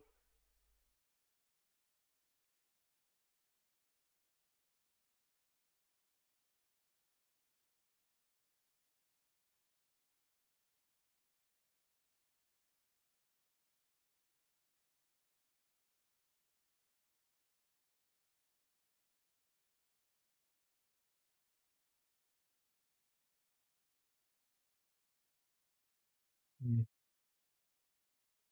Я понял. Типа сайдбар.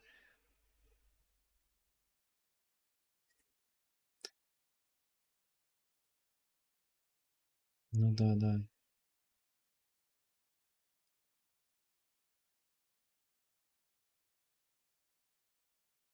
Просто с классом, просто с классом. Ну, типа это же бы просто жесткая ну, морочка была бы с this. Разве нет? Просто ко всему писать this.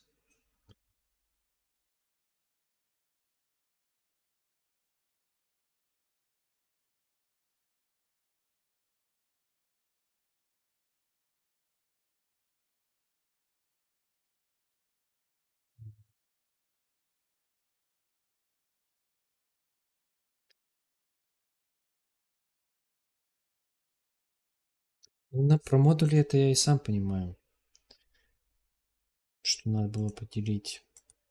Просто я начал добавлять потихоньку вот то, добавить, добавить, добавить. И уже вижу, дом контрол слишком большой, и мне впадло было его уже перерабатывать.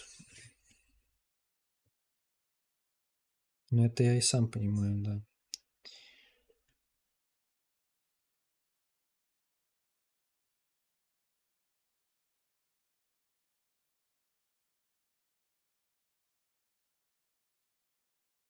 М. А типа чё, плохо, что типа так много импортов?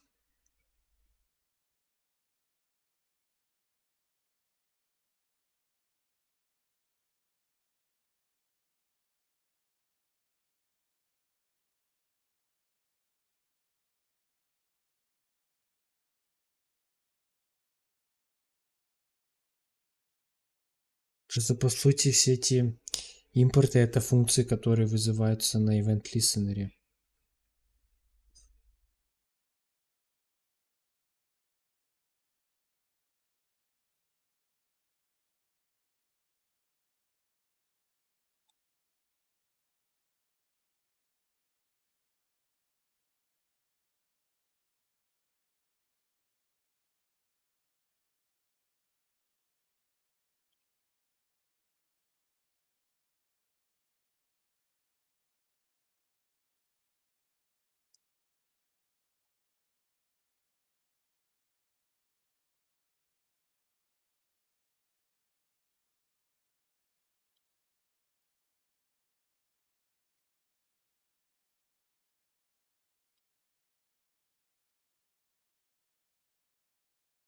Ну, за каждой функцией надо лезть в том контроллер.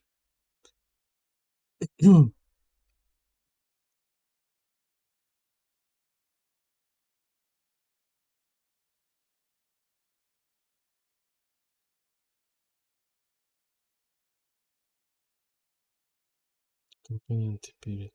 Мгм.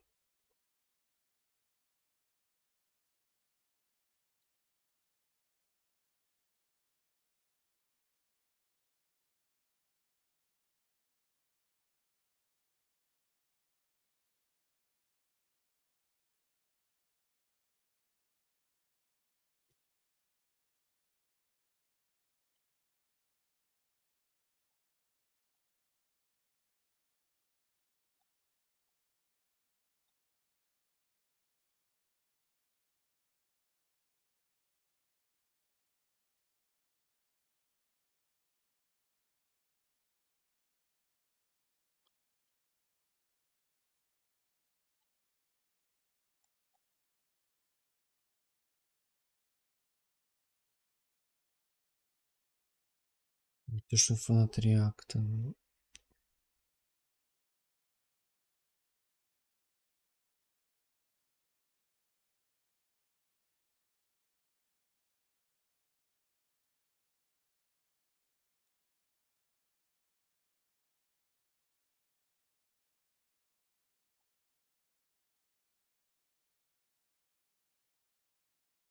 Это вообще надо было удалить. Не используется.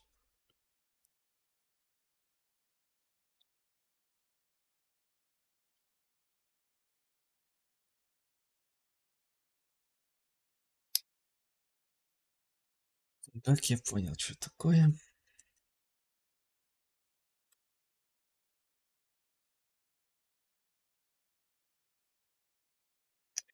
Promises. There are multiple ways that you can handle asynchronous code in JavaScript. They all have their use cases. Promises are one such mechanism, and they are one you will see somewhat often when using other libraries or frameworks. Knowing what they are and how to use them is quite useful. Essentially, a promise is an object that might produce a value at some point in the future. Essentially, a promise is an object that might produce a value at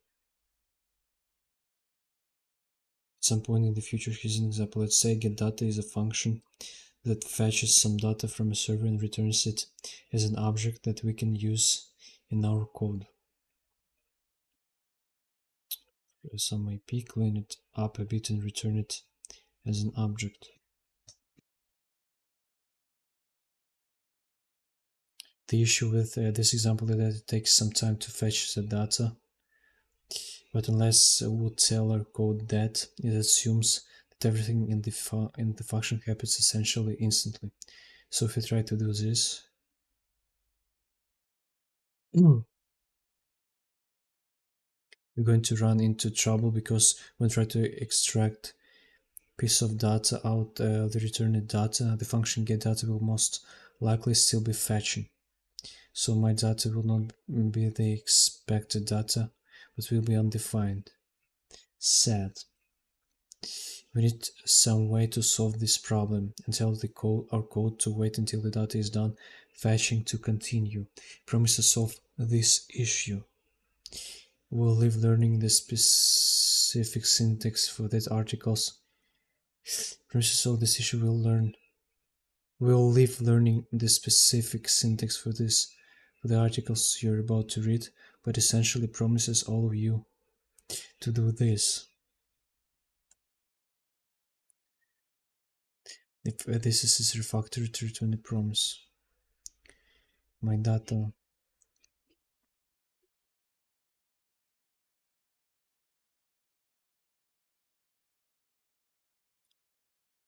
then tells it to wait until the promise is resolved.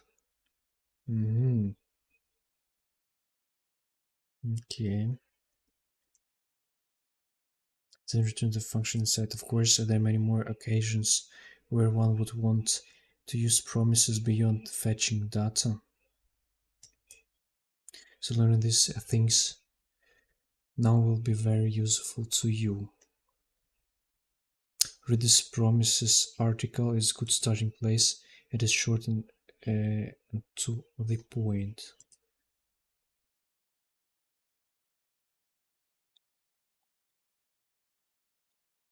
Okay.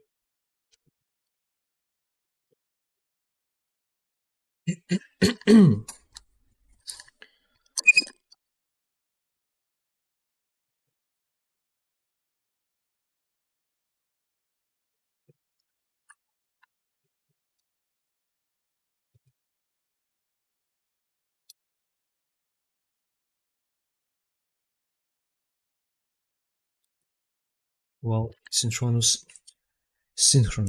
Кстати, как правильно? Synchronous code is easier to follow and debug. Async is generally better for performance and flexibility. Why?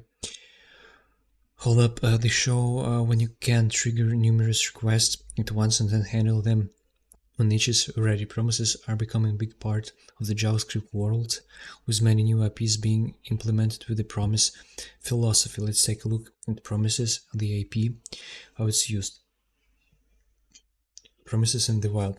The XLM HTTP request IP is async but does not use the promise IP. There are a few native IPs that now use promises. However, battery IP, fetch IP, service worker IP, promises will only become more prevalent.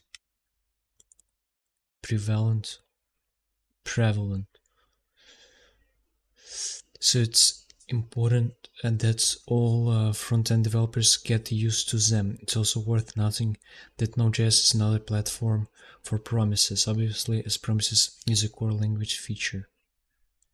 Testing promises is probably easier than you think, because set timeout can be used as your async task.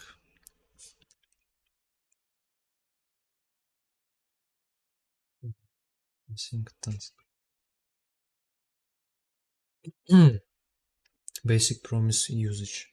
The new promise constructor should only be used for legacy async tasks, like usage of set timeout or request. A new promise is created with a new keyword, and the promise provides a resolve and reject functions to the provided callback. The promise provides a resolve and reject functions to the provided callback.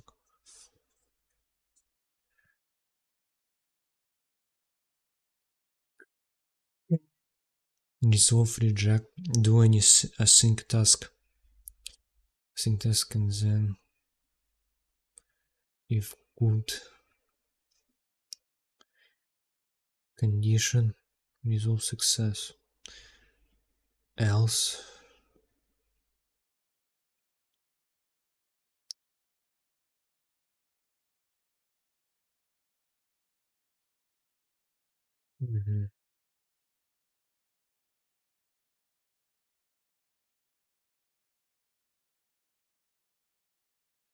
let's reject failure. Then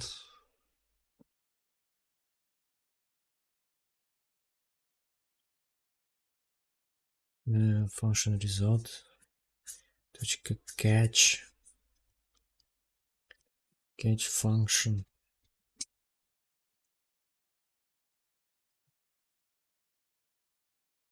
Finally, чё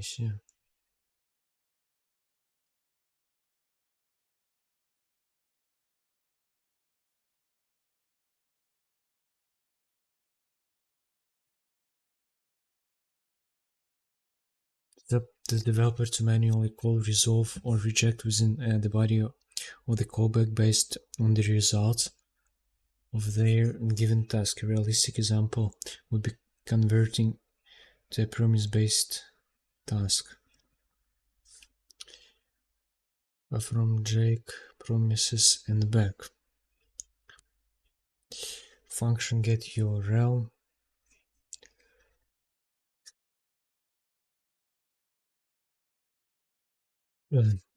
Return a new promise. Return new promise function, resolve reject.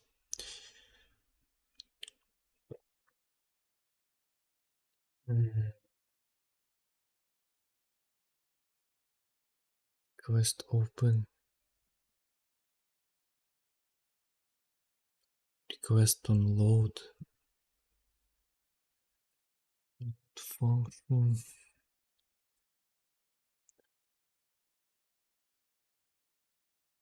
It's called even. Request status. Resolve the promise with a response text.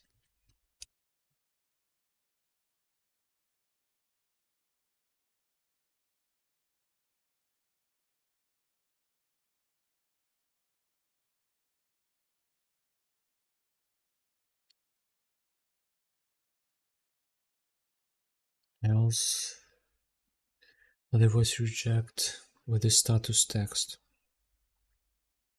which we hope will be meaningful error.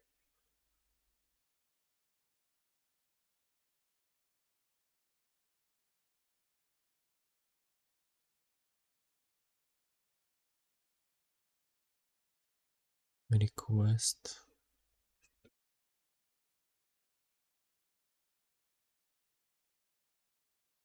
Я понял. Типа здесь это то же самое, что было, ну, похожее там, где когда мы JSON доставали, но только мы тогда использовали fetch, да?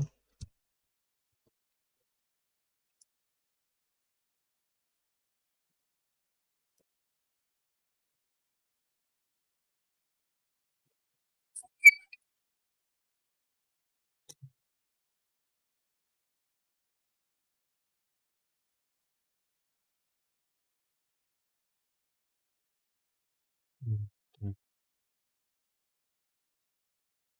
Make the request sent, use it, get, body, JSON. Body JSON.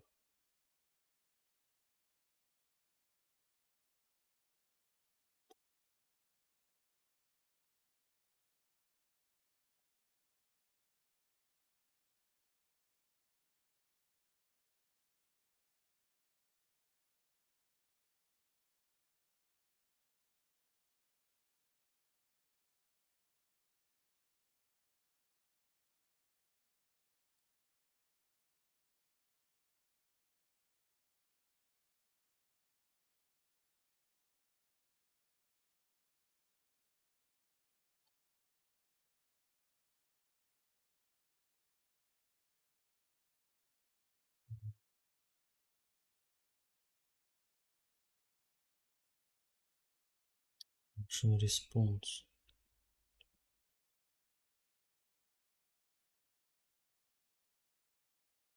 Your function response.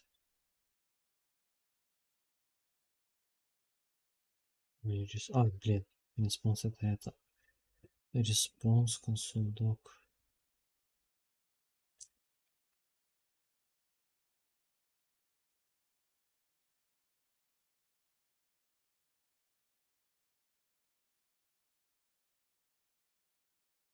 Sometimes you don't need to complete anything tasks within the promise. If it's possible that anything action will be taken. However, returning a promise will be best so that you can always count on the promise coming out of a given function. In that case, you can simply call promise resolve without using the new keyword, for example. Get user detail, username. Both cases, cached or not, a promise will be returned.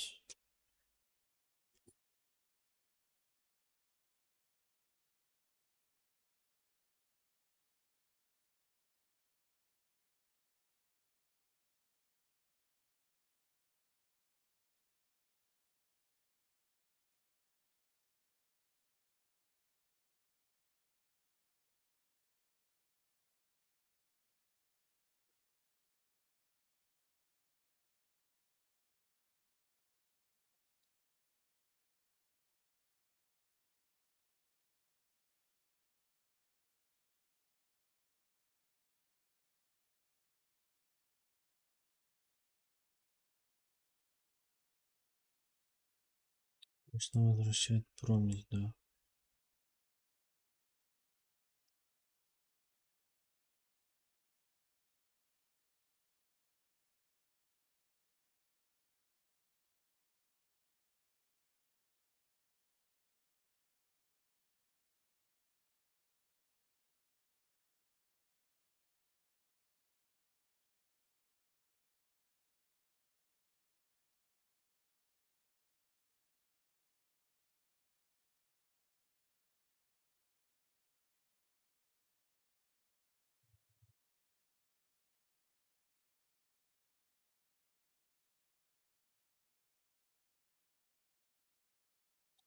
You need to complete anything tasks within the promise. If it's possible that anything action will be taken.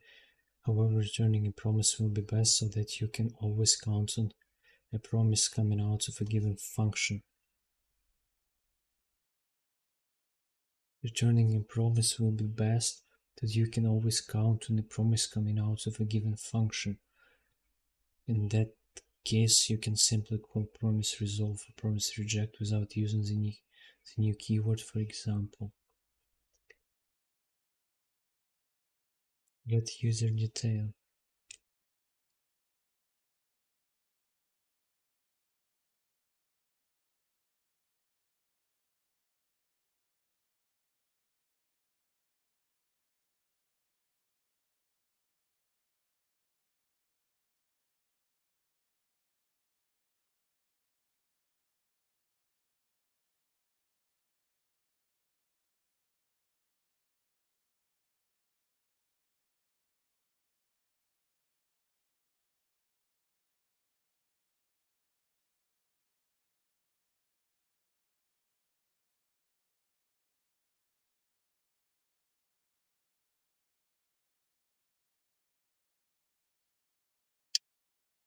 Get user detail username. Both cases, cached or not, a promise will be returned if user cache username returning promise without the new keyword.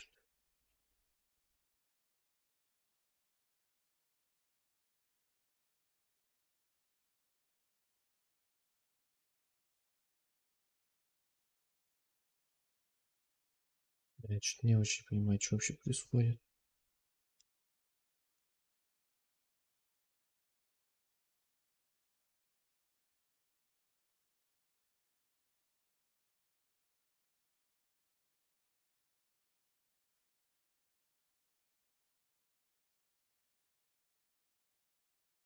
Is a fetch AP to get the information. Fetch returns a promise.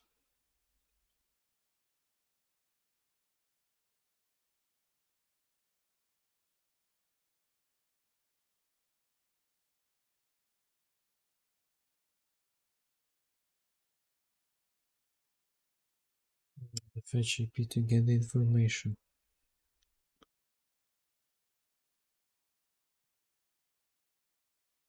Get the information. Fetch returns a promise.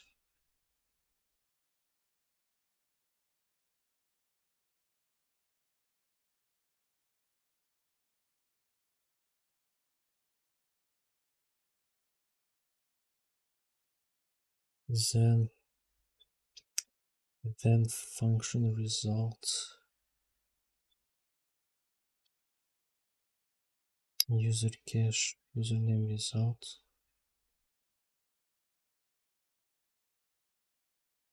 Точка catch function throw new error.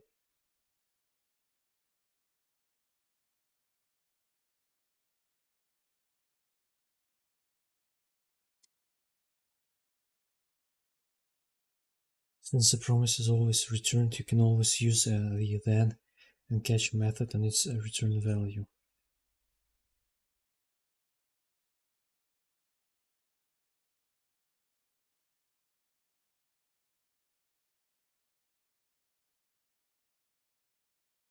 The promise is always returned, you can always use the then and catch method and its return value. Since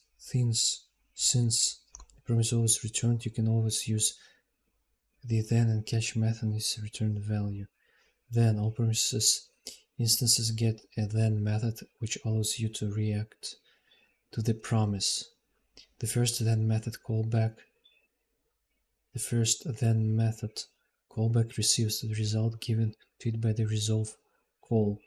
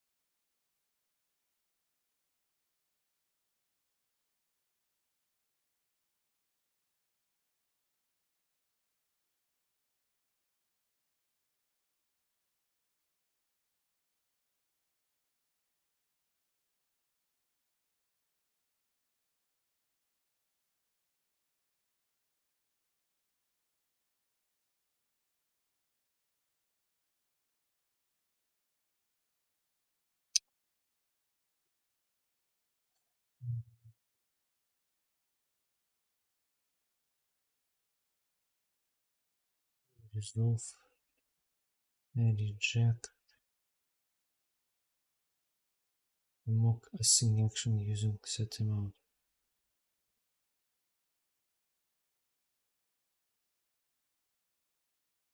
And function result.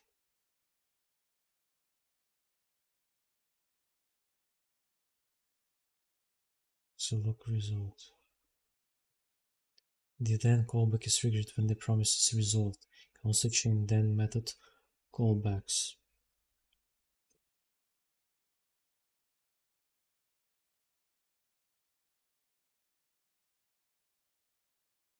Each then receives the result of the previous then's return value. If a promise has already resolved but then is called again, the callback immediately fires. Has already resolved but then is called again. The callback is immediately fires. If the promise is rejected, and you call then after rejection, the callback is never called.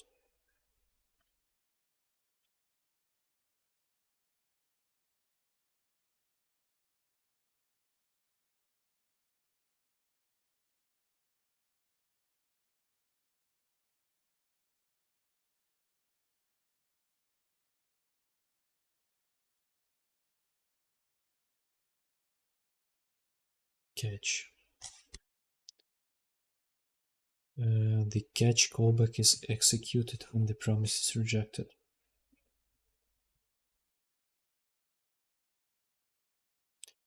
The catch callback is executed when the promise is rejected.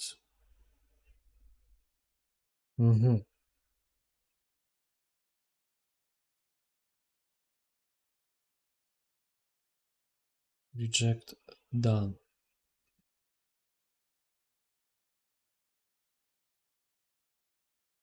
Cancel key, yeah.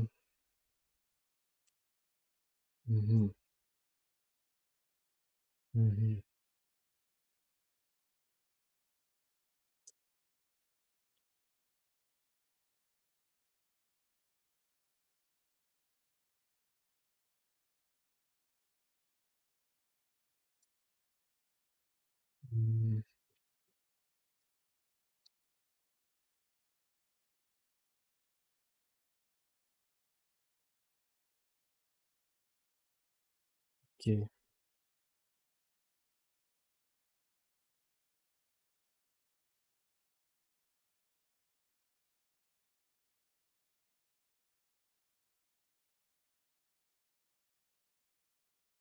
What you provide to the reject method is up to you. A frequent pattern is sending an error to the catch. Finally, the newly introduced finally callback is called regardless of success or failure.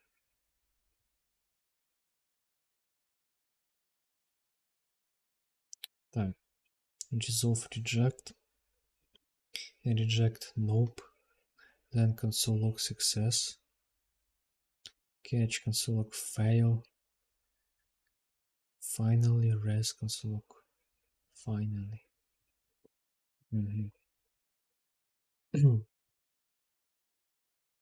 Promise all. Think about JavaScript loaders. There are times when you trigger multiple async interactions, but only want to respond when all of them are completed.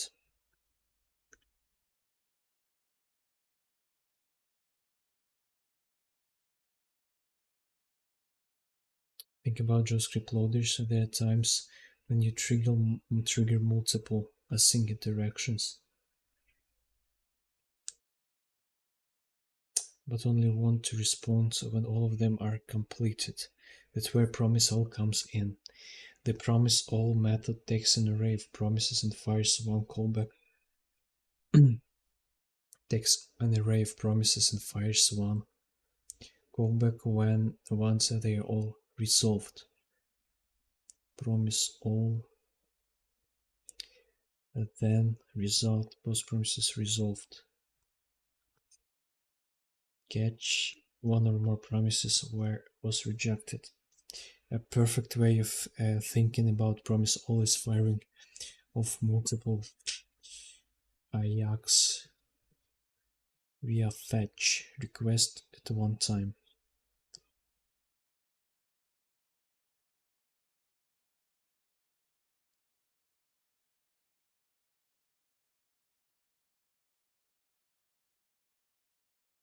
You could combine IPs like fetch and the battery IP since they both return promises.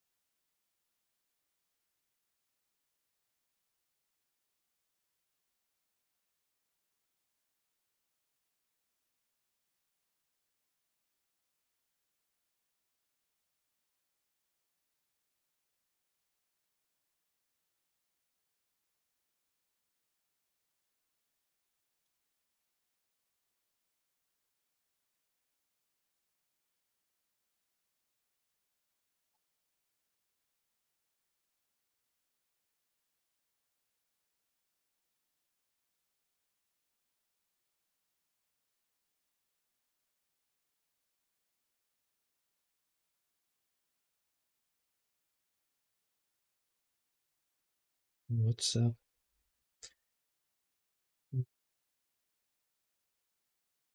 Learning about promises.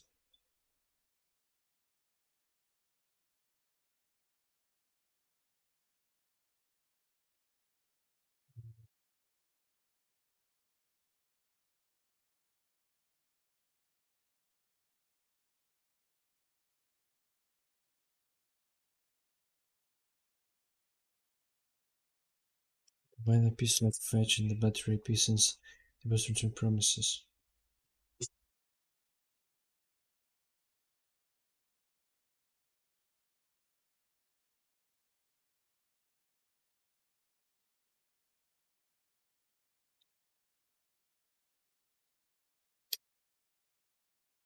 Resolve fetch.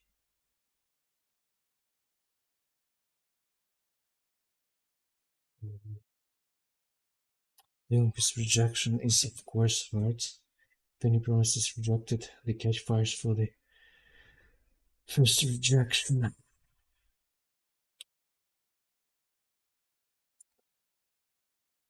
Using set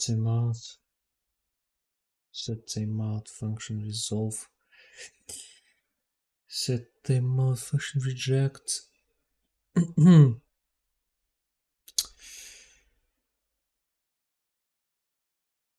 Send function result console log. Then results.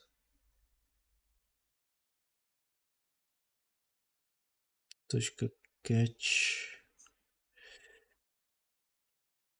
error. Second first. Rejection is of course hard. If any promise is rejected, the catch fires for the first rejection. Will be super useful as more IPs move toward promises.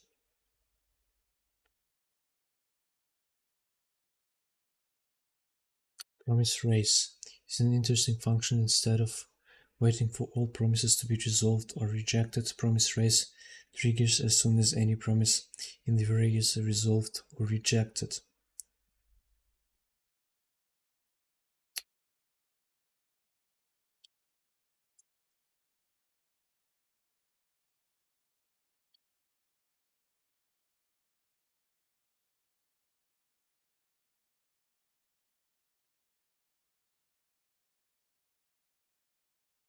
New promise resolve.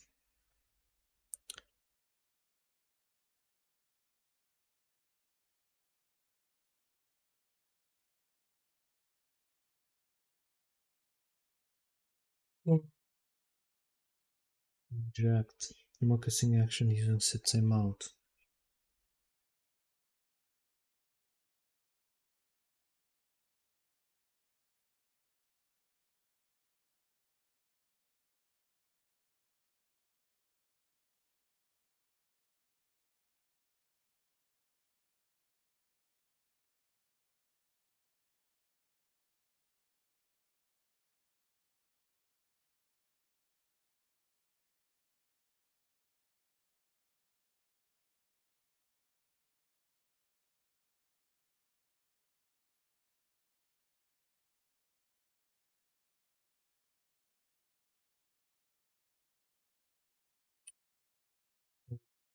Off.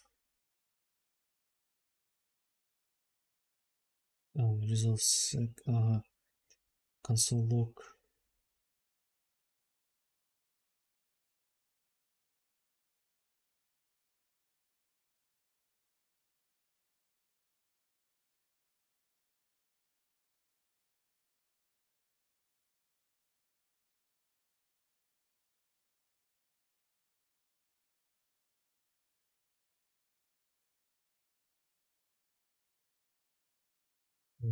Use case could be triggering request to a primary source and secondary source. Cases to primary or secondary are unavailable. Get used to promises. Promises have been a hot topic for the past few years.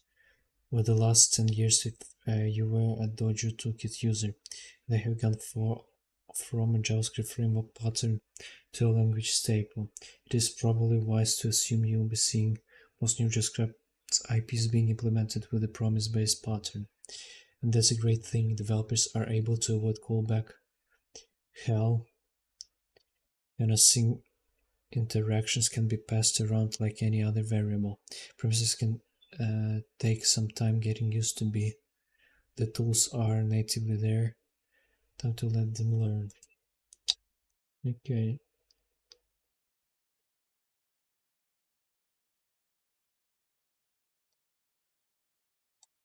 Yeah, nice, nice.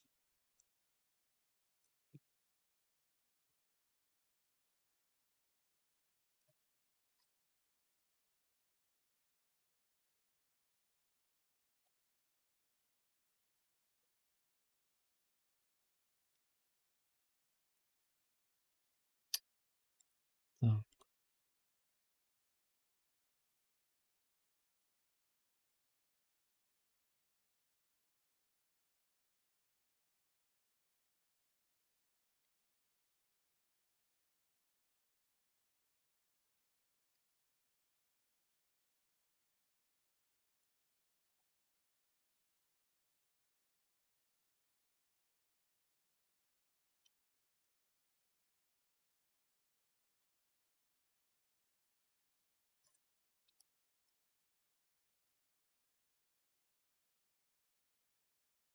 Okay.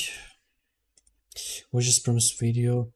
It's a good place to get a feel for how one might actually use promises in the wild. Feel free to watch the other videos in this series, but they aren't strictly needed at this point. This video also mentions the ES5 ESX issue. Don't worry about that at this point either. All major browsers support promises, and we'll teach you how to support all browser in later lessons.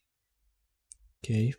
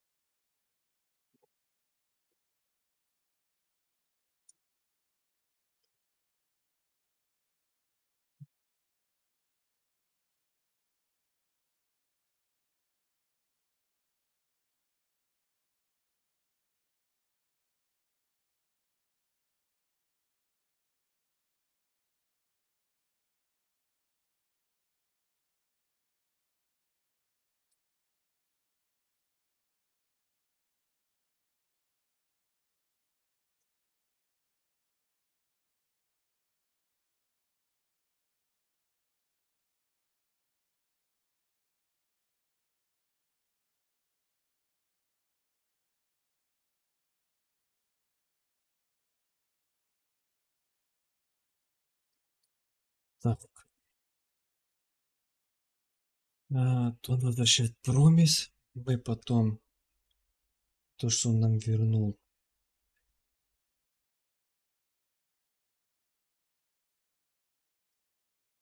На image element, taking create element image.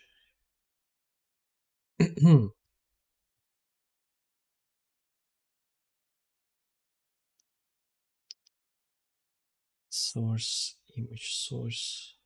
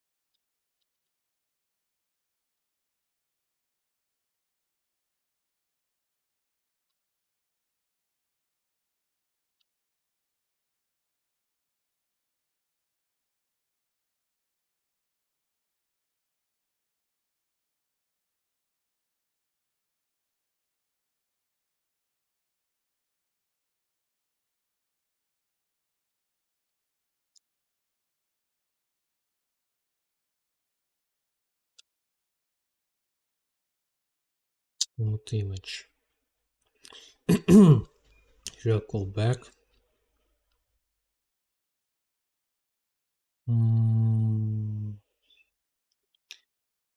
Let image, new image unload function.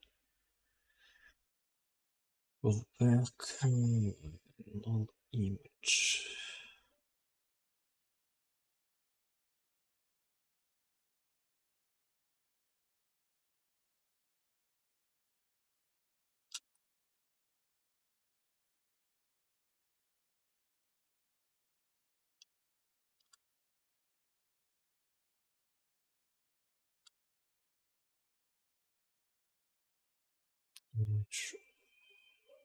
Image on error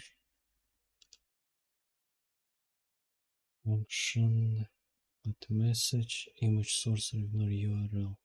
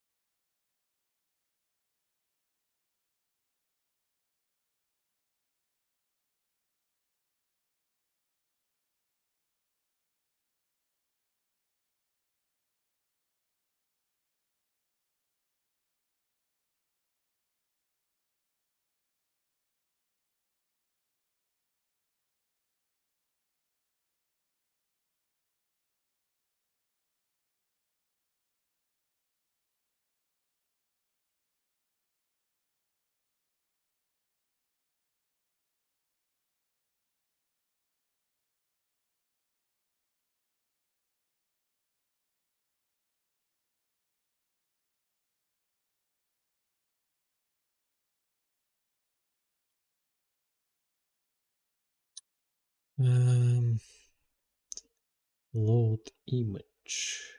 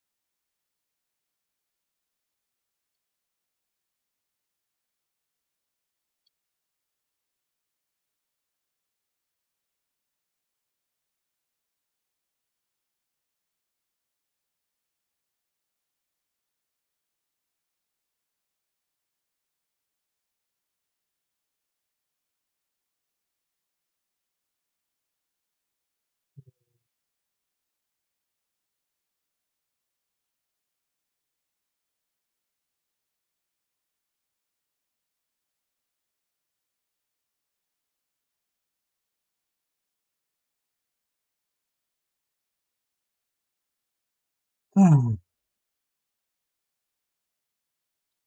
image source. Image element. I can create element image. Source равно source.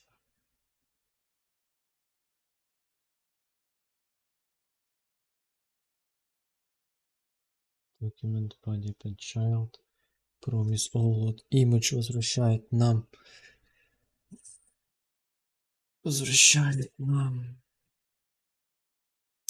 promise.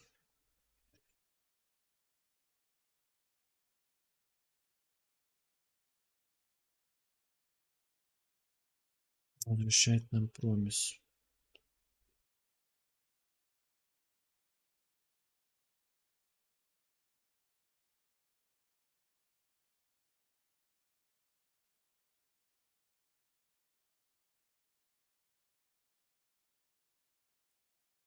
Promise.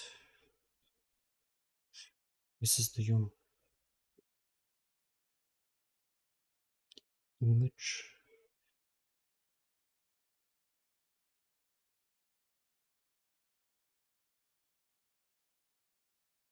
Zoom image на лоуде возвращает image, а если не загрузилось, совершает ошибку на URL.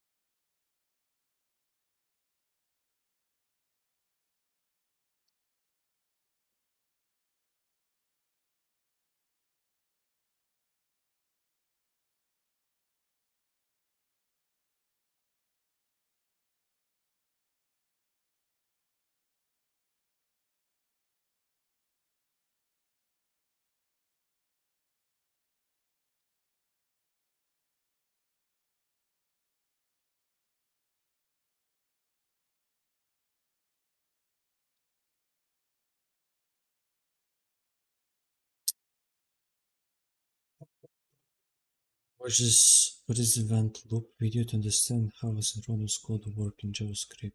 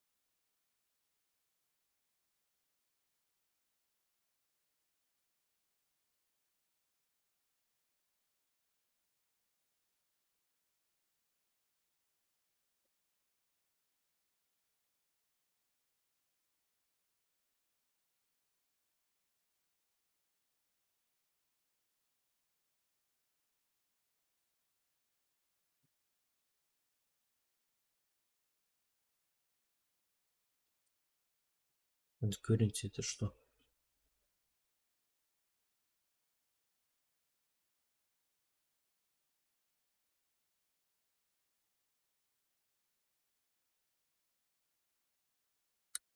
Параллелизм. Понял.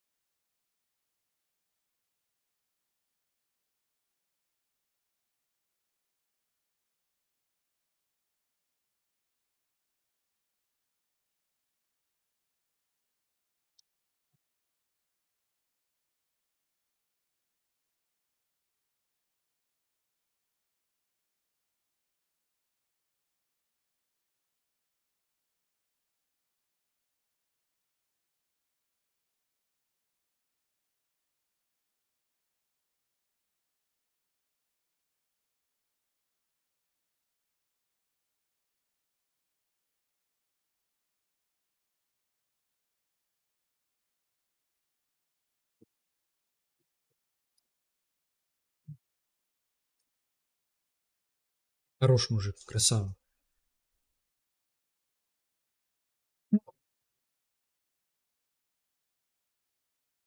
Mm. Read chapter 2 callbacks. Chapter 3 promises from You Don't Know Jazz. In chapter 3, the author explains the problems with callbacks and why callback hell will be your worst enemy. It's in version of control and non-linear nature of callbacks. Chapter 3 you go deep into the how and why of promises. This chapter is not the Yiddish read, but you will be a promise professional if you have taken the time to properly digest it. It's worth the effort.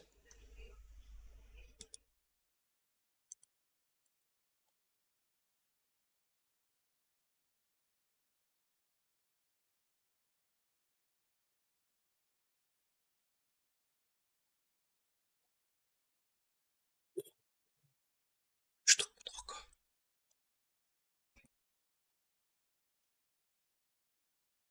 Чел, ты чё?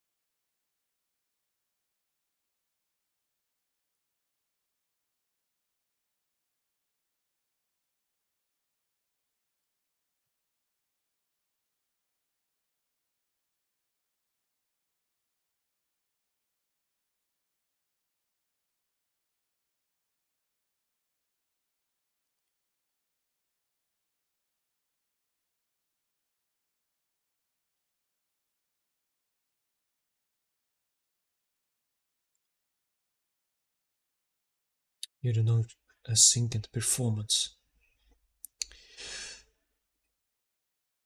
Callbacks. Используйте терминальные концепции раны. Так, тогда в туалет сейчас и вернусь.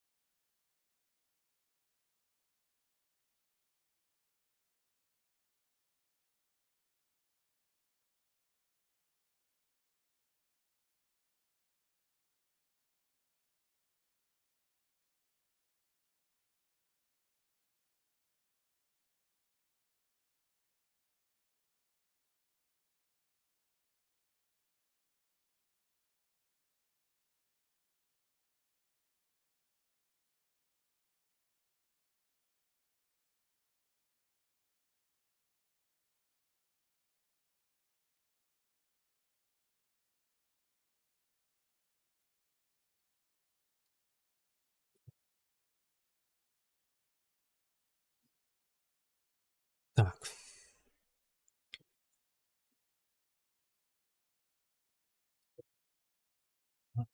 Пол восьмого.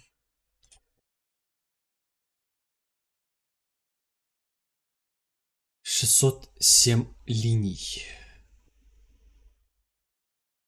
Жестко. Читаю, если так сделать.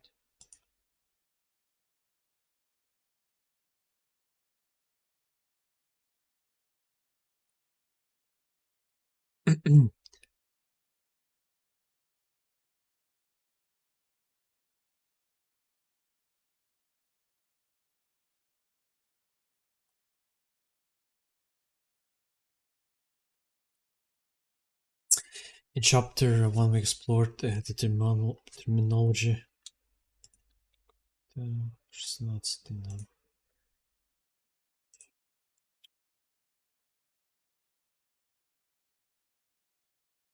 Terminology concept around asynchronous programming in JavaScript. Of course, our focus is on understanding the single-threaded on a one-at-a-time event loop queue that writes all events, async function invocations. We also explore various ways that in concurrency patterns параллельные. Explain the relationship, if any, between simultaneously running chains of events or processes, tasks, functions, calls, etc. All examples in chapter 1 used the function as the individual invisible unit of operations, whereby inside the function statement run is predictable. Statement run in predictable order about the compiler level, but at the function ordering level, events, aka async function invocation, can happen in a variety of orders. Async function invocation can happen in a variety of orders. In all these cases, the function is acting as a callback because it serves as a target for the event loop to call back into the program.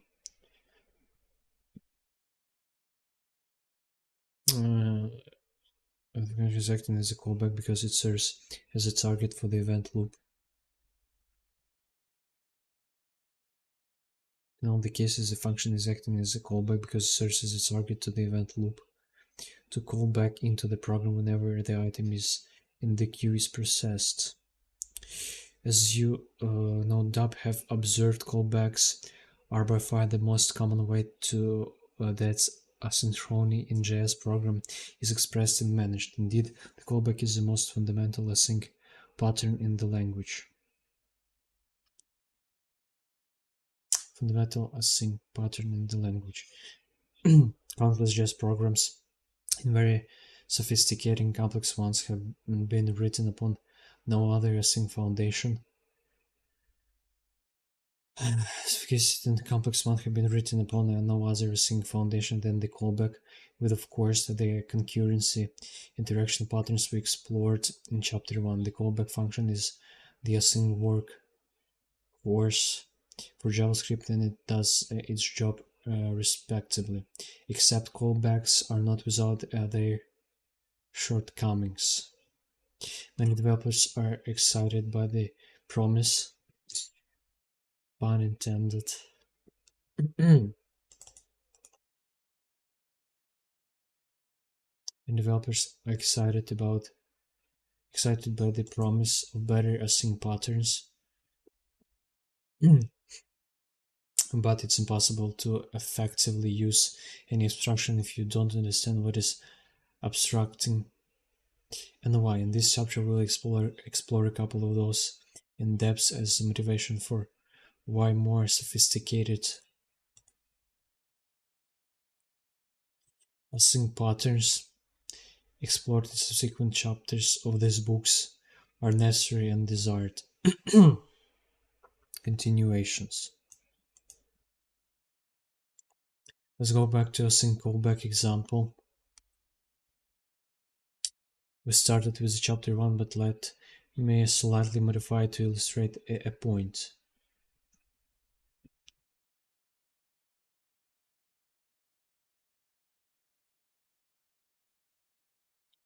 A and B represent the first half of the program. Okay, A now, the C marks the second half of the program. Okay, later, the first half executes right away. And then there's a pause of intermediate length. At some future moments, if the Ajax call completes, then the program will pick up where it left off and continue with the second half. In other words, the callback function wraps uh,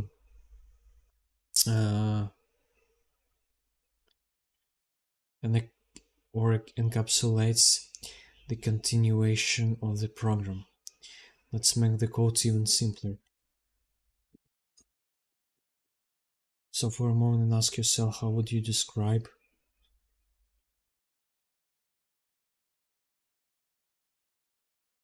someone else less informed about how JS works, the way the program behaves? Go ahead and try it out loud. It's a good exercise that will help my next points make more sense.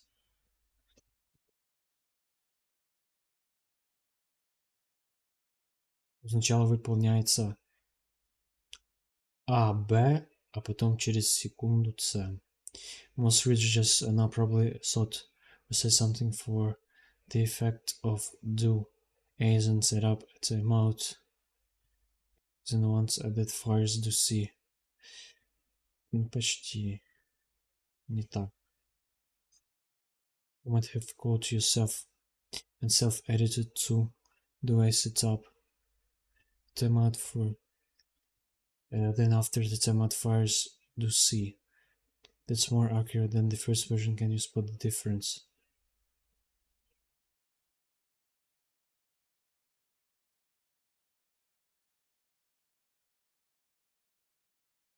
Even though the second version is more accurate, both versions are deficient in explaining this code in a way that matches our brains to the code and the code to the JS engine. The disconnect is both subtle and monumental and is at the very heart of understanding the shortcomings of callbacks as a single expression and management. As one means to introduce a single continuation of several dozens. A dozen, as many programs do, in the form of a callback function. We have allowed divergence to form between how our brains work and the way the code will operate. Anytime these two diverge, this is by far not the only place that happens.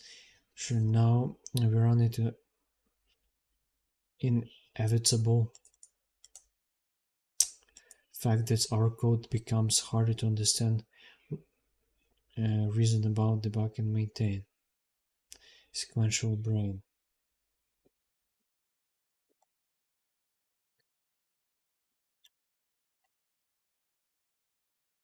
I'm pretty sure most of your readers have heard someone saving made the claim by saying multitasker. The effect of trying to act as a multitasker range from humorous, still patting head, rubbing stomach, kids game to mundane.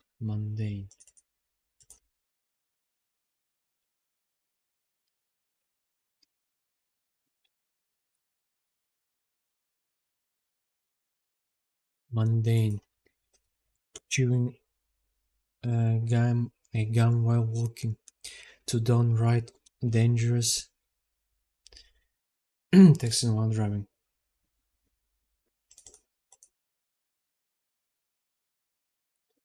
What are we multitaskers? Can we really do two conscious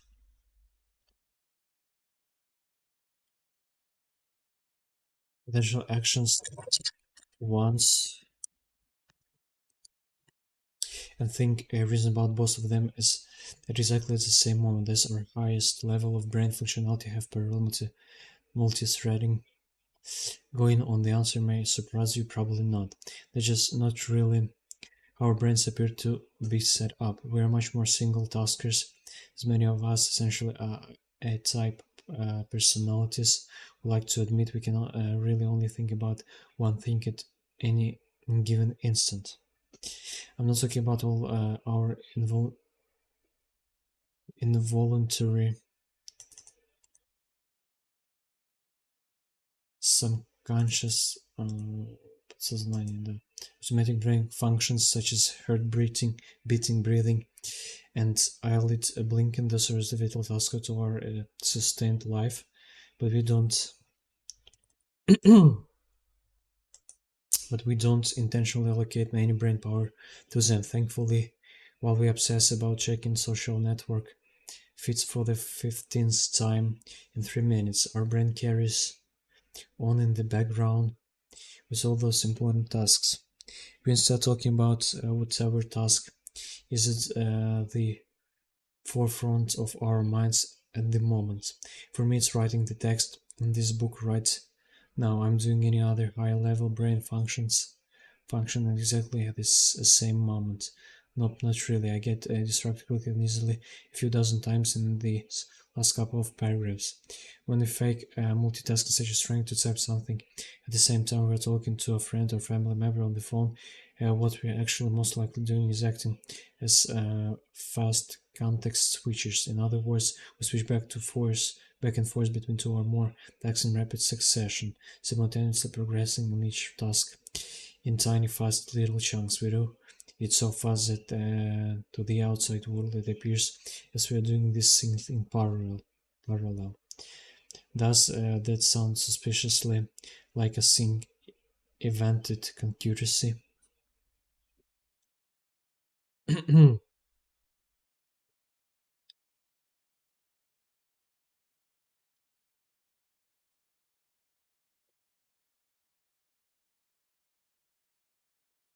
Like the sort that happens in jazz to you if not go back and read chapter 1 again.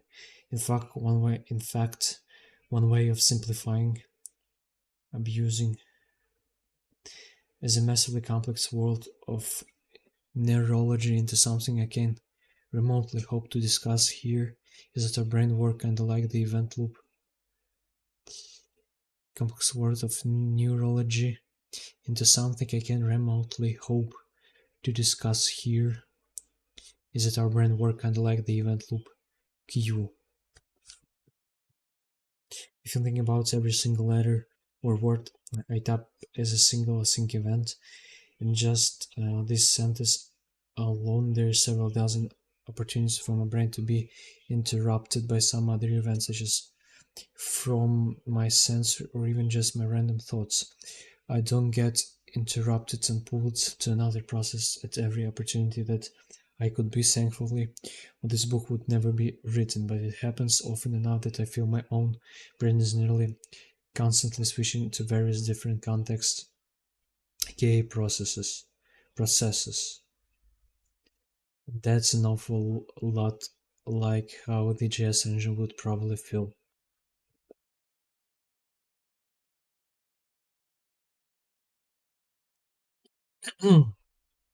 Doing versus planning.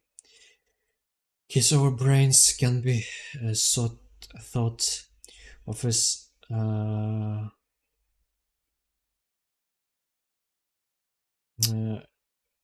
of sort of as operating a single-threaded event loop queue like ways as can the jazz engine. That sounds like a good match. We need to be more nuanced. That is our analysis. There is a big observable difference between how we plan various tasks and how our brain actually operates at those tasks. Again, back to the writing of this text is my metaphor. My rough mental outline plan used to keep writing and writing going sequentially through a set of points. I have ordered my thoughts. I don't plan to have any interruptions or nonlinear activity in this writing, but yet my brain is nevertheless switching around all of them. Even though at one operational level our brains are async evented, we seem to plan our task in a sequential, synchronous way. I need to go to the store, then buy some milk, then drop off my dry cleaning. You'll notice that this higher level thinking doesn't seem very async event in its formulation. In fact, it's kind of rare for us to deliberately think solely in terms of events. Instead, we plan things out carefully, sequentially, and then see, and we assume to an extent a sort of temporal blocking that forces B to wait on A and C to wait on B.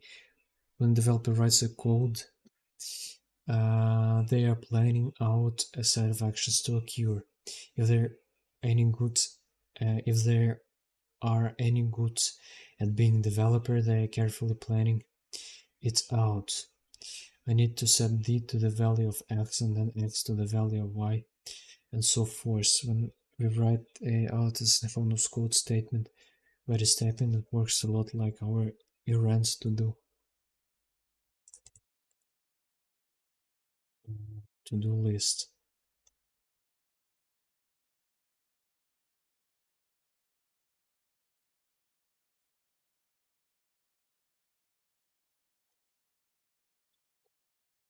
These assignment statements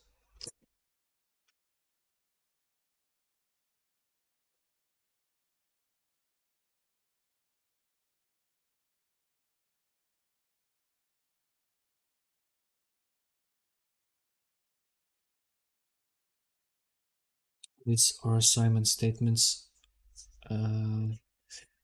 These three assignment statements are synchronous, so x equals y waits for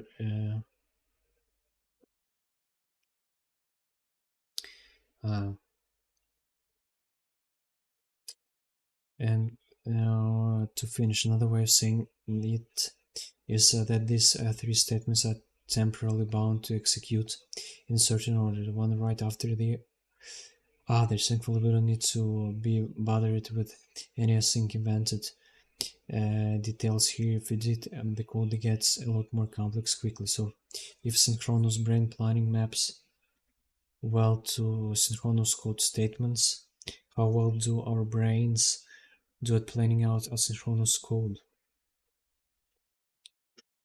Turns out that how we express asynchrony with callbacks in our code doesn't map very well at all to that synchronous brain planning behavior. Can you actually imagine having a line of thinking that plans out your to-do errands like this? Errands — это задача, да. Поручение. I need to go to this store, but on the way I'm sure I'll get the phone call, so hi mom. Well, she starts talking, looking up the store address on GPS, but that will take a second to load. So I'll turn down the radio so I can hear mom better. Then realize I've got to put on a jacket. It's cold outside, but no matter, keep driving, talking to mom, and then the seatbelt ding reminds me to buckle up.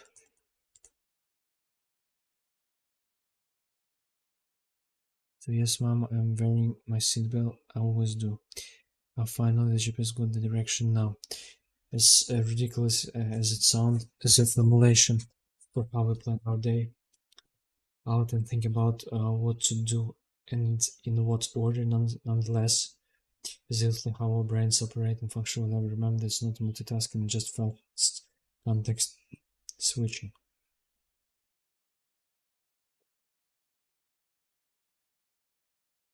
The reason it's difficult for us as developers to write this event code, especially when all we have is a callback to do it. Is that stream of consciousness, thinking, planning is natural for most of us.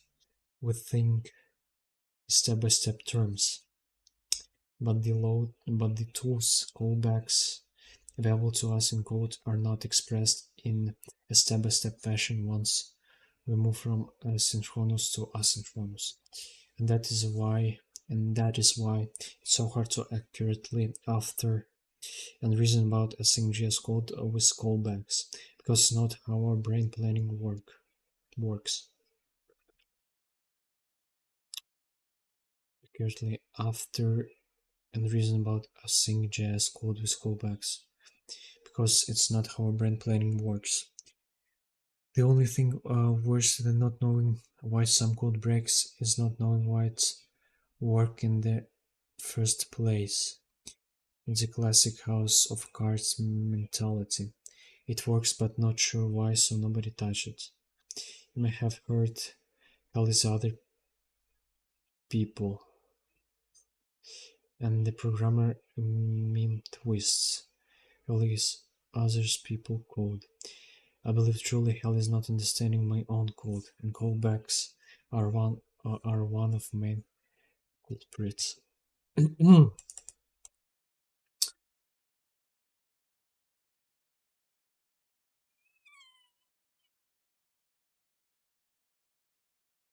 Nested chained callbacks.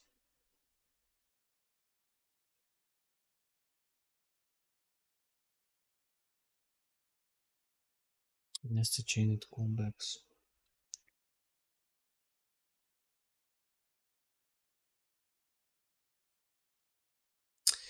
Consider, listen. Click function. Handler event. Set timeout.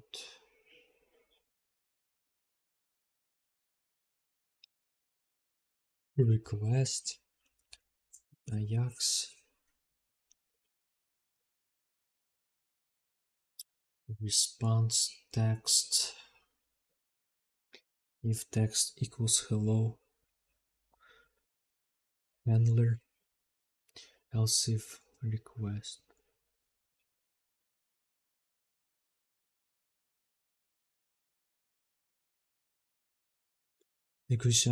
Chance code loop code like this, like that, is recognizable to you. We have got a chain of 3 functions nested together, each one representing a step in an asynchronous series.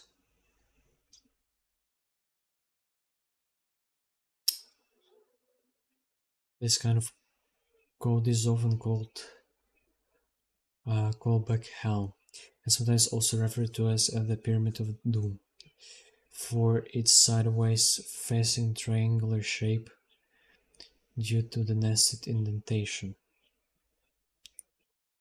But callback hell actually has almost nothing to do with the nesting indentation. It's far deeper problem than that. We'll see how and the why as we continue through the rest of this chapter. First we are waiting for the click event, then we are waiting for the timer to fire. Then we are waiting for the Ajax response to come back, at which point it might do it all again.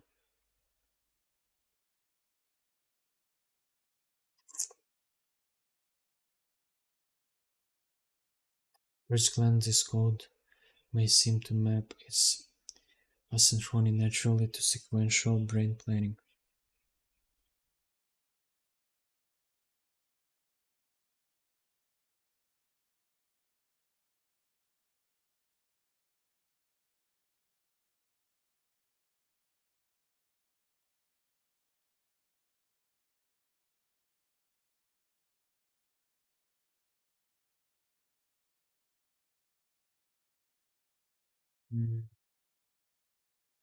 Waiting for the timer to fire, then we are waiting for the Ajax response to come back, at which point it might do it all again. At first glance, this code may seem to map its asynchrony naturally to sequential brain planning.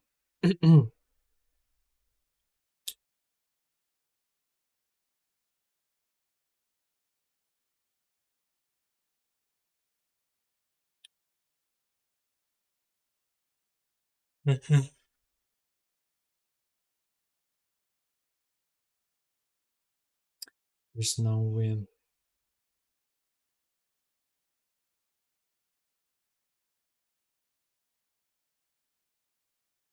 listen function handler. Then later then still later response, and finally most later.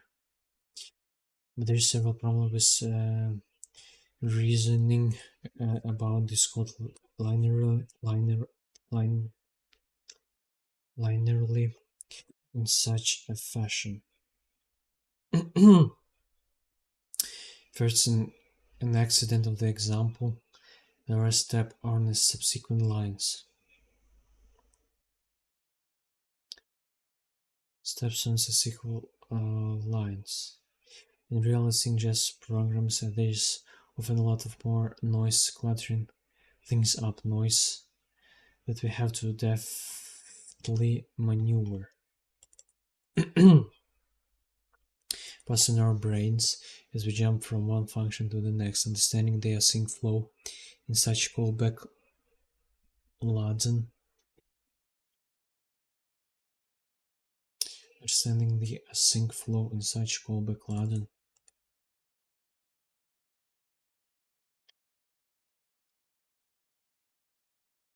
Is not impossible, but it's certainly not natural or easy, even with lots of practice. But also there's something deeper wrong, which isn't evident just in that code example. Let me make up another scenario, pseudocode dish, to illustrate it.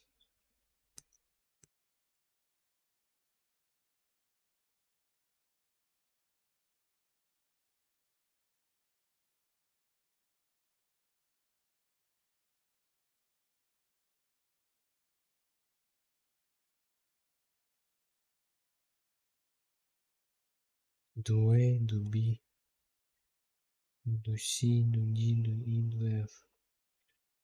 While the experienced among you will correctly define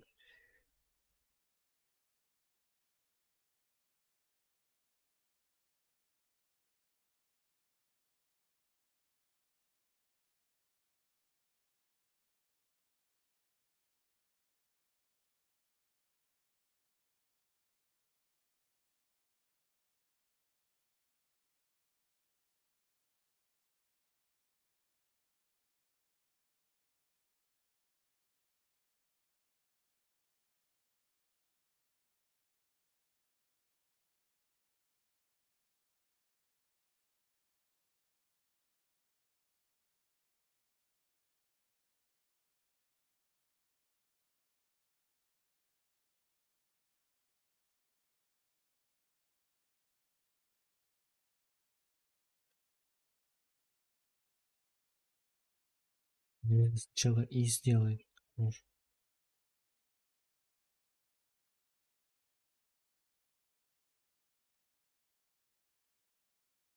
Наверное, делается D,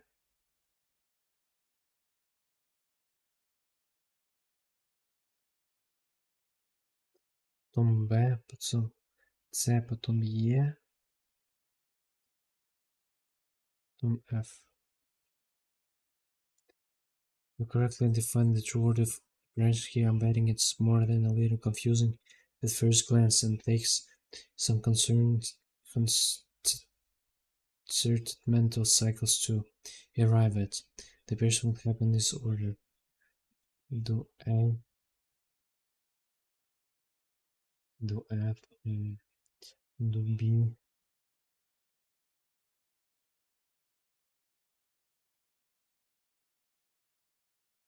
do C, do E, do D. Yeah. Some of you are thinking I was unfair in my functions, naming to intentionally lead you astray. That's why I was just naming in top or down appearance order, but let me try again.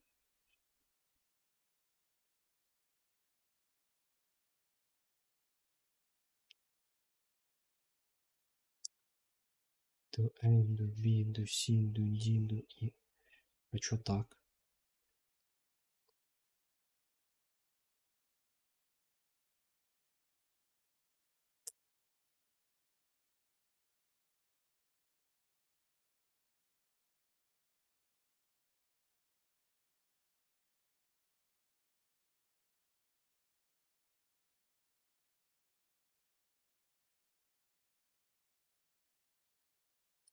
name them alphabetic in order of actual execution, but I still bet, even with experience, now it's in this scenario tracing through what it doesn't come natural to many, if any, of your readers. Certainly, your eyes do an awful lot of jumping up and down the code, snip it right, but even if that all comes natural to you, there's still one more hazard that could break havoc.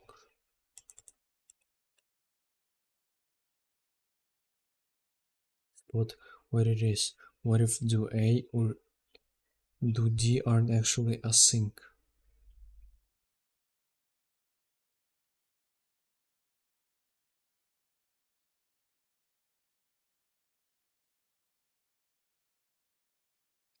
We obviously assumed. No, now the order is different. If they're both think, and maybe only sometimes depending on the condition of the program at the time, is now A, C, D, F, E. Ну, я так и думал. Something just... Нет, я не так думал.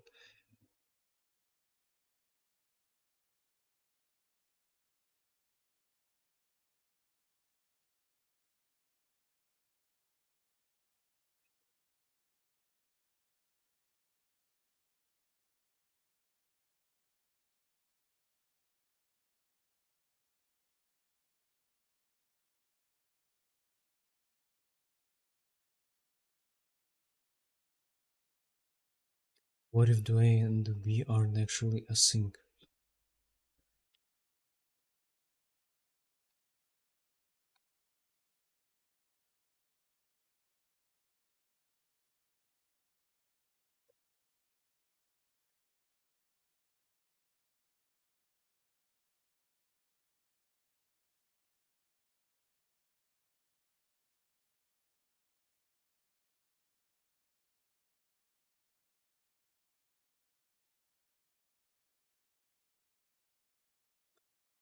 Isn't the problem is that what makes it so hard to trace the async flow?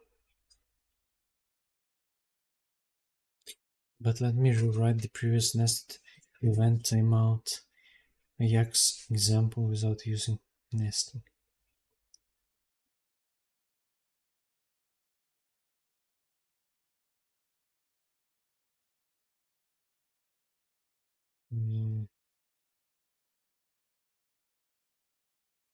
Function handler set timeout request request Ajax response text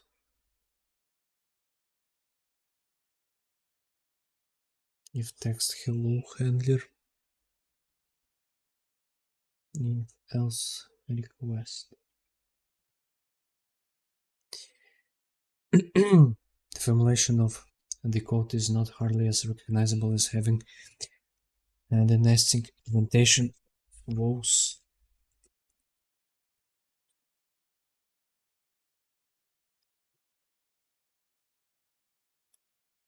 This previous form, and yet it's a very bit as acceptable.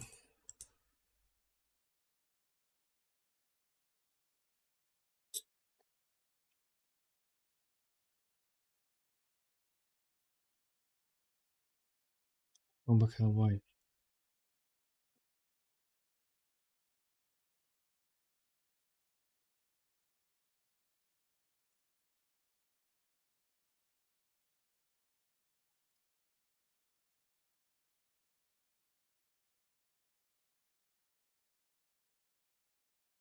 When we go to linearly sequential reason about this code, we have to skip from one function to the next, all bounce all around the code base to see the sequence flow. And remember, this simplified code in sort of best case fashion. You all know that real async.js program code bases are often fantastically more jumbled.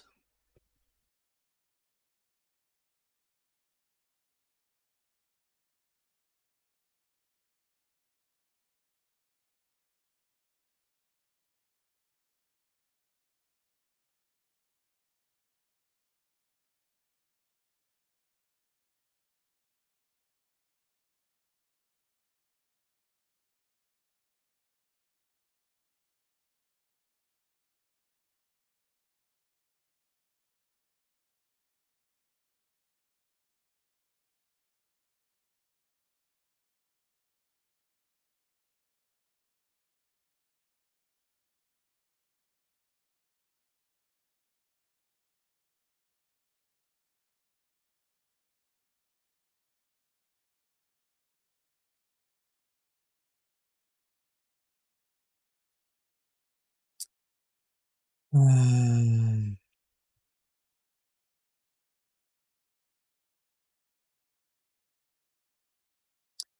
it's really reason about this could have skipped from one function to the next mouse. And remember the simplified code to sort best fashion. We know that realizing program code basis of vastly more jumbled, which makes the reasoning orders of magnitude more difficult. Another thing to notice: get steps 2 and 3 and 4 linked together, so they happen in succession. They only have affordance callbacks. Along give us is to hard code step 2 into step 1, step 3 into step 2, and step 4 into step 3, and so on. The hard coding isn't necessarily a bad thing if it really is a fixed condition. That step 2 should always lead to step 3, but the hard coding definitely makes the code a bit more brittle.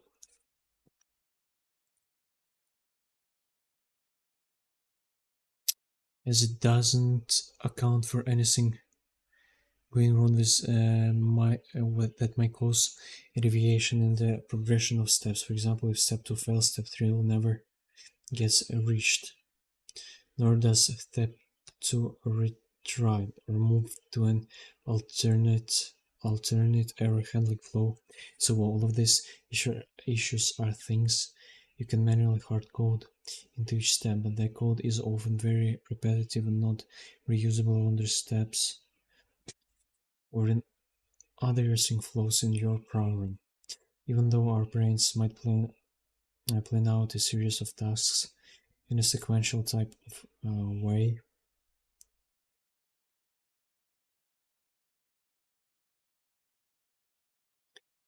this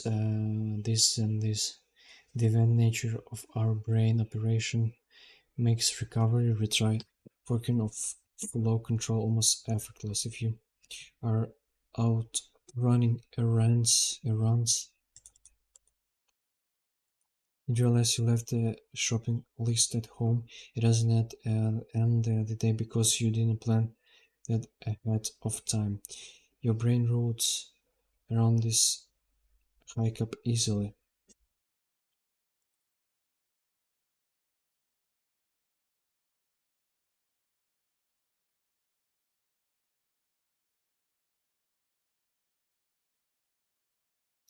You go home, get the list, then head right back out to the store. But the presentation of manually hard-coded callbacks, even with coded error handling, is often far less graceful once you end up specifying all the various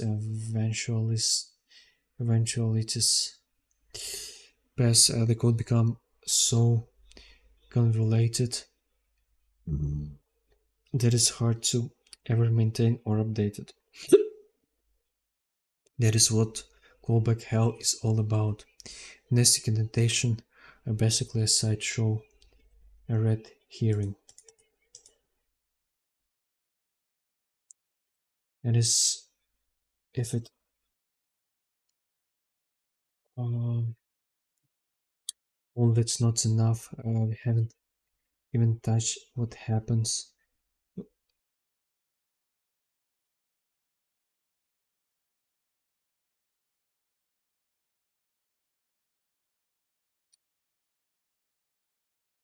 The nesting indentation, as if it all that's not enough, we haven't even touched what happens when two or more chains of these callback continuations are happening simultaneously. Вместе, да?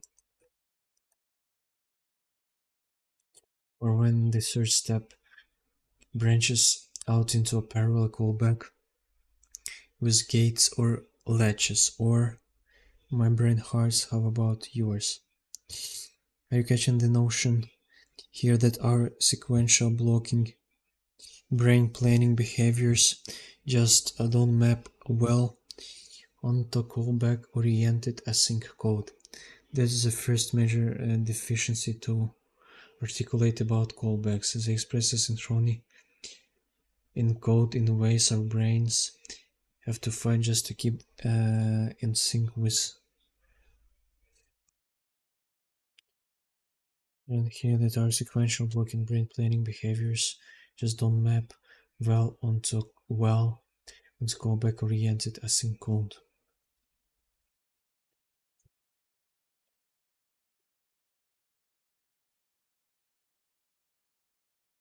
About callbacks. In a way, our brain have to fight just to keep in a sync.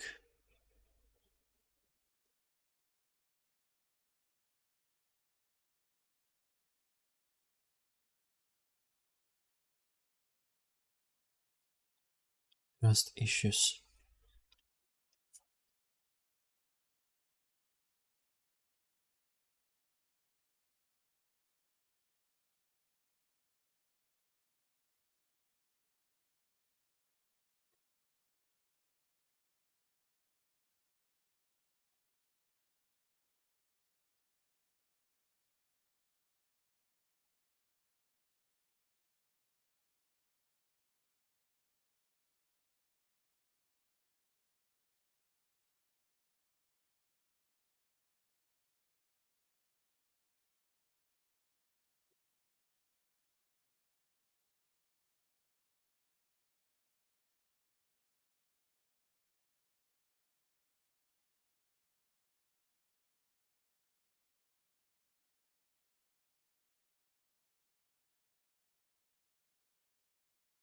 Trust issues. The mismatch between the sequential brain planning and callback driven async JS code. Sequential brain planning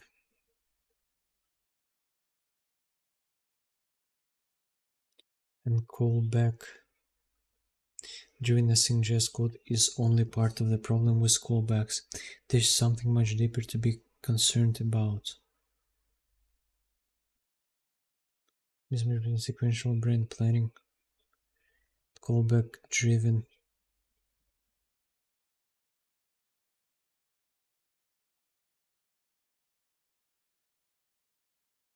something much deeper.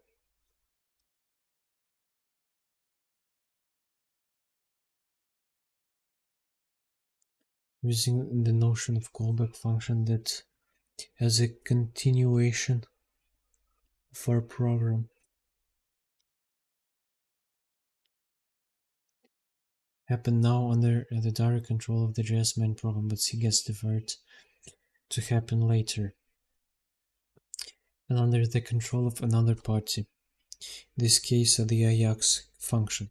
In basic sense, that sort of handoff of control doesn't regularly cause lots of problems for programs, but don't be fooled by its frequency that this control switch isn't a big deal. In fact, it's one of the worst, that's most subtle problems about callback-driven design.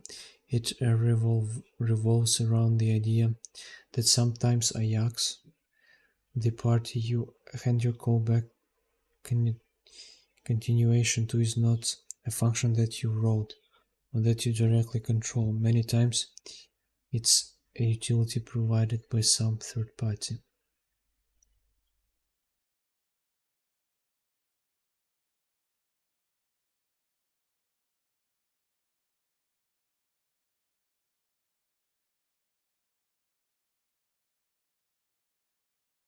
You wrote or that you directly control. Many times it's a utility provided by some third party. We call this inversion of control. When you take part of your program and give over control of its execution to another third party. There is an unspoken contract that exists between your code and the third party utility side of things you expect to be maintained.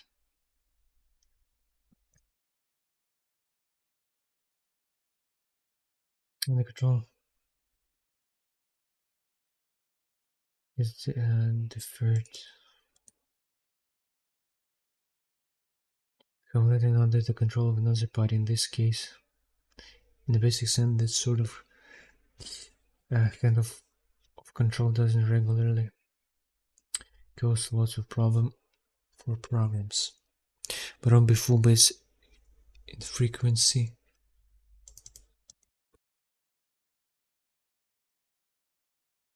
Control switch isn't a big deal. In fact, it's one of the worst software problems.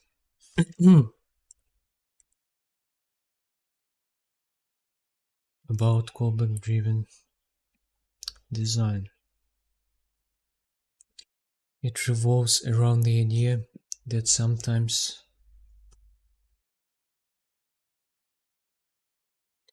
Ajax, the party you hand your callback continuation to is not a function that you wrote or that you directly control. Many times it's a utility provided by some third party. We call this inversion of control when you take part of your program and give over control of execution to another third party. There is an unspoken contract that exists between your code and the third party utility. A set of things you expect to be maintained.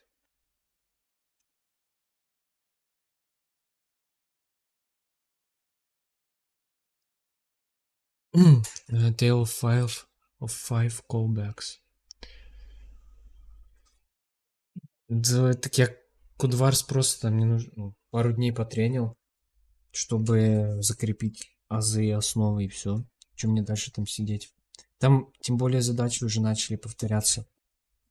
Типа, ну, реально они одинаковые плюс-минус.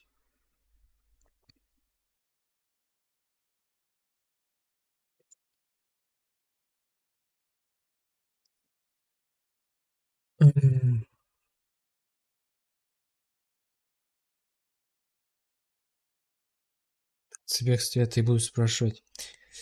Ну так, когда я буду идти на собесы, тогда я прокачаюсь до первого уровня и пойду на собесы. А сейчас мне нужно дальше учить теорию.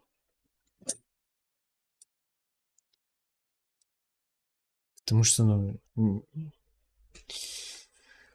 оно ж не все упирается в решение задач на алгоритм. Сейчас я изучаю, глобально асинхронщину. Конкретно этот урок был посвящен промисам. И сейчас я читаю проблему колбеков. Типа, что это такое? В чем их прикол? Из книжки You Don't Know JS. И потом из той же книжки про промисы тоже прочитаю. Пиздец тут читать, конечно.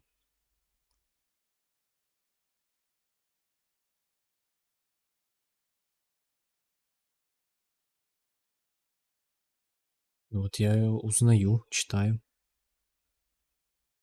В чем прикол синхронных функций? Ну, в том, что из того, что я и так пока знаю. Сейчас надо сформулировать. Ну,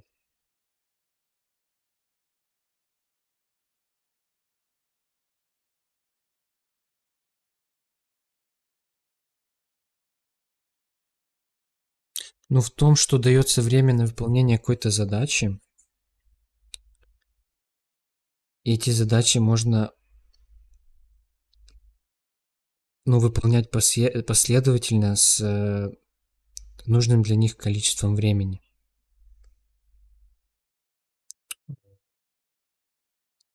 То есть и тем самым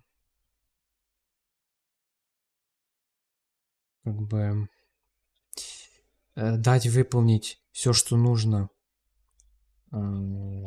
выполнить все функции, которые не требуют много времени и задержки, дать им всем выполниться, и потом дать выполниться тем действиям, которым нужны какие-то, которые требуют больше времени, и им нужна какая-то последовательность жесткая.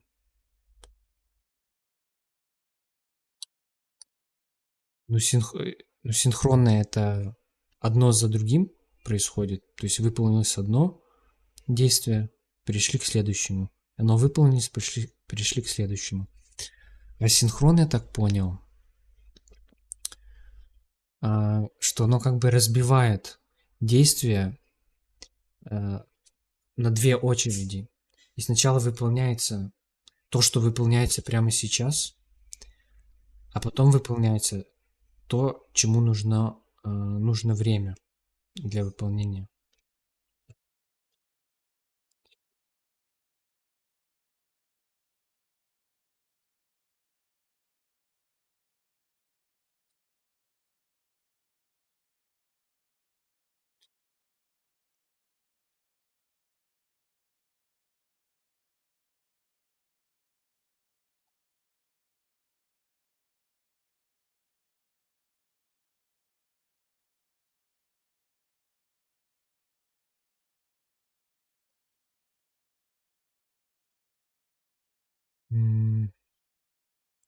Вроде так. Не знаю, мне кажется, когда вот я до чаптера с промисами дойду, наверное, может, получше это объяснят.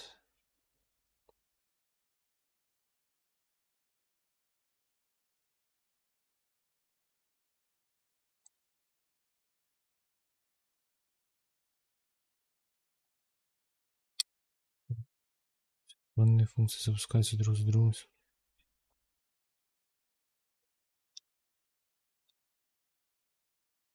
Все вместе.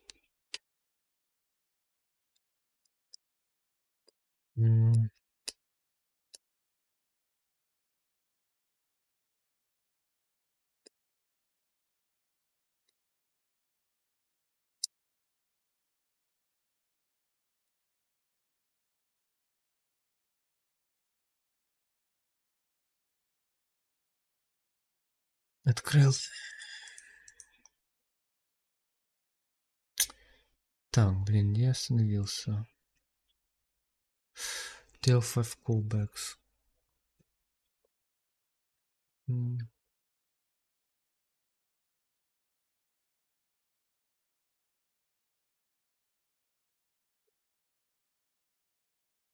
Так.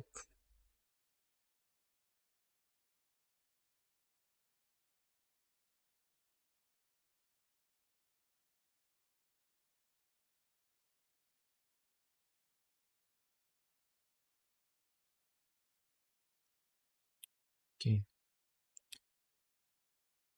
It may not be terribly obvious why this is such a big deal. Let me construct an exaggerated scenario.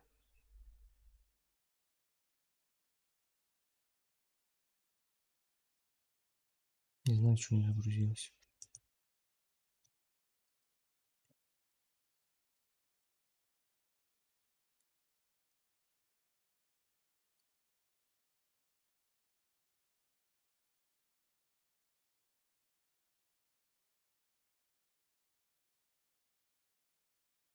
Грузит.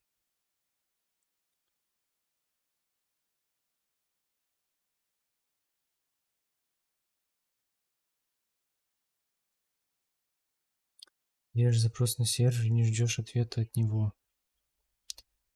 Продолжаешь функционировать. Синхронные ждут ответа, только потом другое прогружают. Ага, окей. Уже.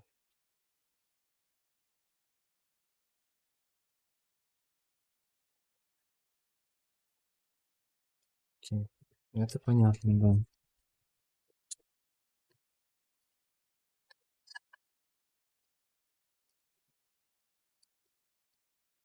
Да, это понятно.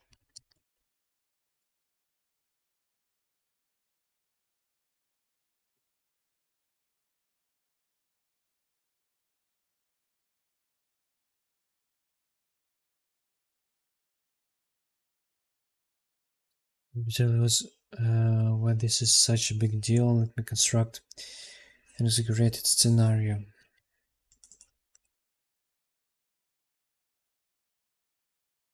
illustrate the hazard of trust at play. Imagine a developer tasked with building out an e-commerce checkout system for a site that sells expensive TVs.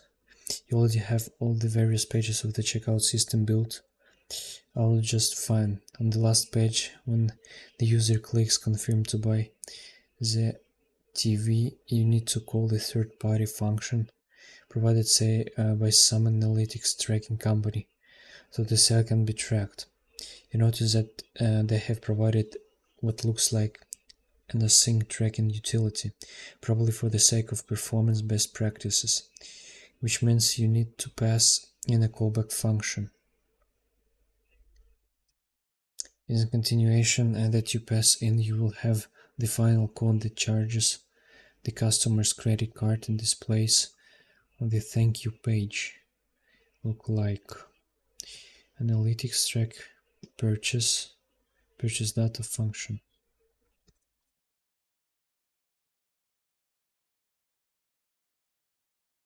Display thank you page.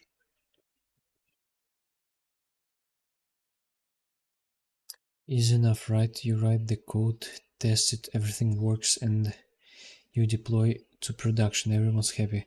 6 months go by and no issues. You're almost forgotten you haven't wrote this code. One morning you were at a coffee shop before work, casually enjoying your latte, when you get a panicked call from your boss insisting you drop off the coffee and rush into work right away. When you arrive, you find out that high-profile customer has had his credit card charged 5 times for the same TV, and he's understandably upset. Customer service has already issued an apology and proceeded to refund, but your boss demands to know how this could possibly have happened. Don't we have the tests for stuff like this? You don't even remember the code you wrote, but you dig back in and start trying to find out what could have gone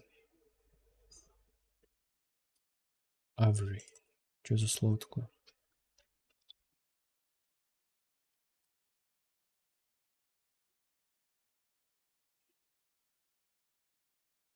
Awry. After digging through some logs, you come to the conclusion that the only explanation is that the analytics utility somehow, for some reason, call your callback 5 times instead of 1. Nothing in the documentation mentions anything about this. Frustrated, you contact customer support, who of course is astonished as you are. They agree to escalate it to their developers and they promise to get back to you. The next day you receive a lengthy email explaining what they found.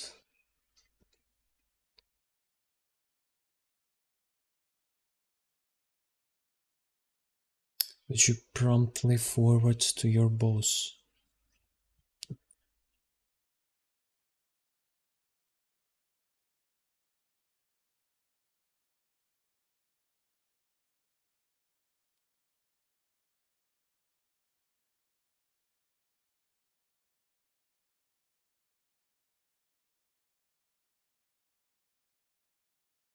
Apparently developers are the analytics company.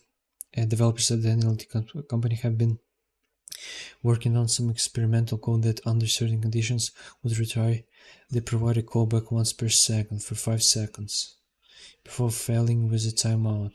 They had never intended to push that into production, but somehow they did, and they're totally embarrassed and apologetic. They go into plenty of detail about how they have identified the breakdown and what they will do to ensure it never happens again. What's next? You talk it over with your boss, but he's not feeling particularly comfortable with the state of things. He insists that, and you reluctantly agree that you can't trust them anymore. That's what bit you, and that you will need to figure out how to protect the checkout code from such vulnerability again. After some tinkering, you implement some simple ad hoc code that like the following, which then team seems happy with.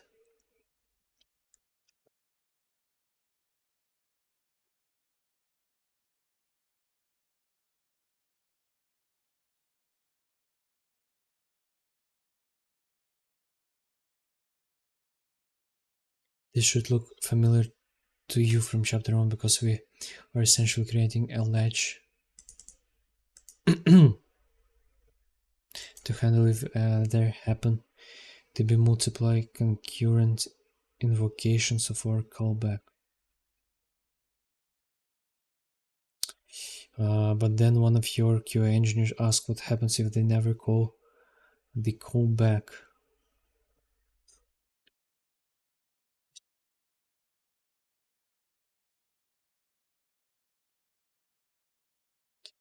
Neither of you had thought about that. You begin to chase down the rabbit hole and think of all the possible things that could go wrong with them calling your callback. Here's roughly the list you come up with of ways the analytics utility could misbehave. Call the callback too early before it's been tracked. Call the callback too late or never.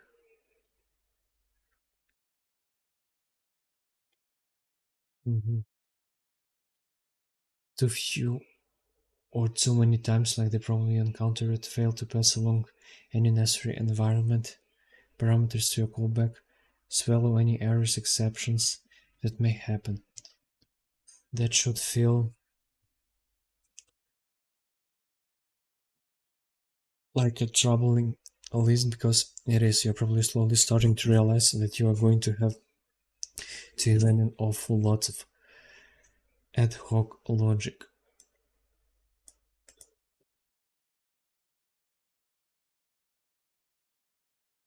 Each and every single callback that's passed to utility, you're not positive you can trust. Now you realize a bit more complex and completely just how hellish callback hell is.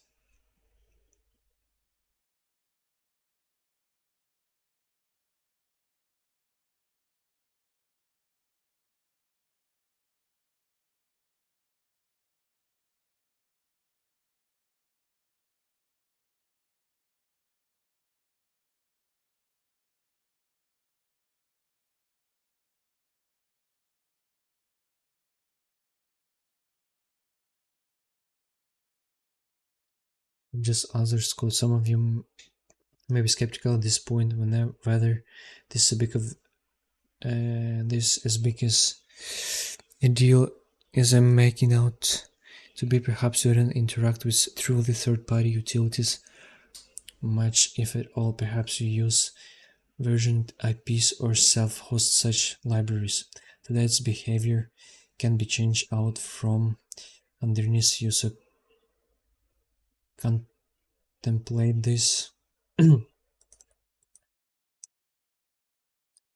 you even really trust utilities that you do theoretically control in your own code base? Think of it this way. Most of us agree that, at least to some extent, we should build our own internal functions with some defensive checks on the input parameters to reduce prevent unexpected issues.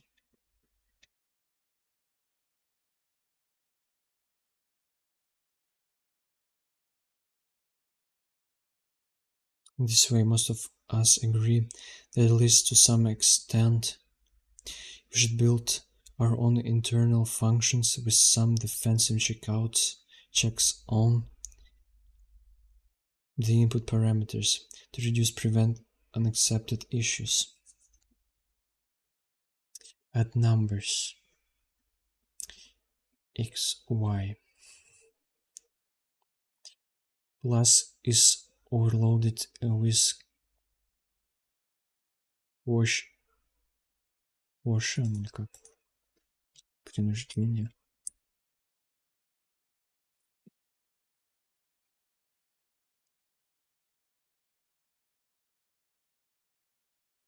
Quotient.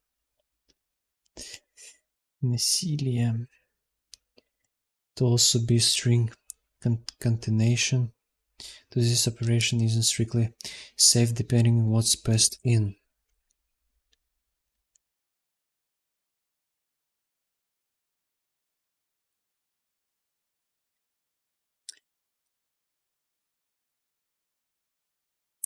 Defensive against untrusted input. Ensure numerical input.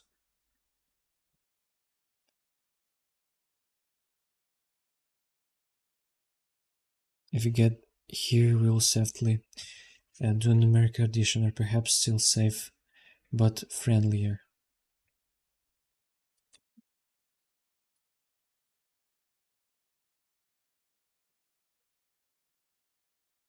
Or you could go about it.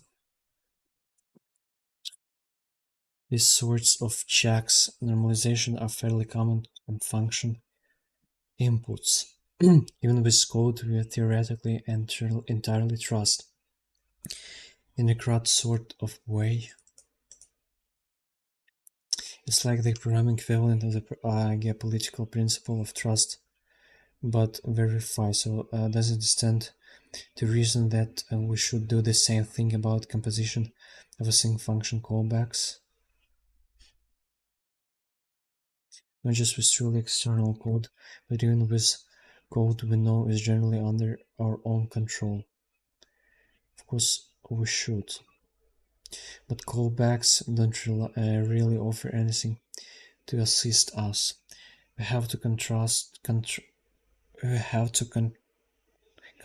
all that machinery ourselves, and it often ends up being a lot of boilerplate overhead that we repeat for every single async callback. The most troublesome problem with callbacks is inversion of control, leading to a complete breakdown along all these trust lines. If you have code that uses callbacks, especially but not exclusively with third-party utilities,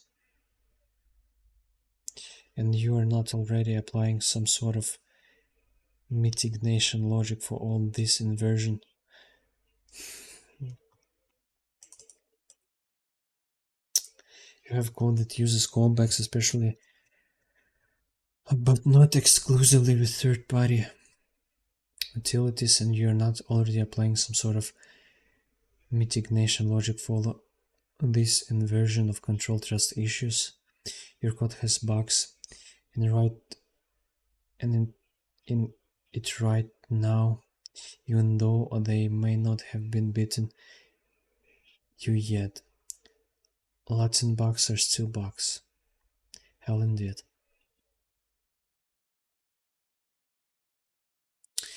Trying to save callbacks. There are several variations of callback design that have attempted to address some, not all, of the trust issues we have just looked at.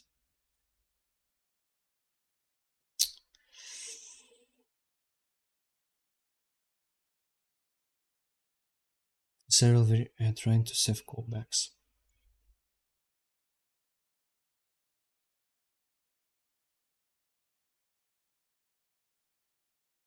Trying to save callbacks.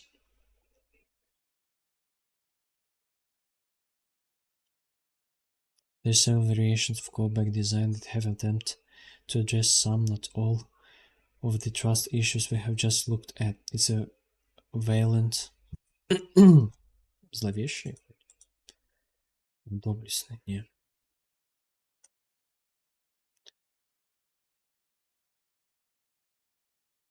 But doomed effort to save the callback pattern from uploading on itself.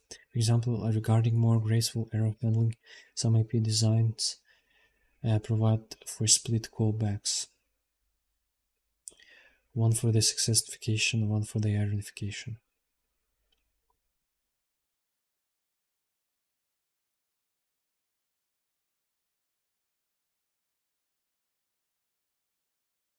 In a piece of this design, often the failure error handler is optional. and if not provided, it will be assumed you want the errors swallowed. This split callback design is what the S6 promise IP uses. We'll cover S6 promise in much more detail in the next chapter. Another callback pattern is called error first style.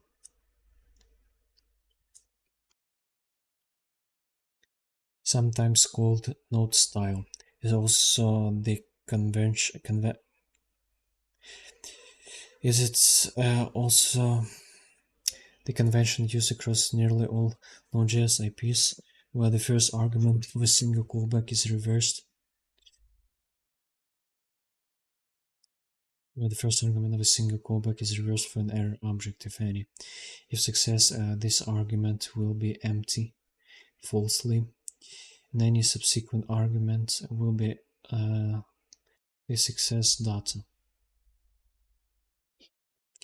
But if an error result is being signaled, the first argument is set truthy, and usually nothing else is passed.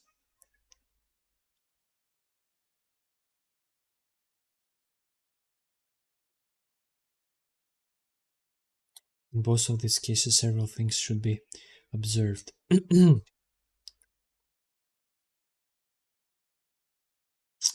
First, it has not really resolved the majority of trust issues like it may appear. There's nothing about either callback that prevents or filters unwanted repeated invocations. Moreover, things are worse now because you may get both success and error signals or neither, and you still have to code around either of those conditions. Also, don't miss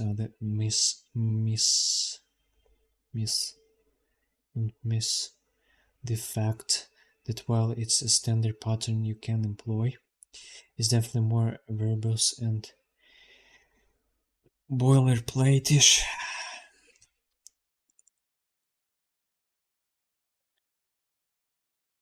Вербальный, да, типа подробный, многословный. Just without much reuse, so you're going to get very stally of typing all that out for every single callback in your application. What about the trust issue of never being called again, of never being called? If this is a concern, and it probably should be, you likely will need to set up a timeout that cancels the event.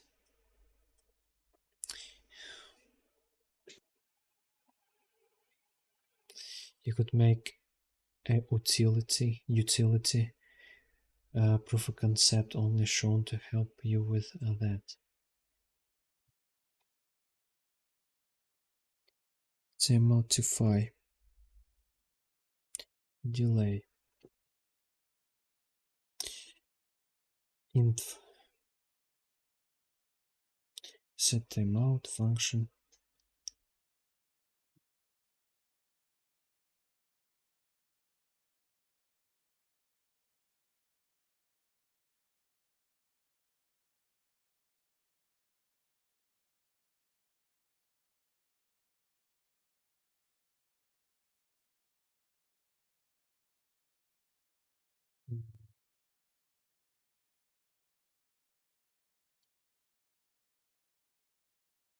set timeout function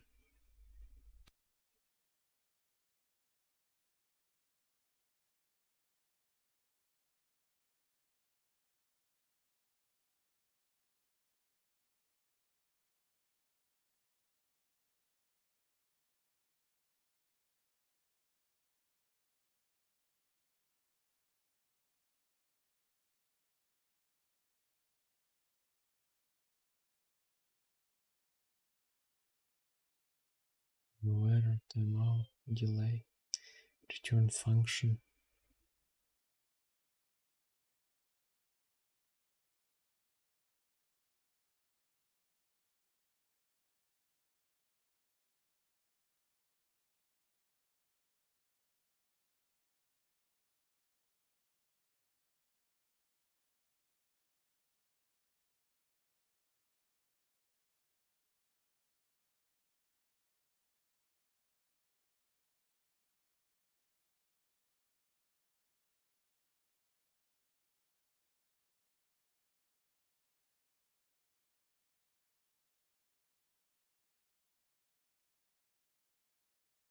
how you use it.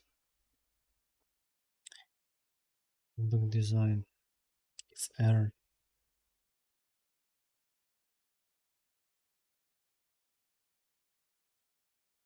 Demodify.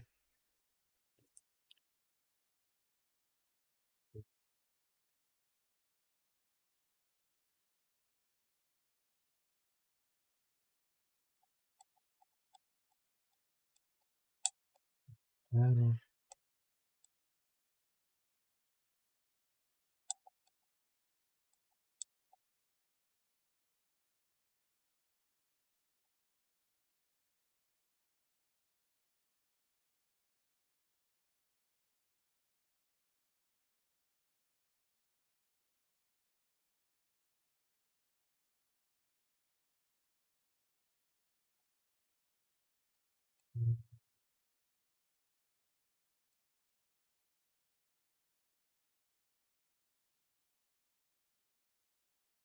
Set timeout.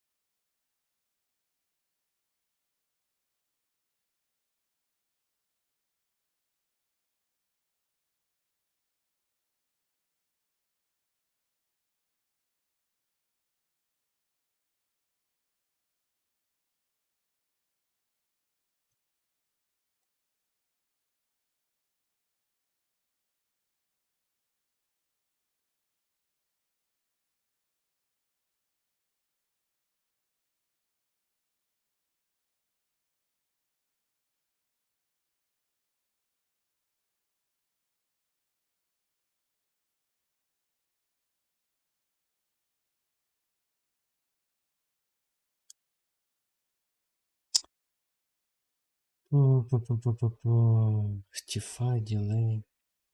Set timeout.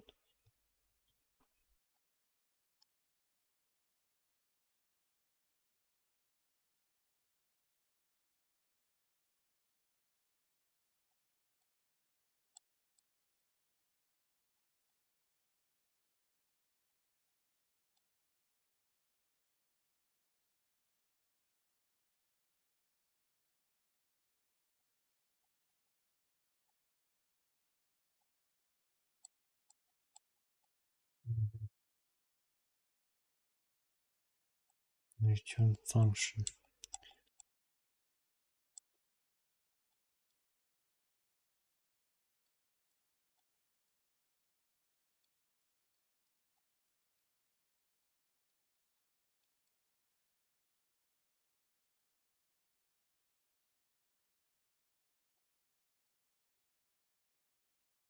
Apply this.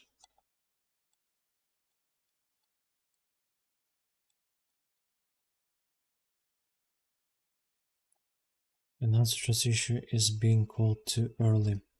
Application specify terms that this may actually involve being called before some critical tasks is complete, but more generally the problem is evident in utilities that can either invoke the callback you provided now synchronously or later asynchronously. The non-determinism around the thing sync or async behavior is almost always going to lead to very difficult to track down bugs in some circles. The functional insanity inducing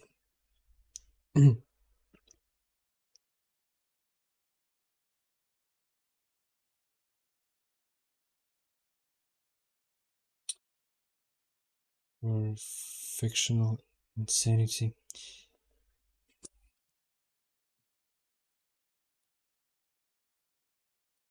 is always used to describe the sync async nightmares. Don't release Zalgo is a common crime and it leads to a very sound advice. Always invoke callbacks asynchronously, even if that's right away on the next turn of the event loop, so that all callbacks are predictably async.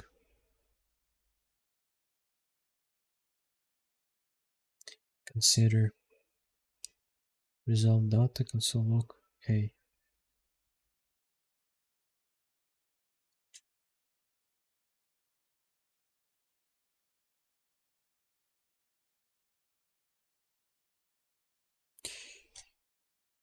Will this code print 0 async callback invocation or 1 async callback invocation?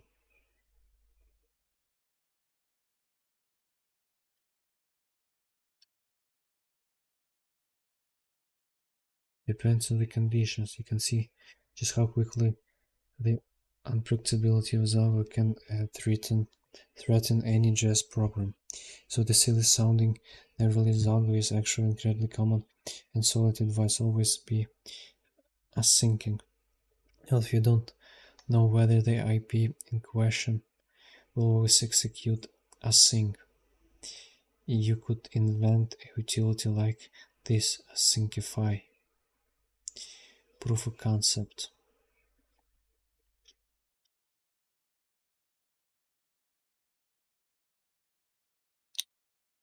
Origin fn равно fn inf.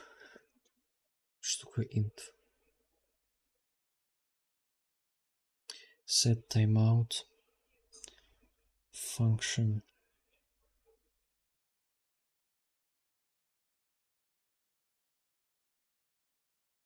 set timeout function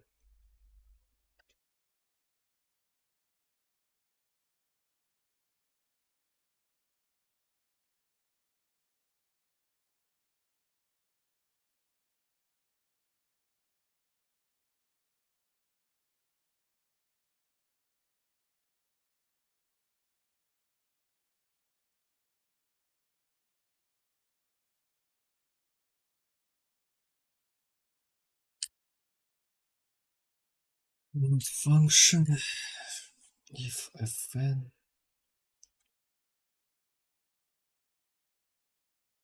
fn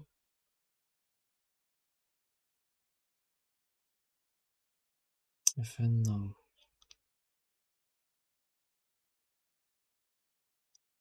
Firing too quickly before inf timer is fired to indicate a sync turn has passed.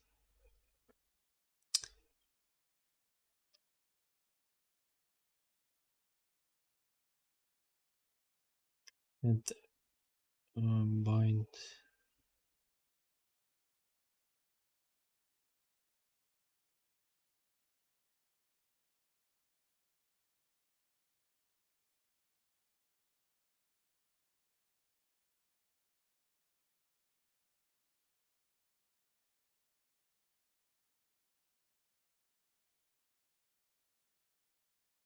the properties list to the bind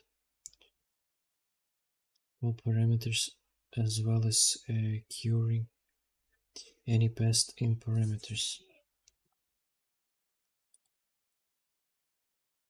Query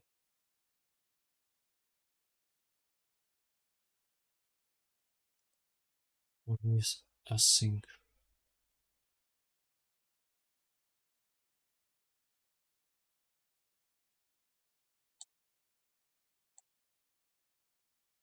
You use asyncify like this.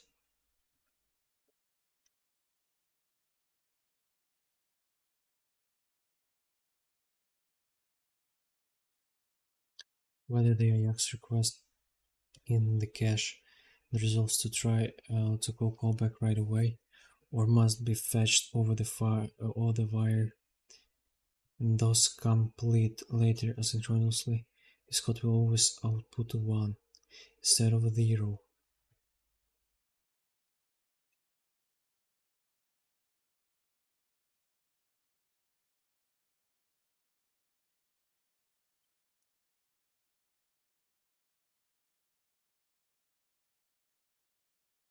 can't help but be invoked asynchronously, which means the plus plus has a chance to run before result does.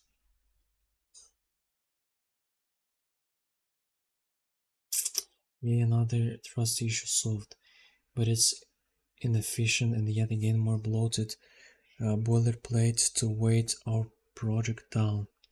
That's just the story over and over again with callbacks. They can do pretty much anything you want, but you have to be willing to work and hard to get it. And oftentimes the effort is much more than you can or should spend on such code reasoning.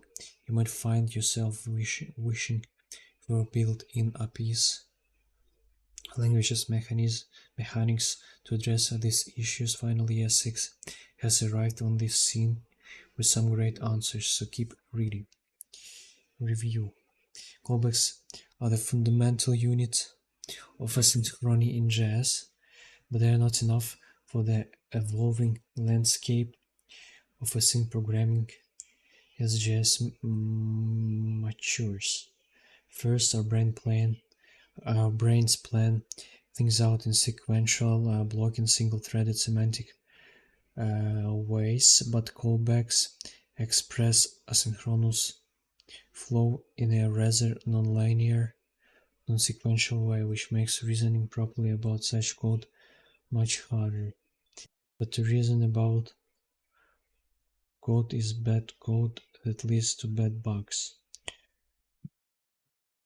We need a way to express asynchrony in a more synchronous, sequential blocking manner, just like our brains do.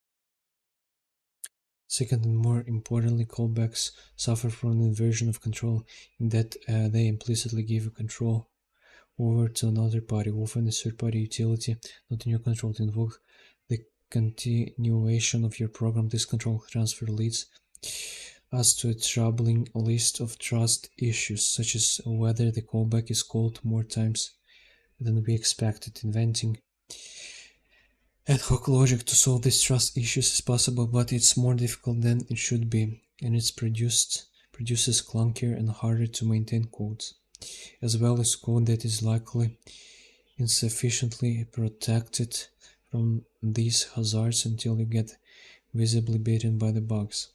We need a generalized solution of all of these trust issues, one that can be reused for as many callbacks as we create without all that extra boilerplate overhead. We need something better than callbacks. They have served us. We need a generalized solution to all of the trusted issues, one that can be reused for as many callbacks as we create without all the extra boilerplate overhead. We need something better than callbacks. They have served us well to this point, but the future of JavaScript demands more sophisticated and capable async patterns. Забыл слово. Сложный, утонченный. Capable async patterns. The subsequent chapters in this book will dive into those emerging evolutions. Жесть. И завтра промисы, ёлы-палы. Я так и не понял, что кулбэк, блядь.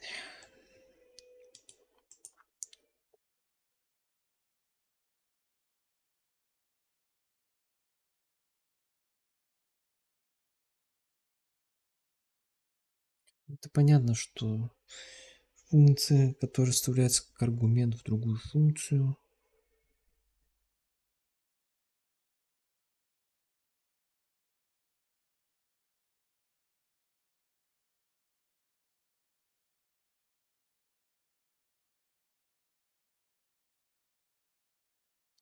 The callbacks are often used to continue code execution after.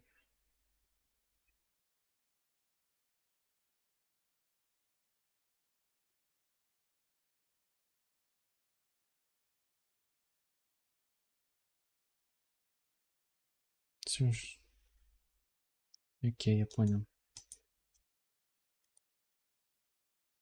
Промисы завтра, сейчас я пипец как устал, бля. Просто пиздец.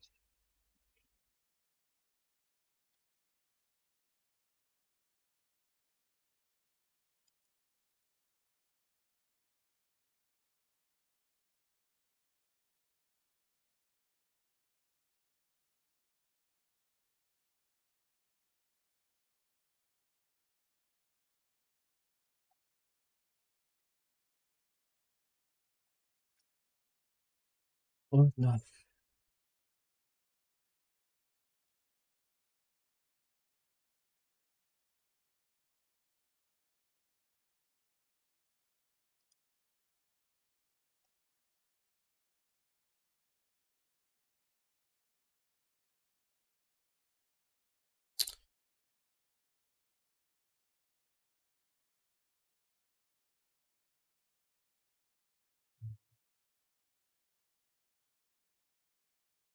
Ладно, это уже завтра.